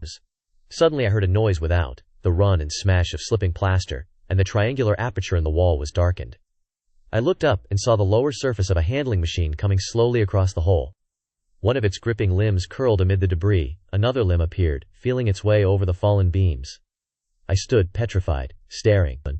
Then I saw through a sort of glass plate near the edge of the body the face, as we may call it, and the large dark eyes of a Martian, peering, and then a long metallic snake of tentacle came feeling slowly through the hole. I turned by an effort, stumbled over the curate, and stopped at the scullery door. The tentacle was now some way, 2 yards or more, in the room, and twisting and turning, with queer sudden movements this way and that. For a while I stood fascinated by that slow, fitful advance. Then, with a faint, hoarse cry, I forced myself across the scullery. I trembled violently. I could scarcely stand upright. I opened the door of the coal cellar, and stood there in the darkness, staring at the faintly lit doorway into the kitchen, and listening. Had the Martian seen me? What was it doing now? Something was moving to and fro there, very quietly. Every now and then it tapped against the wall, or started on its movements with a faint metallic ringing, like the movements of keys on a split ring. Then a heavy body, I knew too well what, was dragged across the floor of the kitchen towards the opening. Irresistibly attracted, I crept to the door and peeped into the kitchen. In the triangle of bright outer sunlight, I saw the Martian, in its brieris of a handling machine, scrutinizing the curate's head. I thought at once that it would infer my presence from the mark of the blow I had given him. I crept back to the coal cellar, shut the door, and began to cover myself up as much as I could, and as noiselessly as possible in the darkness, among the firewood and coal therein. Every now and then I paused, rigid, to hear if the Martian had thrust its tentacles through the opening again. Then the faint metallic jingle returned. I traced it slowly, feeling over the kitchen. Presently, I heard it nearer, in the scullery, as I judged. I thought that its length might be insufficient to reach me. I prayed copiously. It passed, scraping faintly across the cellar door. An age of almost intolerable suspense intervened. Then I heard it fumbling at the latch. It had found the door. The Martians understood doors, of 10h. It worried at the catch for a minute perhaps, and then the door opened. In the darkness I could just see the thing, like an elephant's trunk more than anything else, waving towards me and touching and examining the wall, coals, wood, and ceiling. It was like a black worm swaying its blind head to and fro. Once even, it touched the heel of my boot. I was on the verge of screaming. I bit my hand. For a time the tentacle was silent and turned out. I could have fancied it had been withdrawn. Presently, with an abrupt click, it gripped something. I thought it had me, and seemed to go out of the cellar again. For a minute I was not sure. Apparently it had taken a lump of coal to examine. I seized the opportunity of slightly shifting my position, which had become cramped, and then listened. I whispered passionate prayers for safety. Then I heard the slow, deliberate sound creeping towards me again. Slowly it drew near, scratching against the walls and tapping the furniture. While I was still doubtful, it rapped smartly against the cellar door and closed it. I heard it go into the pantry, and the biscuit tins rattled and a bottle smashed, and then came a heavy bump against the cellar door. Then silence that passed into an infinity of suspense. Had it gone? At last I decided that it had. It came into the scullery no more. But I lay all the 10th day in the close darkness, buried among coals and firewood, not daring even to crawl out for the drink for which I craved. It was the 11th day before I ventured so far from my security. The stillness. My first act before I went into the pantry was to fasten the door between the kitchen and the scullery. But the pantry was empty. Every scrap of food had gone, and apparently the Martian had taken it all on the previous day. At that discovery I despaired for the first time. I took no food, or no drink either, on the 11th or the 12th day. At first my mouth and throat were parched, and my strength ebbed sensibly. I sat about in the darkness of the scullery, in a state of despondent wretchedness. My mind ran on eating. I thought I had become deaf, for the noises of movement I had been accustomed to hear from the pit had ceased absolutely. I did not feel strong enough to crawl noiselessly to the peephole, or I would have gone there. On the 12th day my throat was so painful that, taking the chance of alarming the Martians, I attacked the creaking rainwater pump that stood by the sink, and got a couple of glassfuls of blackened and tainted rainwater. I was greatly refreshed by this, and emboldened by the fact that no inquiring tentacles followed the noise of my pumping. During these days, in a rambling, inconclusive way, I thought much of the curate, and of the manner of his death. On the 13th day I drank some more water, and dozed and thought disjointedly of eating and of vague, impossible plans of escape. Whenever I dozed I dreamt of horrible phantasms, of the death of the curate, or of sumptuous dinners, but, asleep or awake, I felt a keen pain that urged me to drink again and again. The light that came into the scullery was no longer gray but red. To my disordered imagination it seemed the color of blood. On the 14th day I went into the kitchen, and I was surprised to find that the fronds of the red weed had grown right across the hole in the wall, turning the half-light of the place into a crimson-colored obscurity. It was early on the 15th day that I heard a curious, familiar sequence of sounds in the kitchen, and, listening, identified it as the snuffing and scratching of a dog. Going into the kitchen, I saw a dog's nose peering in through a break among the ruddy fronds. This greatly surprised me. At the scent of me he barked shortly. I thought if I could induce him to come into the place quietly, I should be able perhaps to kill and eat him, and in any case, it would be advisable to kill him, lest his actions attracted the attention of the Martians.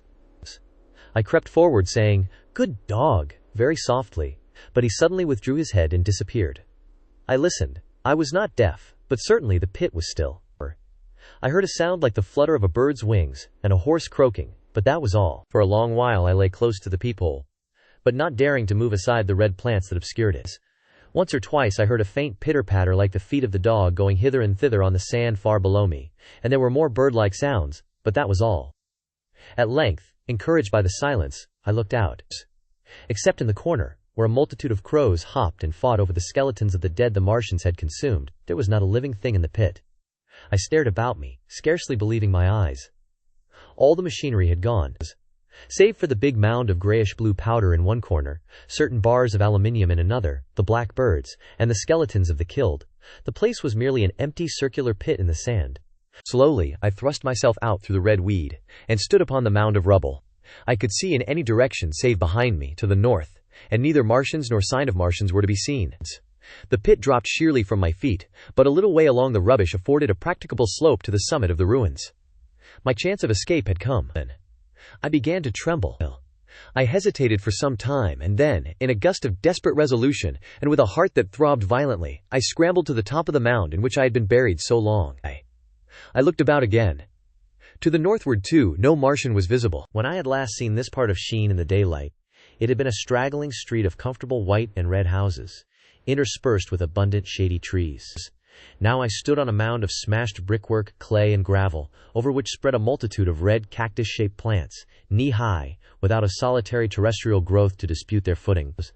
The trees near me were dead and brown, but further a network of red threads scaled the still living stems. The neighboring houses had all been wrecked, but none had been burned. Their walls stood, sometimes to the second story, with smashed windows and shattered doors. The red weed grew tumultuously in their roofless rooms. Below me was the great pit, with the crows struggling for its refuse. A number of other birds hopped about among the ruins. Far away I saw a gaunt cat slink crouchingly along a wall, but traces of men there were none. The day seemed, by contrast with my recent confinement, dazzlingly bright. The sky, a glowing blue. A gentle breeze kept the red weed that covered every scrap of unoccupied ground gently swaying. And oh, the sweetness of the air. The work of 15 days. For some time I stood tottering on the mound regardless of my safety. Within that noisome den from which I had emerged, I had thought with a narrow intensity only of our immediate security. I had not realized what had been happening to the world, had not anticipated this startling vision of unfamiliar things. I had expected to see Sheen in ruins. I found about me the landscape, weird and lurid, of another planet. For that moment I touched an emotion beyond the common range of men, yet one that the poor brutes we dominate know only too well. I felt as a rabbit might feel returning to his burrow, and suddenly confronted by the work of a dozen busy navvies digging the foundations of a house. I felt the first inkling of a thing that presently grew quite clear in my mind, that oppressed me for many days, a sense of dethronement, a persuasion that I was no longer a master but an animal among the animals, under the Martian heel. With us it would be as with them, to lurk and watch, to run and hide. The fear and empire of man had passed away. But so soon as this strangeness had been realized, it passed, and my dominant motive became the hunger of my long and dismal fast. In the direction away from the pit I saw, beyond a red-covered wall, a patch of garden ground unburied. This gave me a hint, and I went knee-deep, and sometimes neck-deep, in the red weed. The density of the weed gave me a reassuring sense of hiding. The wall was some 6 feet high, and when I attempted to clamber it, I found I could not lift my feet to the crest. So I went along by the side of it, and came to a corner and a rockwork that enabled me to get to the top and tumble into the garden I coveted. Here I found some young onions, a couple of gladiolus bulbs, and a quantity of immature carrots, all of which I secured, and, scrambling over a ruined wall, went on my way through scarlet and crimson trees towards Kew. It was like walking through an avenue of gigantic blood drops, possessed with two ideas, to get more food, and to limp, as soon and as far as my strength permitted, out of this accursed, unearthly region of the pit. Some way farther, in a grassy place, was a group of mushrooms which also I devoured, and then I came upon a brown sheet of flowing shallow water, where meadows used to be. These fragments of nourishment served only to whet my hunger. At first I was surprised at this flood in a hot, dry summer, but afterwards I discovered that it was caused by the tropical exuberance of the red weed. Directly this extraordinary growth encountered water, it straightway became gigantic and of unparalleled fecundity.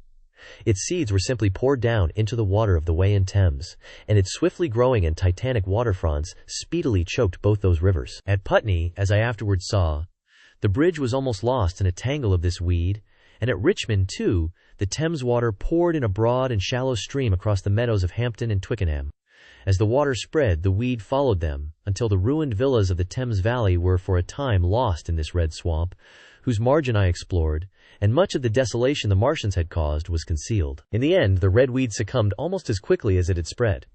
A cankering disease, due, it is believed, to the action of certain bacteria, presently seized upon it.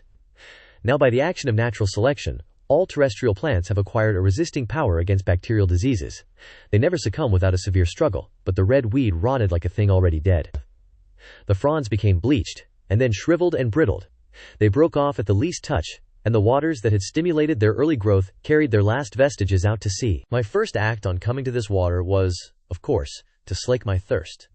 I drank a great deal of it, and, moved by an impulse, gnawed some fronds of red weed, but they were watery, and had a sickly, metallic taste. I found the water was sufficiently shallow for me to wade securely, although the red weed impeded my feet a little, but the flood evidently got deeper towards the river, and I turned back to Mortlake. I managed to make out the road by means of occasional ruins of its villas and fences and lamps, and so presently I got out of this spate and made my way to the hill going up towards Roehampton, and came out on Putney Common. Here the scenery changed from the strange and unfamiliar to the wreckage of the familiar. Patches of ground exhibited the devastation of a cyclone, and in a few score yards I would come upon perfectly undisturbed spaces, houses with their blinds trimly drawn and doors closed, as if they had been left for a day by the owners, or as if their inhabitants slept within. The red weed was less abundant. The tall trees along the lane were free from the red creeper. I hunted for food among the trees, finding nothing, and I also raided a couple of silent houses, but they had already been broken into and ransacked. I rested for the remainder of the daylight in a shrubbery, being, in my enfeebled condition, too fatigued to push on. All this time I saw no human beings, and no signs of the Martians. I encountered a couple of hungry-looking dogs, but both hurried circuitously away from the advances I made them. Near Roehampton I had seen 2 human skeletons, not bodies but skeletons, picked clean, and in the wood by me I found the crushed and scattered bones of several cats and rabbits, and the skull of a sheep. But though I gnawed parts of these in my mouth, there was nothing to be got from them. After sunset I struggled on along the road towards Putney, where I think the heat ray must have been used for some reason, and in the garden beyond Roehampton I got a quantity of immature potatoes, sufficient to stay my hunger. From this garden one looked down upon Putney and the river. The aspect of the place in the dusk was singularly desolate. Blackened trees, blackened, desolate ruins, and down the hill the sheets of the flooded river, red tinged with the weed. And over all silence. It filled me with indescribable terror to think how swiftly that desolating change had come. For a time I believed that mankind had been swept out of existence, and that I stood there alone, the last man left alive. Hard by the top of Putney Hill I came upon another skeleton, with the arms dislocated and removed several yards from the rest of the body. As I proceeded I became more and more convinced that the extermination of mankind was, save for such stragglers as myself, already accomplished in this part of the world. The Martians, I thought, had gone on and left the country desolated, seeking food elsewhere. Perhaps even now they were destroying Berlin or Paris, or it might be they had gone northward. The man on Putney Hill. I spent that night in the inn that stands at the top of Putney Hill, sleeping in a made bed for the first time since my flight to Leatherhead. I will not tell the needless trouble I had breaking into that house. Afterwards I found the front door was on the latch, nor how I ransacked every room for food, until just on the verge of despair, in what seemed to me to be a servant's bedroom, I found a rat-gnawed crust and 2 tins of pineapple. The place had been already searched and emptied. In the bar I afterwards found some biscuits and sandwiches that had been overlooked. The latter I could not eat, they were too rotten, but the former not only stayed my hunger but filled my pockets. I lit no lamps, fearing some Martian might come beating that part of London for food in the night. Before I went to bed I had an interval of restlessness, and prowled from window to window, peering out for some sign of these monsters. I slept little. As I lay in bed I found myself thinking, consecutively. A thing I do not remember to have done since my last argument with the curates. During all the intervening time my mental condition had been a hurrying succession of vague emotional states, or a sort of stupid receptivity. But in the night my brain, reinforced I suppose by the food I had eaten, grew clear again, and I thought. 3 things struggled for possession of my mind: the killing of the curate, the whereabouts of the Martians, and the possible fate of my wife. The former gave me no sensation of horror or remorse to recall. I saw it simply as a thing done, a memory infinitely disagreeable but quite without the quality of remorse. I saw myself then as I see myself now, driven step by step towards that hasty blow, the creature of a sequence of accidents leading inevitably to that. I felt no condemnation, yet the memory, static, unprogressive, haunted me. In the silence of the night, With that sense of the nearness of God that sometimes comes into the stillness and the darkness, I stood my trial, my only trial, for that moment of wrath and fear. I retraced every step of our conversation from the moment when I had found him crouching beside me, heedless of my thirst, and pointing to the fire and smoke that streamed up from the ruins of Weybridge. We had been incapable of cooperation. Grim chance had taken no heed of that. Had I foreseen, I should have left him at Halliford. But I did not foresee, and crime is to foresee and do that. And I set this down as I have set all this story down, as it was. There were no witnesses, all these things I might have concealed. But I set it down, and the reader must form his judgment as he will. And when, by an effort, I had set aside that picture of a prostrate body, I faced the problem of the Martians, and the fate of my wife. For the former, I had no data. I could imagine 100 things, and so unhappily, I could for the latter. And suddenly that night became terrible.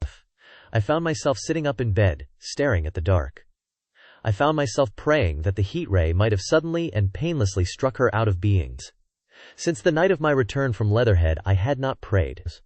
I had uttered prayers, fetish prayers, had prayed as heathens mutter charms when I was in extremity, but now I prayed indeed, pleading steadfastly and sanely, face to face with the darkness of God. Strange night. Strangest in this, that so soon as dawn had come, I, who had talked with God, crept out of the house like a rat leaving its hiding place. A creature, scarcely larger, an inferior animal, a thing that for any passing whim of our masters might be hunted and killed. Perhaps they also prayed confidently to God.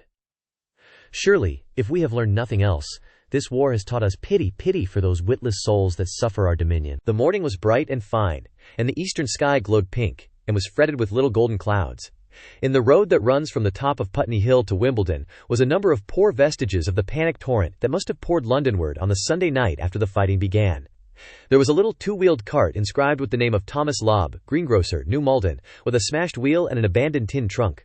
There was a straw hat trampled into the now hardened mud, and at the top of West Hill a lot of blood-stained glass about the overturned water trough. My movements were languid, my plans of the vaguest. I had an idea of going to Leatherhead, though I knew that there I had the poorest chance of finding my wife. Certainly, unless death had overtaken them suddenly, my cousins and she would have fled thence. But it seemed to me I might find or learn there whither the Surrey people had fled. I knew I wanted to find my wife, that my heart ached for her and the world of men, but I had no clear idea how the finding might be done. I was also sharply aware now of my intense loneliness. From the corner I went, under cover of a thicket of trees and bushes, to the edge of Wimbledon Common, stretching wide and far. That dark expanse was lit in patches by yellow gorse and broom. There was no red weed to be seen, and as I prowled, hesitating, on the verge of the open, the sun rose, flooding it all with light and vitality. I came upon a busy swarm of little frogs in a swampy place among the trees. I stopped to look at them, drawing a lesson from their stout resolve to live. And presently, turning suddenly, with an odd feeling of being watched, I beheld something crouching amid a clump of bushes. I stood regarding this. I made a step towards it, and it rose up and became a man armed with a cutlass. I approached him slowly. He stood silent and motionless, regarding me. As I drew nearer, I perceived he was dressed in clothes as dusty and filthy as my own. He looked, indeed, as though he had been dragged through a culvert. Nearer, I distinguished the green slime of ditches, mixing with the pale drab of dried clay and shiny, coaly patches. His black hair fell over his eyes, and his face was dark and dirty and sunken, so that at first I did not recognize him. There was a red cut across the lower part of his face. "Stop!" he cried, when I was within 10 yards of him, and I stopped. His voice was hoarse. "Where do you come from?" he said. I thought, surveying him. "I come from Mortlake," I said, at head. "I was buried near the pit the Martians made about their cylinder. I have worked my way out and escaped." "There is no food about here," he said. "This is my country.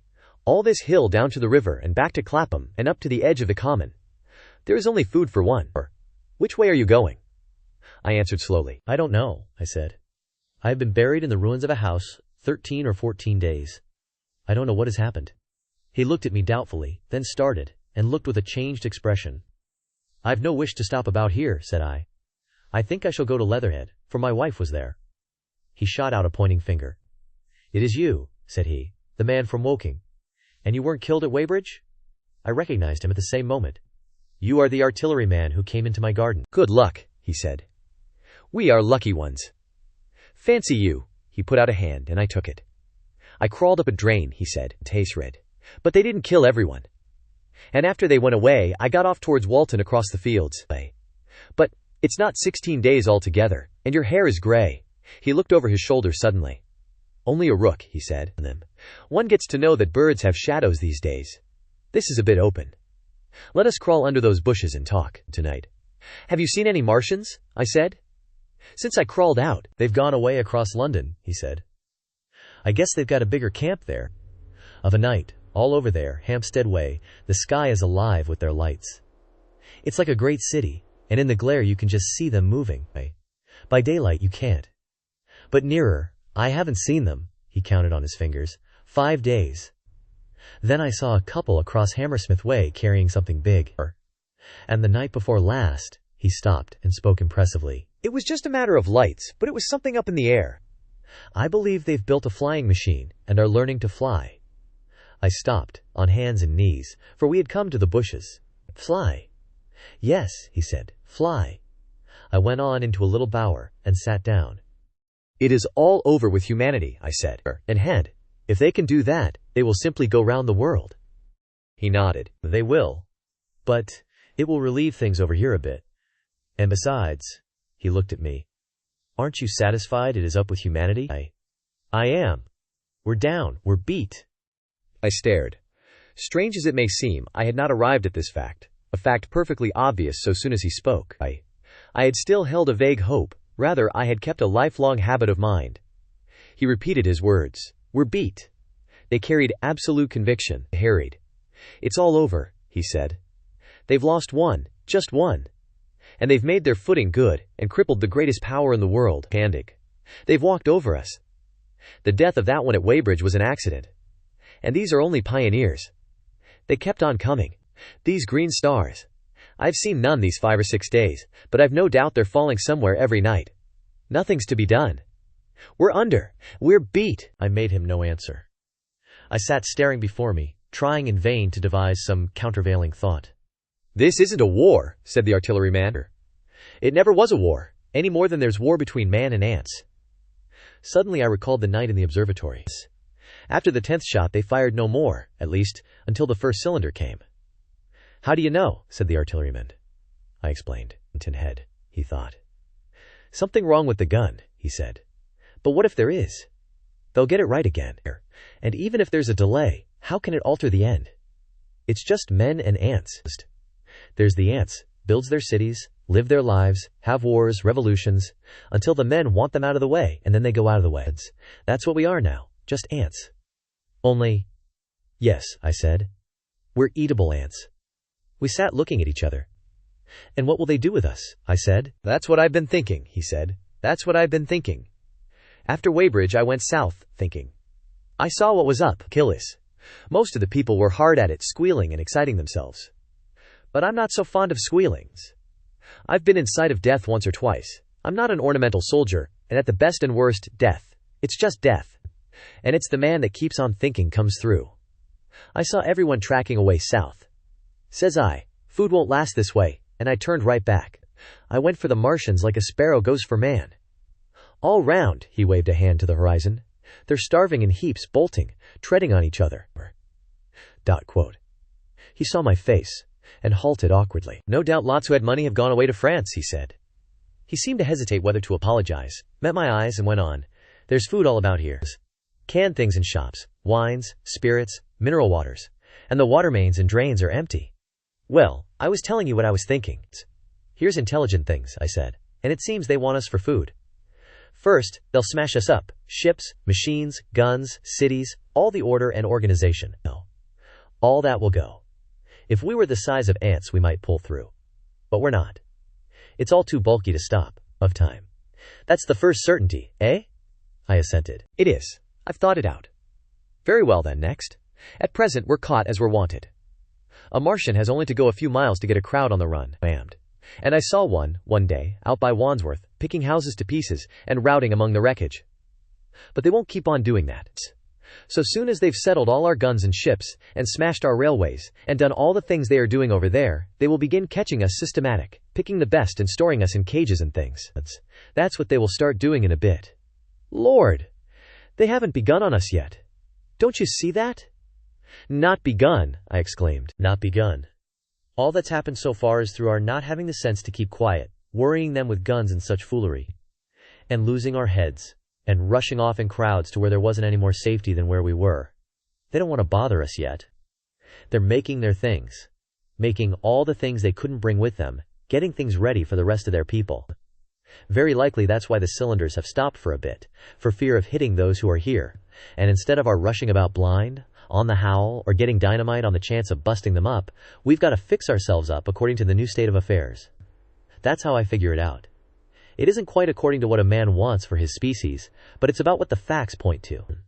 And that's the principle I acted upon. Cities, nations, civilization, progress, it's all over. That game's up. We're beat. But if that is so, what is there to live for? The artilleryman looked at me for a moment. There won't be any more blessed concerts for 1,000,000 years or so. There won't be any Royal Academy of Arts, and no nice little feeds at restaurants. If it's amusement you're after, I reckon the game is up. If you've got any drawing room manners or a dislike to eating peas with a knife or dropping H's, you better chuck 'em away. They ain't no further use.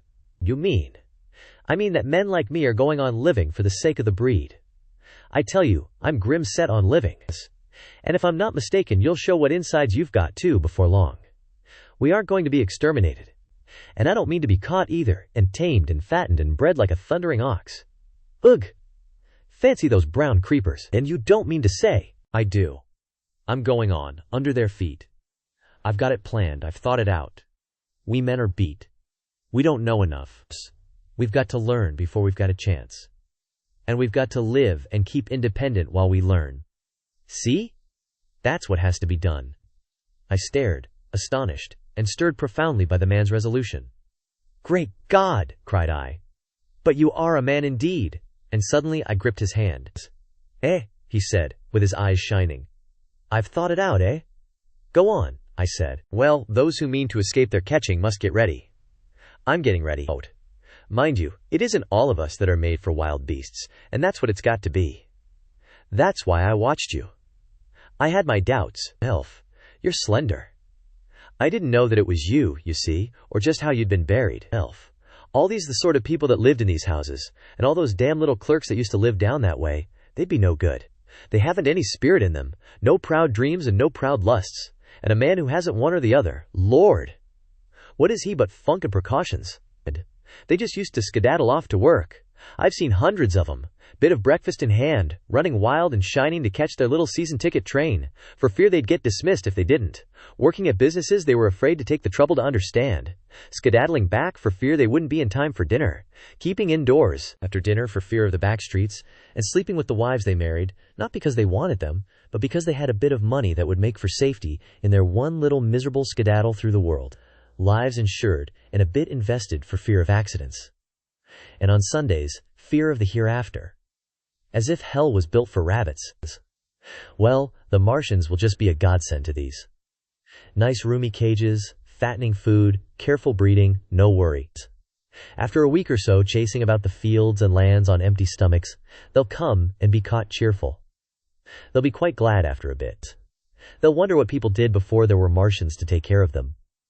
And the bar loafers and mashers and singers, I can imagine them. I can imagine them, he said, with a sort of somber gratification. There'll be any amount of sentiment and religion loose among them. There's hundreds of things I saw with my eyes that I've only begun to see clearly these last few days. There's lots will take things as they are, fat and stupid, and lots will be worried by a sort of feeling that it's all wrong and that they ought to be doing something. Now, whenever things are so that a lot of people feel they ought to be doing something, the weak, and those who go weak with a lot of complicated thinking, always make for a sort of do-nothing religion, very pious and superior, and submit to persecution and the will of the Lord. Very likely you've seen the same thing. It's energy in a gale of funk, and turn clean inside out. These cages will be full of psalms and hymns and piety, and those of a less simple sort will work in a bit of, what is it, eroticism? He paused. Very likely these Martians will make pets of some of them, train them to do tricks, who knows, get sentimental over the pet boy who grew up and had to be killed. And some, maybe, they will train to hunt us. No, I cried, that's impossible. No human being. What's the good of going on with such lies, said the artilleryman. There's men who do it cheerful. What nonsense to pretend there isn't. And I succumbed to his conviction. If they come after me, he said, Lord, if they come after me, and subsided into a grim meditation. I sat contemplating these things. I could find nothing to bring against this man's reasoning. In the days before the invasion, no one would have questioned my intellectual superiority to his. I, a professed and recognized writer on philosophical themes, and he, a common soldier, and yet he had already formulated a situation that I had scarcely realized. What are you doing? I said presently.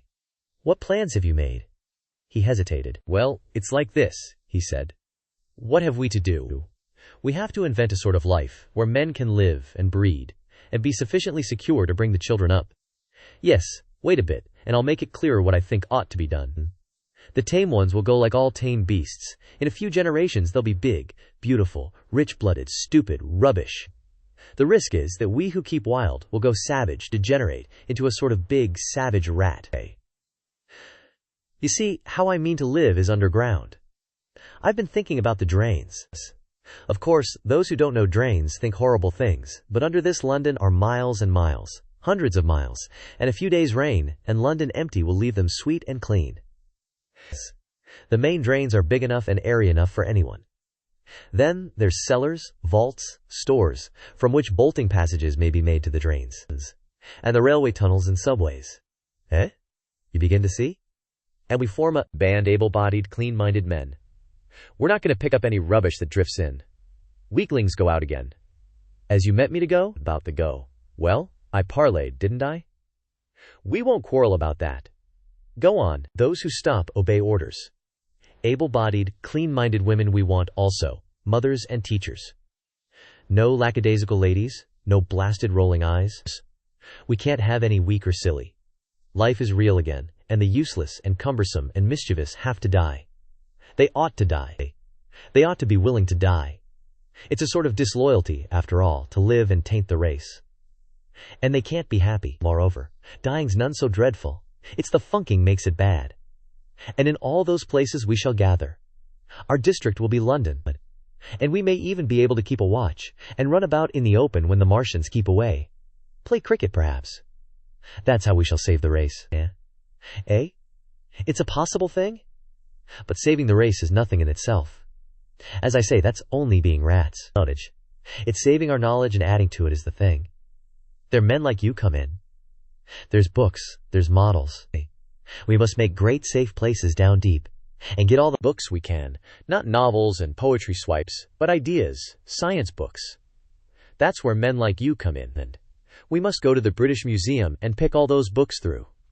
Especially, we must keep up our science, learn more. We must watch these Martians, on the spies. Some of us must go as spies. When it's all working, perhaps I will. Get caught, I mean, Angans. And the great thing is, we must leave the Martians alone. We mustn't even steal. If we get in their way, we clear out, in a bed. We must show them we mean no harm. Yes, I know, but they're intelligent things, and they won't hunt us down if they have all they want, and think we're just harmless vermin. The artilleryman paused and laid a brown hand upon my arm. After all, it may not be so much we may have to learn before. Just imagine this. 4 or 5 of their fighting machines suddenly starting off heat rays right and left, and not a Martian in 'em. Not a Martian in 'em, but men who have learned the way how. It may be in my time, even those men. Fancy having one of them lovely things, with its heat ray wide and free. Fancy having it in control. What would it matter if you smashed to smithereens at the end of the run, after a bust like that? I reckon the Martians will open their beautiful eyes. Can't you see them, man? Can't you see them hurrying, puffing and blowing and hooting to their other mechanical affairs? Something out of gear in every case. And swish, bang, rattle, swish. Just as they are fumbling over it, swish comes the heat ray, and behold, man has come back to his own. For a while the imaginative daring of the artilleryman, and the tone of assurance and courage he assumed, completely dominated my mind. I believed unhesitatingly both in his forecast of human destiny, and in the practicability of his astonishing scheme, and the reader who thinks me susceptible and foolish must contrast his position, reading steadily with all his thoughts about his subject, and mine, crouching fearfully in the bushes and listening, distracted by apprehension. We talked in this manner through the early morning time, and later crept out of the bushes, and, after scanning the sky for Martians, hurried precipitately to the house on Putney Hill where he had made his lair. It was the coal cellar of the place, and when I saw the work he had spent a week upon, it was a burrow scarcely 10 yards long, which he designed to reach to the main drain on Putney Hill. I had my first inkling of the gulf between his dreams and his powers. Such a hole I could have dug in a day. But I believed in him sufficiently to work with him all that morning, until past midday at his digging. We had a garden barrow and shot the earth we removed against the kitchen range. We refreshed ourselves with a tin of mock turtle soup and wine from the neighboring pantry. I found a curious relief from the aching strangeness of the world in this steady labor. As we worked, I turned his project over in my mind, and presently objections and doubts began to arise. But I worked there all the morning, so glad was I to find myself with a purpose again. After working an hour, I began to speculate on the distance one had to go before the cloaca was reached, the chances we had of missing it altogether. My immediate trouble was why we should dig this long tunnel, when it was possible to get into the drain at once down one of the manholes, and work back to the house. It seemed to me, too, that the house was inconveniently chosen, and required a needless length of tunnel. And just as I was beginning to face these things, the artilleryman stopped digging, and looked at me. "We're working well," he said. He put down his spade. "Let us knock off a bit," he said. "I think it's time we reconnoitered from the roof of the house." I was for going on, and after a little hesitation he resumed his spade, and then suddenly I was struck by a thought. I stopped, and so did he at once. "Why were you walking about the common," I said, "instead of being here?" "Taking the air," he said. "I was coming back. It's safer by night." "Yes. But the work?" "Oh, one can't always work," he said, and in a flash I saw the man plain. He hesitated, holding his spade. "We ought to reconnoiter now," he said, "because if any come near they may hear the spades and drop upon us unawares." I was no longer disposed to object. We went together to the roof and stood on a ladder peeping out of the roof doors. No Martians were to be seen, and we ventured out on the tiles, and slipped down under shelter of the parapet. From this position a shrubbery hid the greater portion of Putney, but we could see the river below, a bubbly mass of red weed, and the low parts of Lambeth flooded and red. The red creepers swarmed up the trees about the old palace, and their branches stretched gaunt and dead, and set with shriveled leaves, from amid its clusters. It was strange how entirely dependent both these things were upon flowing water for their propagation. About us neither had gained a footing. Laburnums, pink maize, snowballs, and trees of arbor vitae rose out of laurels and hydrangeas, green and brilliant into the sunlight. Beyond Kensington dense smoke was rising, and that and a blue haze hid the northward hills. The artilleryman began to tell me of the sort of people who still remained in London. "One night last week," he said, "some fools got the electric light in order, and there was all Regent Street and the circus ablaze, crowded with painted and ragged drunkards, men and women, dancing and shouting till dawn. A man who was there told me. And as the day came they became aware of a fighting machine standing near by the Langham and looking down at them. Heaven knows how long he had been there. It must have given some of them a nasty turn. He came down the road towards them, and picked up nearly 100 too drunk or frightened to run away. Grotesque gleam of a time no history will ever fully describe. From that, in answer to my questions, he came round to his grandiose plans again. He grew enthusiastic. He talked so eloquently of the possibility of capturing a fighting machine that I more than half believed in him again. But now that I was beginning to understand something of his quality, I could divine the stress he laid on doing nothing precipitately. And I noted that now there was no question that he personally was to capture and fight the great machine. After a time we went down to the cellar. Neither of us seemed disposed to resume digging, and when he suggested a meal, I was nothing loath. He became suddenly very generous, and when we had eaten he went away and returned with some excellent cigars. We lit these, and his optimism glowed. He was inclined to regard my coming as a great occasion. "There's some champagne in the cellar," he said. "We can dig better on this Thames-side Burgundy," said I. "No," said he, "I am host today." "Champagne! Great God! We've a heavy enough task before us. Let us take a rest and gather strength while we may. Look at these blistered hands." And pursuant to this idea of a holiday, he insisted upon playing cards after we had eaten. He taught me euchre, and after dividing London between us, I taking the northern side and he the southern, we played for parish points.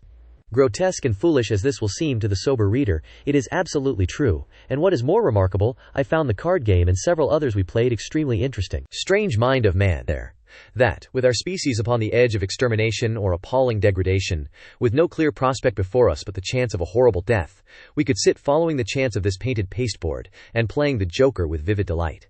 Afterwards he taught me poker, and I beat him at 3 tough chess games. When dark came we decided to take the risk, and lit a lamp. After an interminable string of games, we supped, and the artilleryman finished the champagne.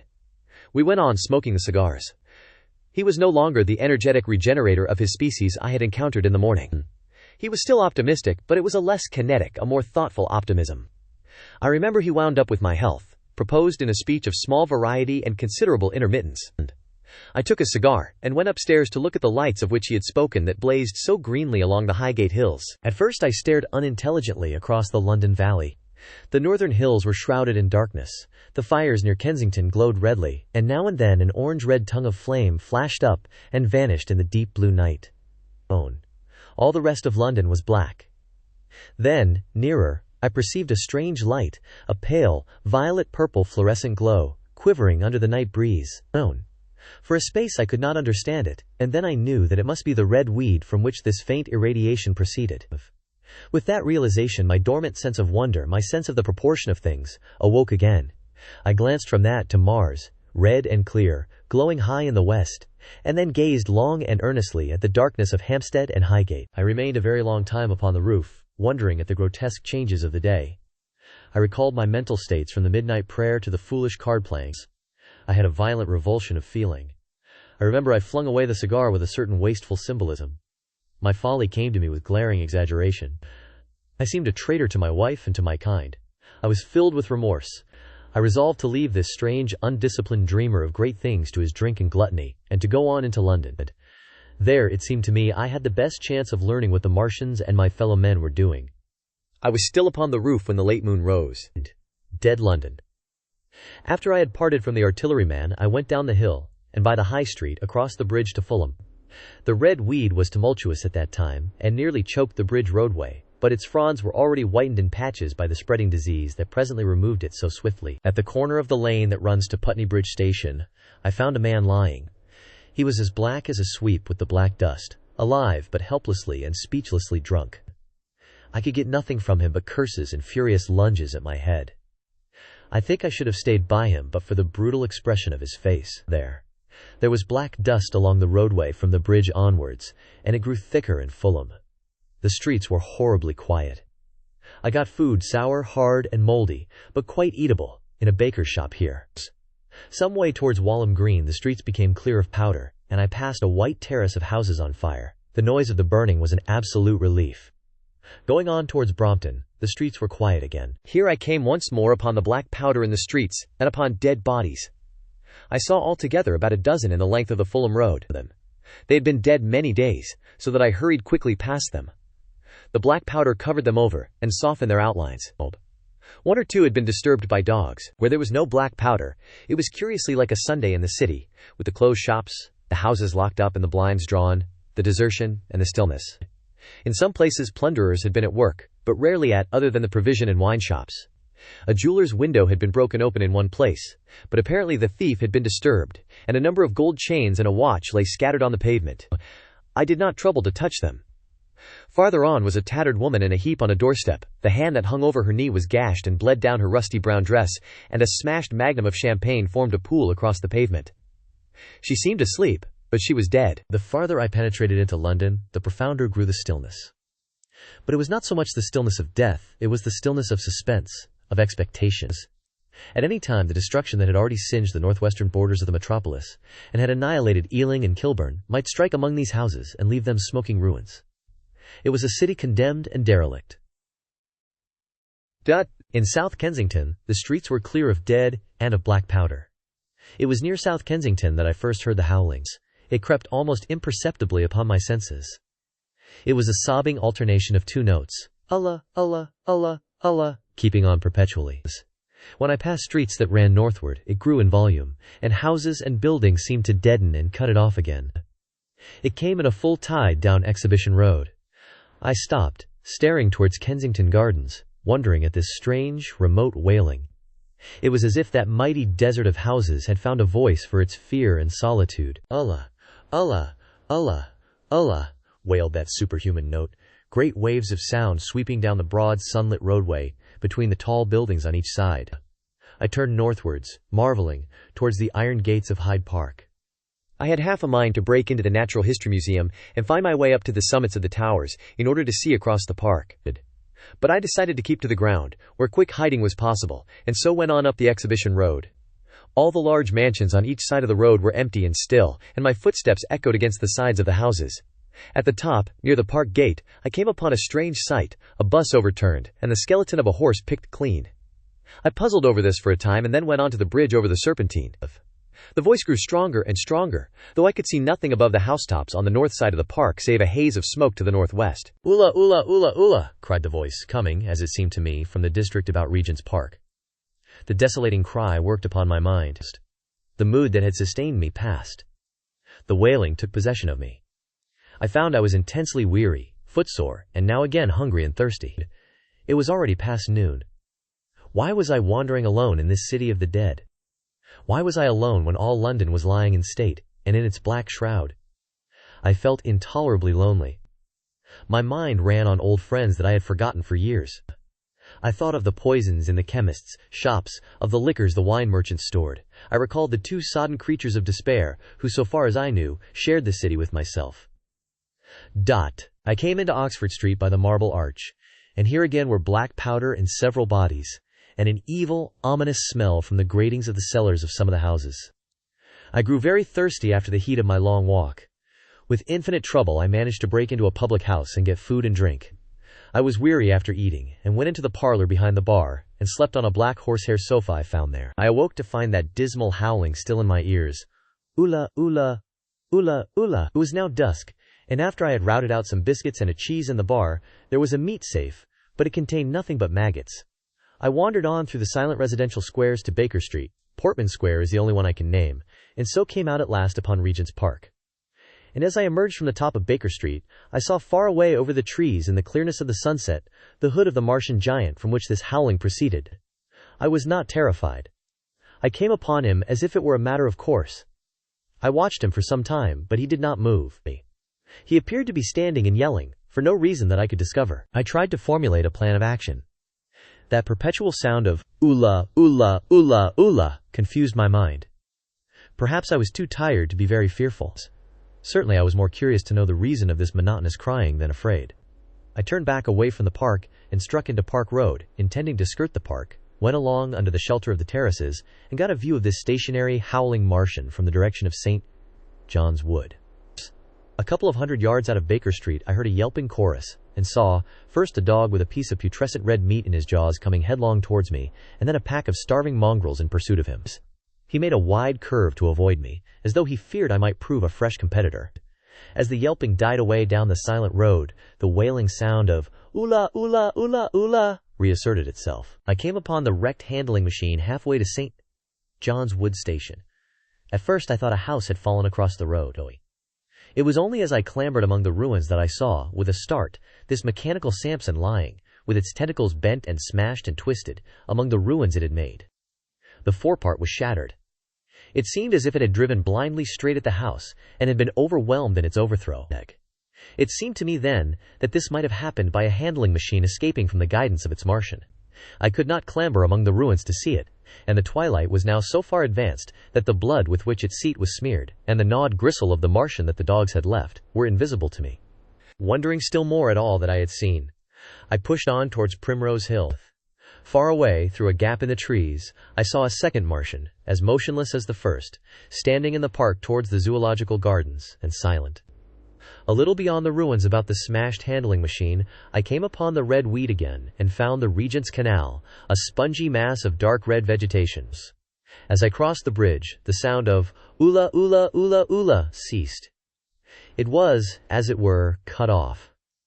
The silence came like a thunderclap. The dusky houses about me stood faint and tall and dim. The trees towards the park were growing black. All about me the red weed clambered among the ruins, writhing to get above me in the dimness. Night, the mother of fear and mystery, was coming upon me. But while that voice sounded, the solitude, the desolation, had been endurable. By virtue of it, London had still seemed alive, and the sense of life about me had upheld me. Then suddenly a change, the passing of something, I knew not what, and then a stillness that could be felt. Nothing but this gaunt quiet. London about me gazed at me spectrally. The windows in the white houses were like the eye sockets of skulls. About me my imagination found 1,000 noiseless enemies moving. Terror seized me, a horror of my temerity. In front of me the road became pitchy black as though it was tarred, and I saw a contorted shape lying across the pathway. I could not bring myself to go on. I turned down Street John's Wood Road, and ran headlong from this unendurable stillness towards Kilburn. I hid from the night and the silence, until long after midnight, in a cabman's shelter in Harrow Road. But before the dawn my courage returned, and while the stars were still in the sky, I turned once more towards Regent's Park.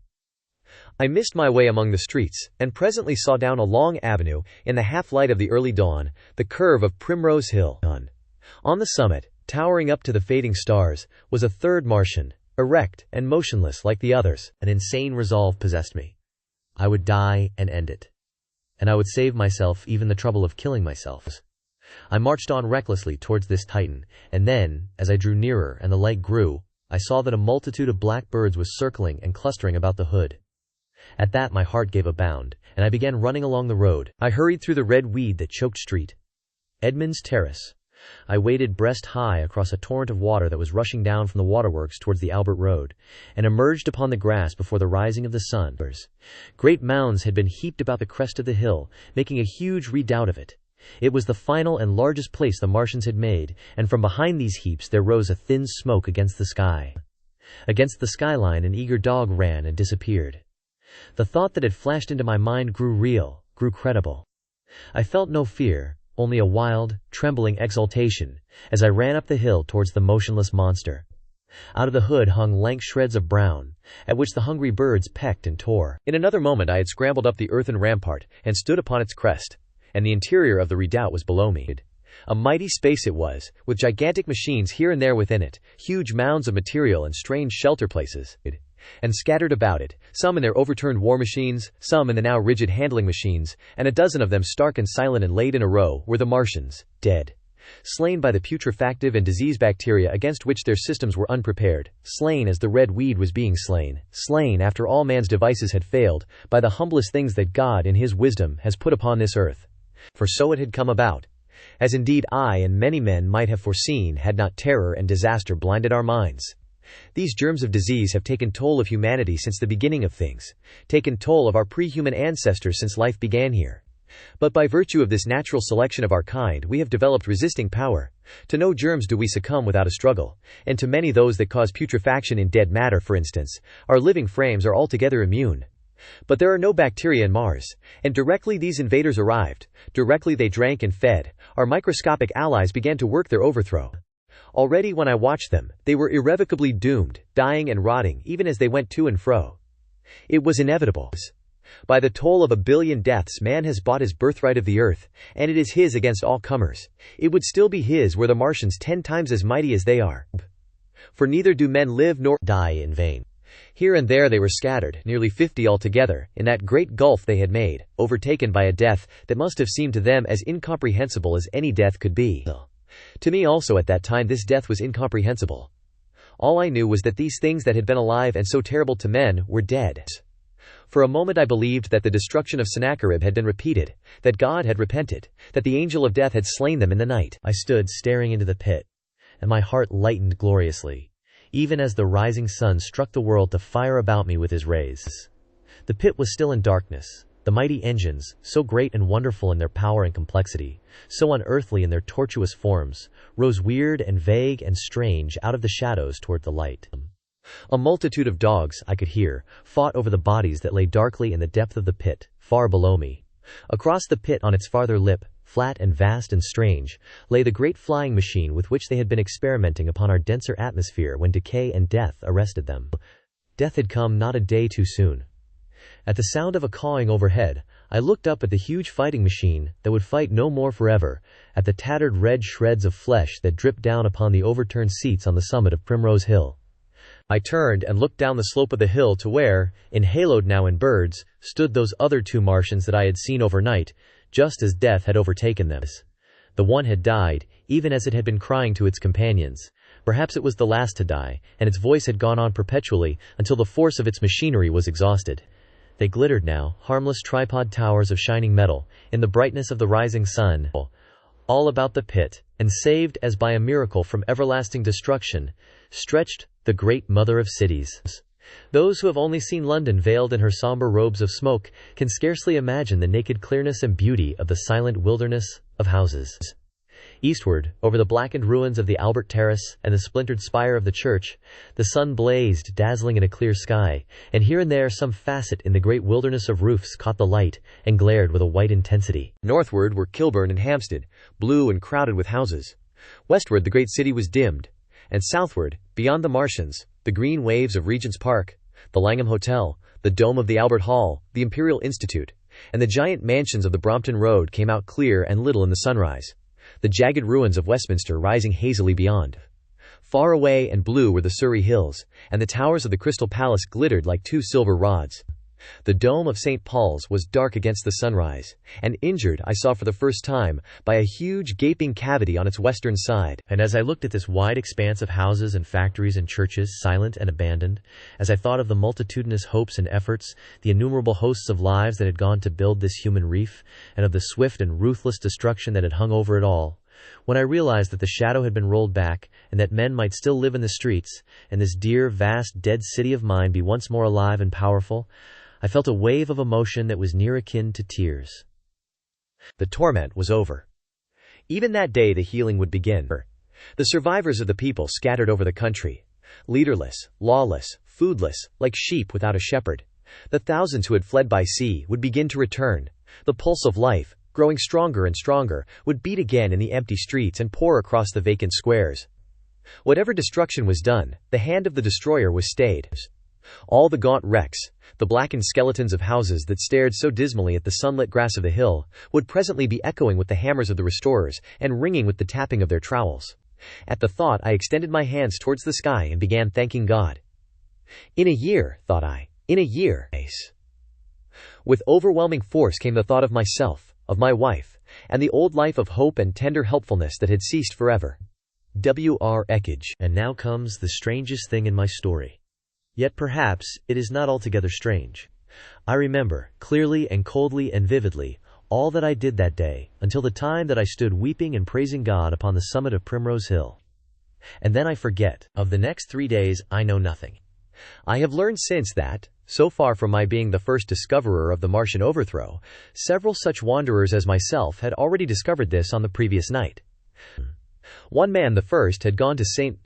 Martin's-le-Grand, and, while I sheltered in the cabman's hut, had contrived to telegraph to Paris.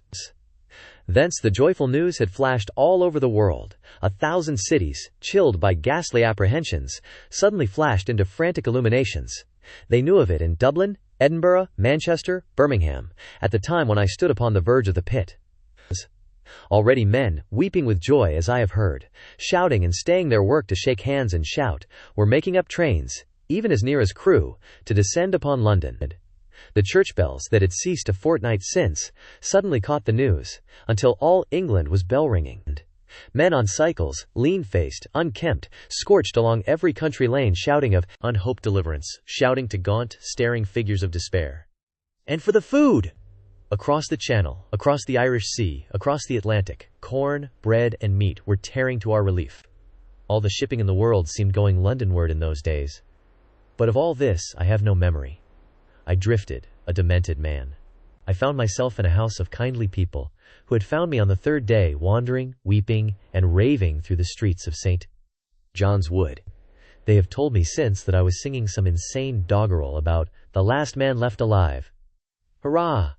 The last man left alive, troubled as they were with their own affairs. These people, whose name, much as I would like to express my gratitude to them, I may not even give here, nevertheless cumbered themselves with me, sheltered me, and protected me from myself. Apparently they had learned something of my story from me during the days of my lapse. Very gently, when my mind was assured again, did they break to me what they had learned of the fate of Leatherhead.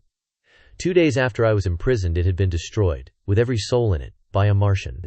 He had swept it out of existence, as it seemed, without any provocation, as a boy might crush an anthill, in the mere wantonness of power. I was a lonely man, and they were very kind to me. I was a lonely man and a sad one, and they bore with me. I remained with them 4 days after my recovery. All that time I felt a growing craving to look once more on whatever remained of the little life that seemed so happy and bright in my past. It was a mere hopeless desire to feast upon my misery. They dissuaded me. They did all they could to divert me from this morbidity. But at last I could resist the impulse no longer, and, promising faithfully to return to them, and parting, as I will confess, from these 4-day friends with tears, I went out again into the streets that had lately been so dark and strange and empty. Already they were busy with returning people. In places even there were shops open, and I saw a drinking fountain running water. I remember how mockingly bright the day seemed, as I went back on my melancholy pilgrimage to the little house at Woking. How busy the streets, and vivid the moving life about me. So many people were abroad everywhere, busied in 1,000 activities, that it seemed incredible that any great proportion of the population could have been slain. But then I noticed how yellow were the skins of the people I met, how shaggy the hair of the men, how large and bright their eyes, and that every other man still wore his dirty rags. Their faces seemed all with one of two expressions: a leaping exultation and energy, or a grim resolution. Save for the expression of the faces, London seemed a city of tramps. The vestries were indiscriminately distributing bread sent us by the French government. The ribs of the few horses showed dismally. Haggard special constables with white badges stood at the corners of every street. I saw little of the mischief wrought by the Martians until I reached Wellington Street, and there I saw the red weed clambering over the buttresses of Waterloo Bridge. At the corner of the bridge, too, I saw one of the common contrasts of that grotesque time, a sheet of paper flaunting against a thicket of the red weed, transfixed by a stick that kept it in place. It was the placard of the first newspaper to resume publication, the Daily Mail. I bought a copy for £1.50 I found in my pocket. Most of it was in blank, but the solitary compositor who did the thing had amused himself by making a grotesque scheme of advertisement stereo on the back page. The matter he printed was emotional. The news organization had not as yet found its way back.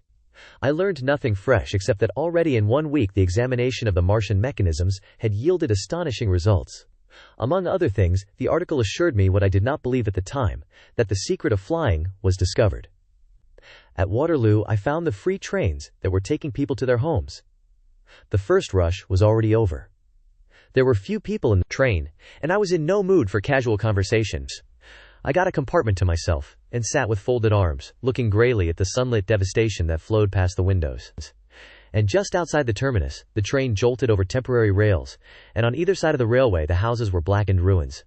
To Clapham Junction the face of London was grimy with powder of the black smoke, in spite of 2 days of thunderstorms and rain, and at Clapham Junction the line had been wrecked again.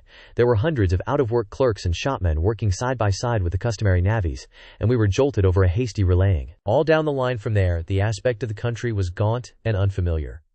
Wimbledon, particularly, had suffered.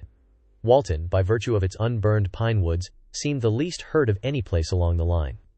The Wandle, the Mole, every little stream, was a heaped mass of red weed, in appearance between butcher's meat and pickled cabbage.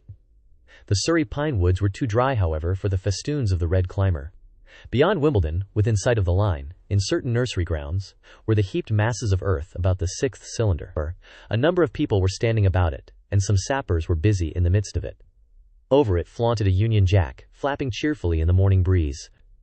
The nursery grounds were everywhere crimson with the weed, a wide expanse of livid color cut with purple shadows, and very painful to the eye. One's gaze went with infinite relief, from the scorched grays and sullen reds of the foreground, to the blue-green softness of the eastward hills. The line on the London side of Woking Station was still undergoing repair, so I descended at Byfleet Station and took the road to Maybury, past the place where I and the artilleryman had talked to the hussars, and on by the spot where the Martian had appeared to me in the thunderstorm. Here, moved by curiosity, I turned aside to find, among a tangle of red fronds, the warped and broken dog-cart with the whitened bones of the horse scattered and gnawed. For a time I stood regarding these vestiges. Then I returned through the pine wood, neck-high with red weed here and there, to find the landlord of the Spotted Dog had already found burial, and so came home past the College Arms.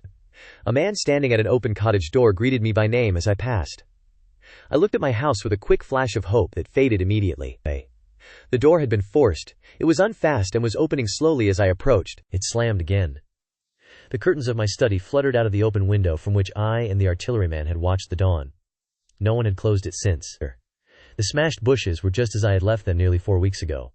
I stumbled into the hall, and the house felt empty. The stair carpet was ruffled and discolored where I had crouched, soaked to the skin from the thunderstorm the night of the catastrophe. Our muddy footsteps I saw still went up the stairs. I followed them to my study, and found lying on my writing table still, with the selenite paperweight upon it, the sheet of work I had left on the afternoon of the opening of the cylinder. For a space I stood reading over my abandoned arguments. It was a paper on the probable development of moral ideas, with the development of the civilizing process, and the last sentence was the opening of a prophecy. In about 200 years, I had written, we may expect. The sentence ended abruptly. I remembered my inability to fix my mind that morning, scarcely a month gone by, and how I had broken off to get my daily chronicle from the newsboy. I remembered how I went down to the garden gate as he came along, and how I had listened to his odd story of men from Mars. I came down and went into the dining room. There were the mutton and the bread, both far gone now in decay, and a beer bottle overturned, just as I and the artilleryman had left them. My home was desolate. I perceived the folly of the faint hope I had cherished so long. And then, a strange thing occurred. "It is no use," said a voice of God. "The house is deserted. No one has been here these 10 days. Do not stay here to torment yourself. No one escaped but you, of God." I was startled. Had I spoken my thought aloud? I turned, and the French window was open behind me. I made a step to it, and stood looking out, and there, amazed and afraid, even as I stood amazed and afraid, were my cousin and my wife. My wife, white and tearless. She gave a faint cry. I came, she said. I knew. She put her hand to her throat, swayed. I made a step forward, and caught her in my arms. The epilogue. I cannot but regret, now that I am concluding my story, how little I am able to contribute to the discussion of the many debatable questions which are still unsettled. In one respect, I shall certainly provoke criticism. My particular province is speculative philosophy. My knowledge of comparative physiology is confined to a book or two, but it seems to me that Carver's suggestions as to the reason of the rapid death of the Martians is so probable as to be regarded almost as a proven conclusion. I have assumed that in the body of my narrative. At any rate, in all the bodies of the Martians that were examined after the war, no bacteria except those already known as terrestrial species were found. That they did not bury any of their dead, and the reckless slaughter they perpetrated, point also to an entire ignorance of the putrefactive process. But probable as this seems, it is by no means a proven conclusion. Neither is the composition of the black smoke known, which the Martians used with such deadly effect, and the generator of the heat rays remains a puzzle. The terrible disasters at the Ealing and South Kensington laboratories have disinclined analysts for further investigations upon the latter. Spectrum analysis of the black powder points unmistakably to the presence of an unknown element with a brilliant group of 3 lines in the green, and it is possible that it combines with argon to form a compound which acts at once with deadly effect upon some constituent in the blood. But such unproven speculations will scarcely be of interest to the general reader to whom this story is addressed. None of the brown scum that drifted down the Thames after the destruction of Shepperton was examined at the time, and now none is forthcoming. The results of an anatomical examination of the Martians, so far as the prowling dogs had left such an examination possible, I have already given. But everyone is familiar with the magnificent and almost complete specimen in spirits at the Natural History Museum, and the countless drawings that have been made from it. And beyond that, the interest of their physiology and structure is purely scientific. A question of graver and universal interest is the possibility of another attack from the Martians. I do not think that nearly enough attention is being given to this aspect of the matter. At present the planet Mars is in conjunction, but with every return to opposition I, for one, anticipate a renewal of their adventure. In any case, we should be prepared. It seems to me that it should be possible to define the position of the gun from which the shots are discharged, to keep a sustained watch upon this part of the planet, and to anticipate the arrival of the next attack. In that case, the cylinder might be destroyed with dynamite or artillery before it was sufficiently cool for the Martians to emerge, or they might be butchered by means of guns so soon as the screw opened. It seems to me that they have lost a vast advantage in the failure of their first surprise. Possibly they see it in the same light. Lessing has advanced excellent reasons for supposing that the Martians have actually succeeded in effecting a landing on the planet Venus. 7 months ago now, Venus and Mars were in alignment with the Sun. That is to say, Mars was in opposition from the point of view of an observer on Venus. Subsequently, a peculiar luminous and sinuous marking appeared on the unillumined half of the inner planet, and almost simultaneously, a faint dark mark of a similar sinuous character was detected upon a photograph of the Martian disk. One needs to see the drawings of these appearances in order to appreciate fully their remarkable resemblance in character. At any rate, whether we expect another invasion or not, our views of the human future must be greatly modified by these events.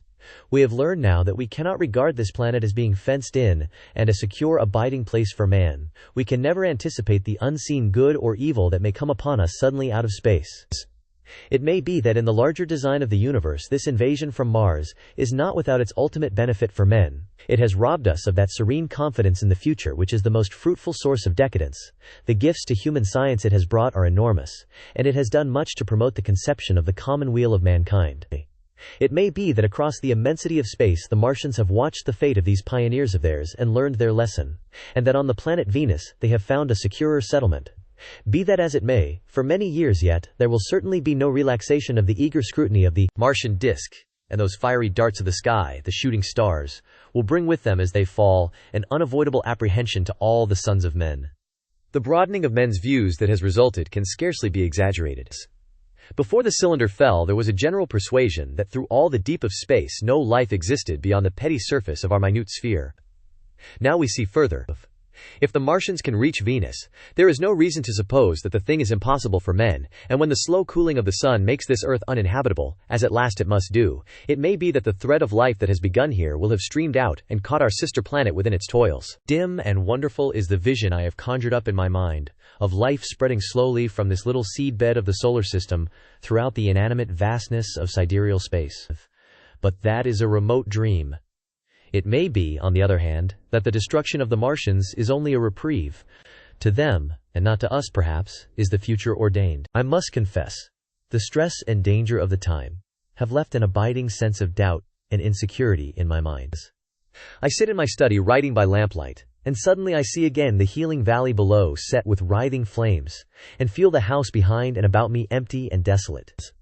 I go out into the Byfleet Road, and vehicles pass me, a butcher boy in a cart, a cab full of visitors, a workman on a bicycle, children going to school, and suddenly they become vague and unreal, and I hurry again with the artilleryman through the hot, brooding silence.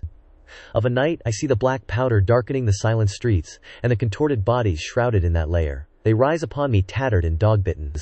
They gibber and grow fiercer, paler, uglier, mad distortions of humanity at last, and I wake, cold and wretched, in the darkness of the night. I go to London and see the busy multitudes in Fleet Street and the Strand, and it comes across my mind that they are but the ghosts of the past, haunting the streets that I have seen silent and wretched, going to and fro, phantasms in a dead city, the mockery of life in a galvanized body. And strange, too, it is to stand on Primrose Hill, as I did but a day before writing this last chapter, to see the great province of houses, dim and blue through the haze of the smoke and mist, vanishing at last into the vague lower sky, to see the people walking to and fro among the flower beds on the hill, to see the sightseers about the Martian machine that stands there still, to hear the tumult of playing children, and to recall the time when I saw it all bright and clear-cut, hard and silent, under the dawn of that last great day. And strangest of all is it to hold my wife's hand again, and to think that I have counted her, and that she has counted me.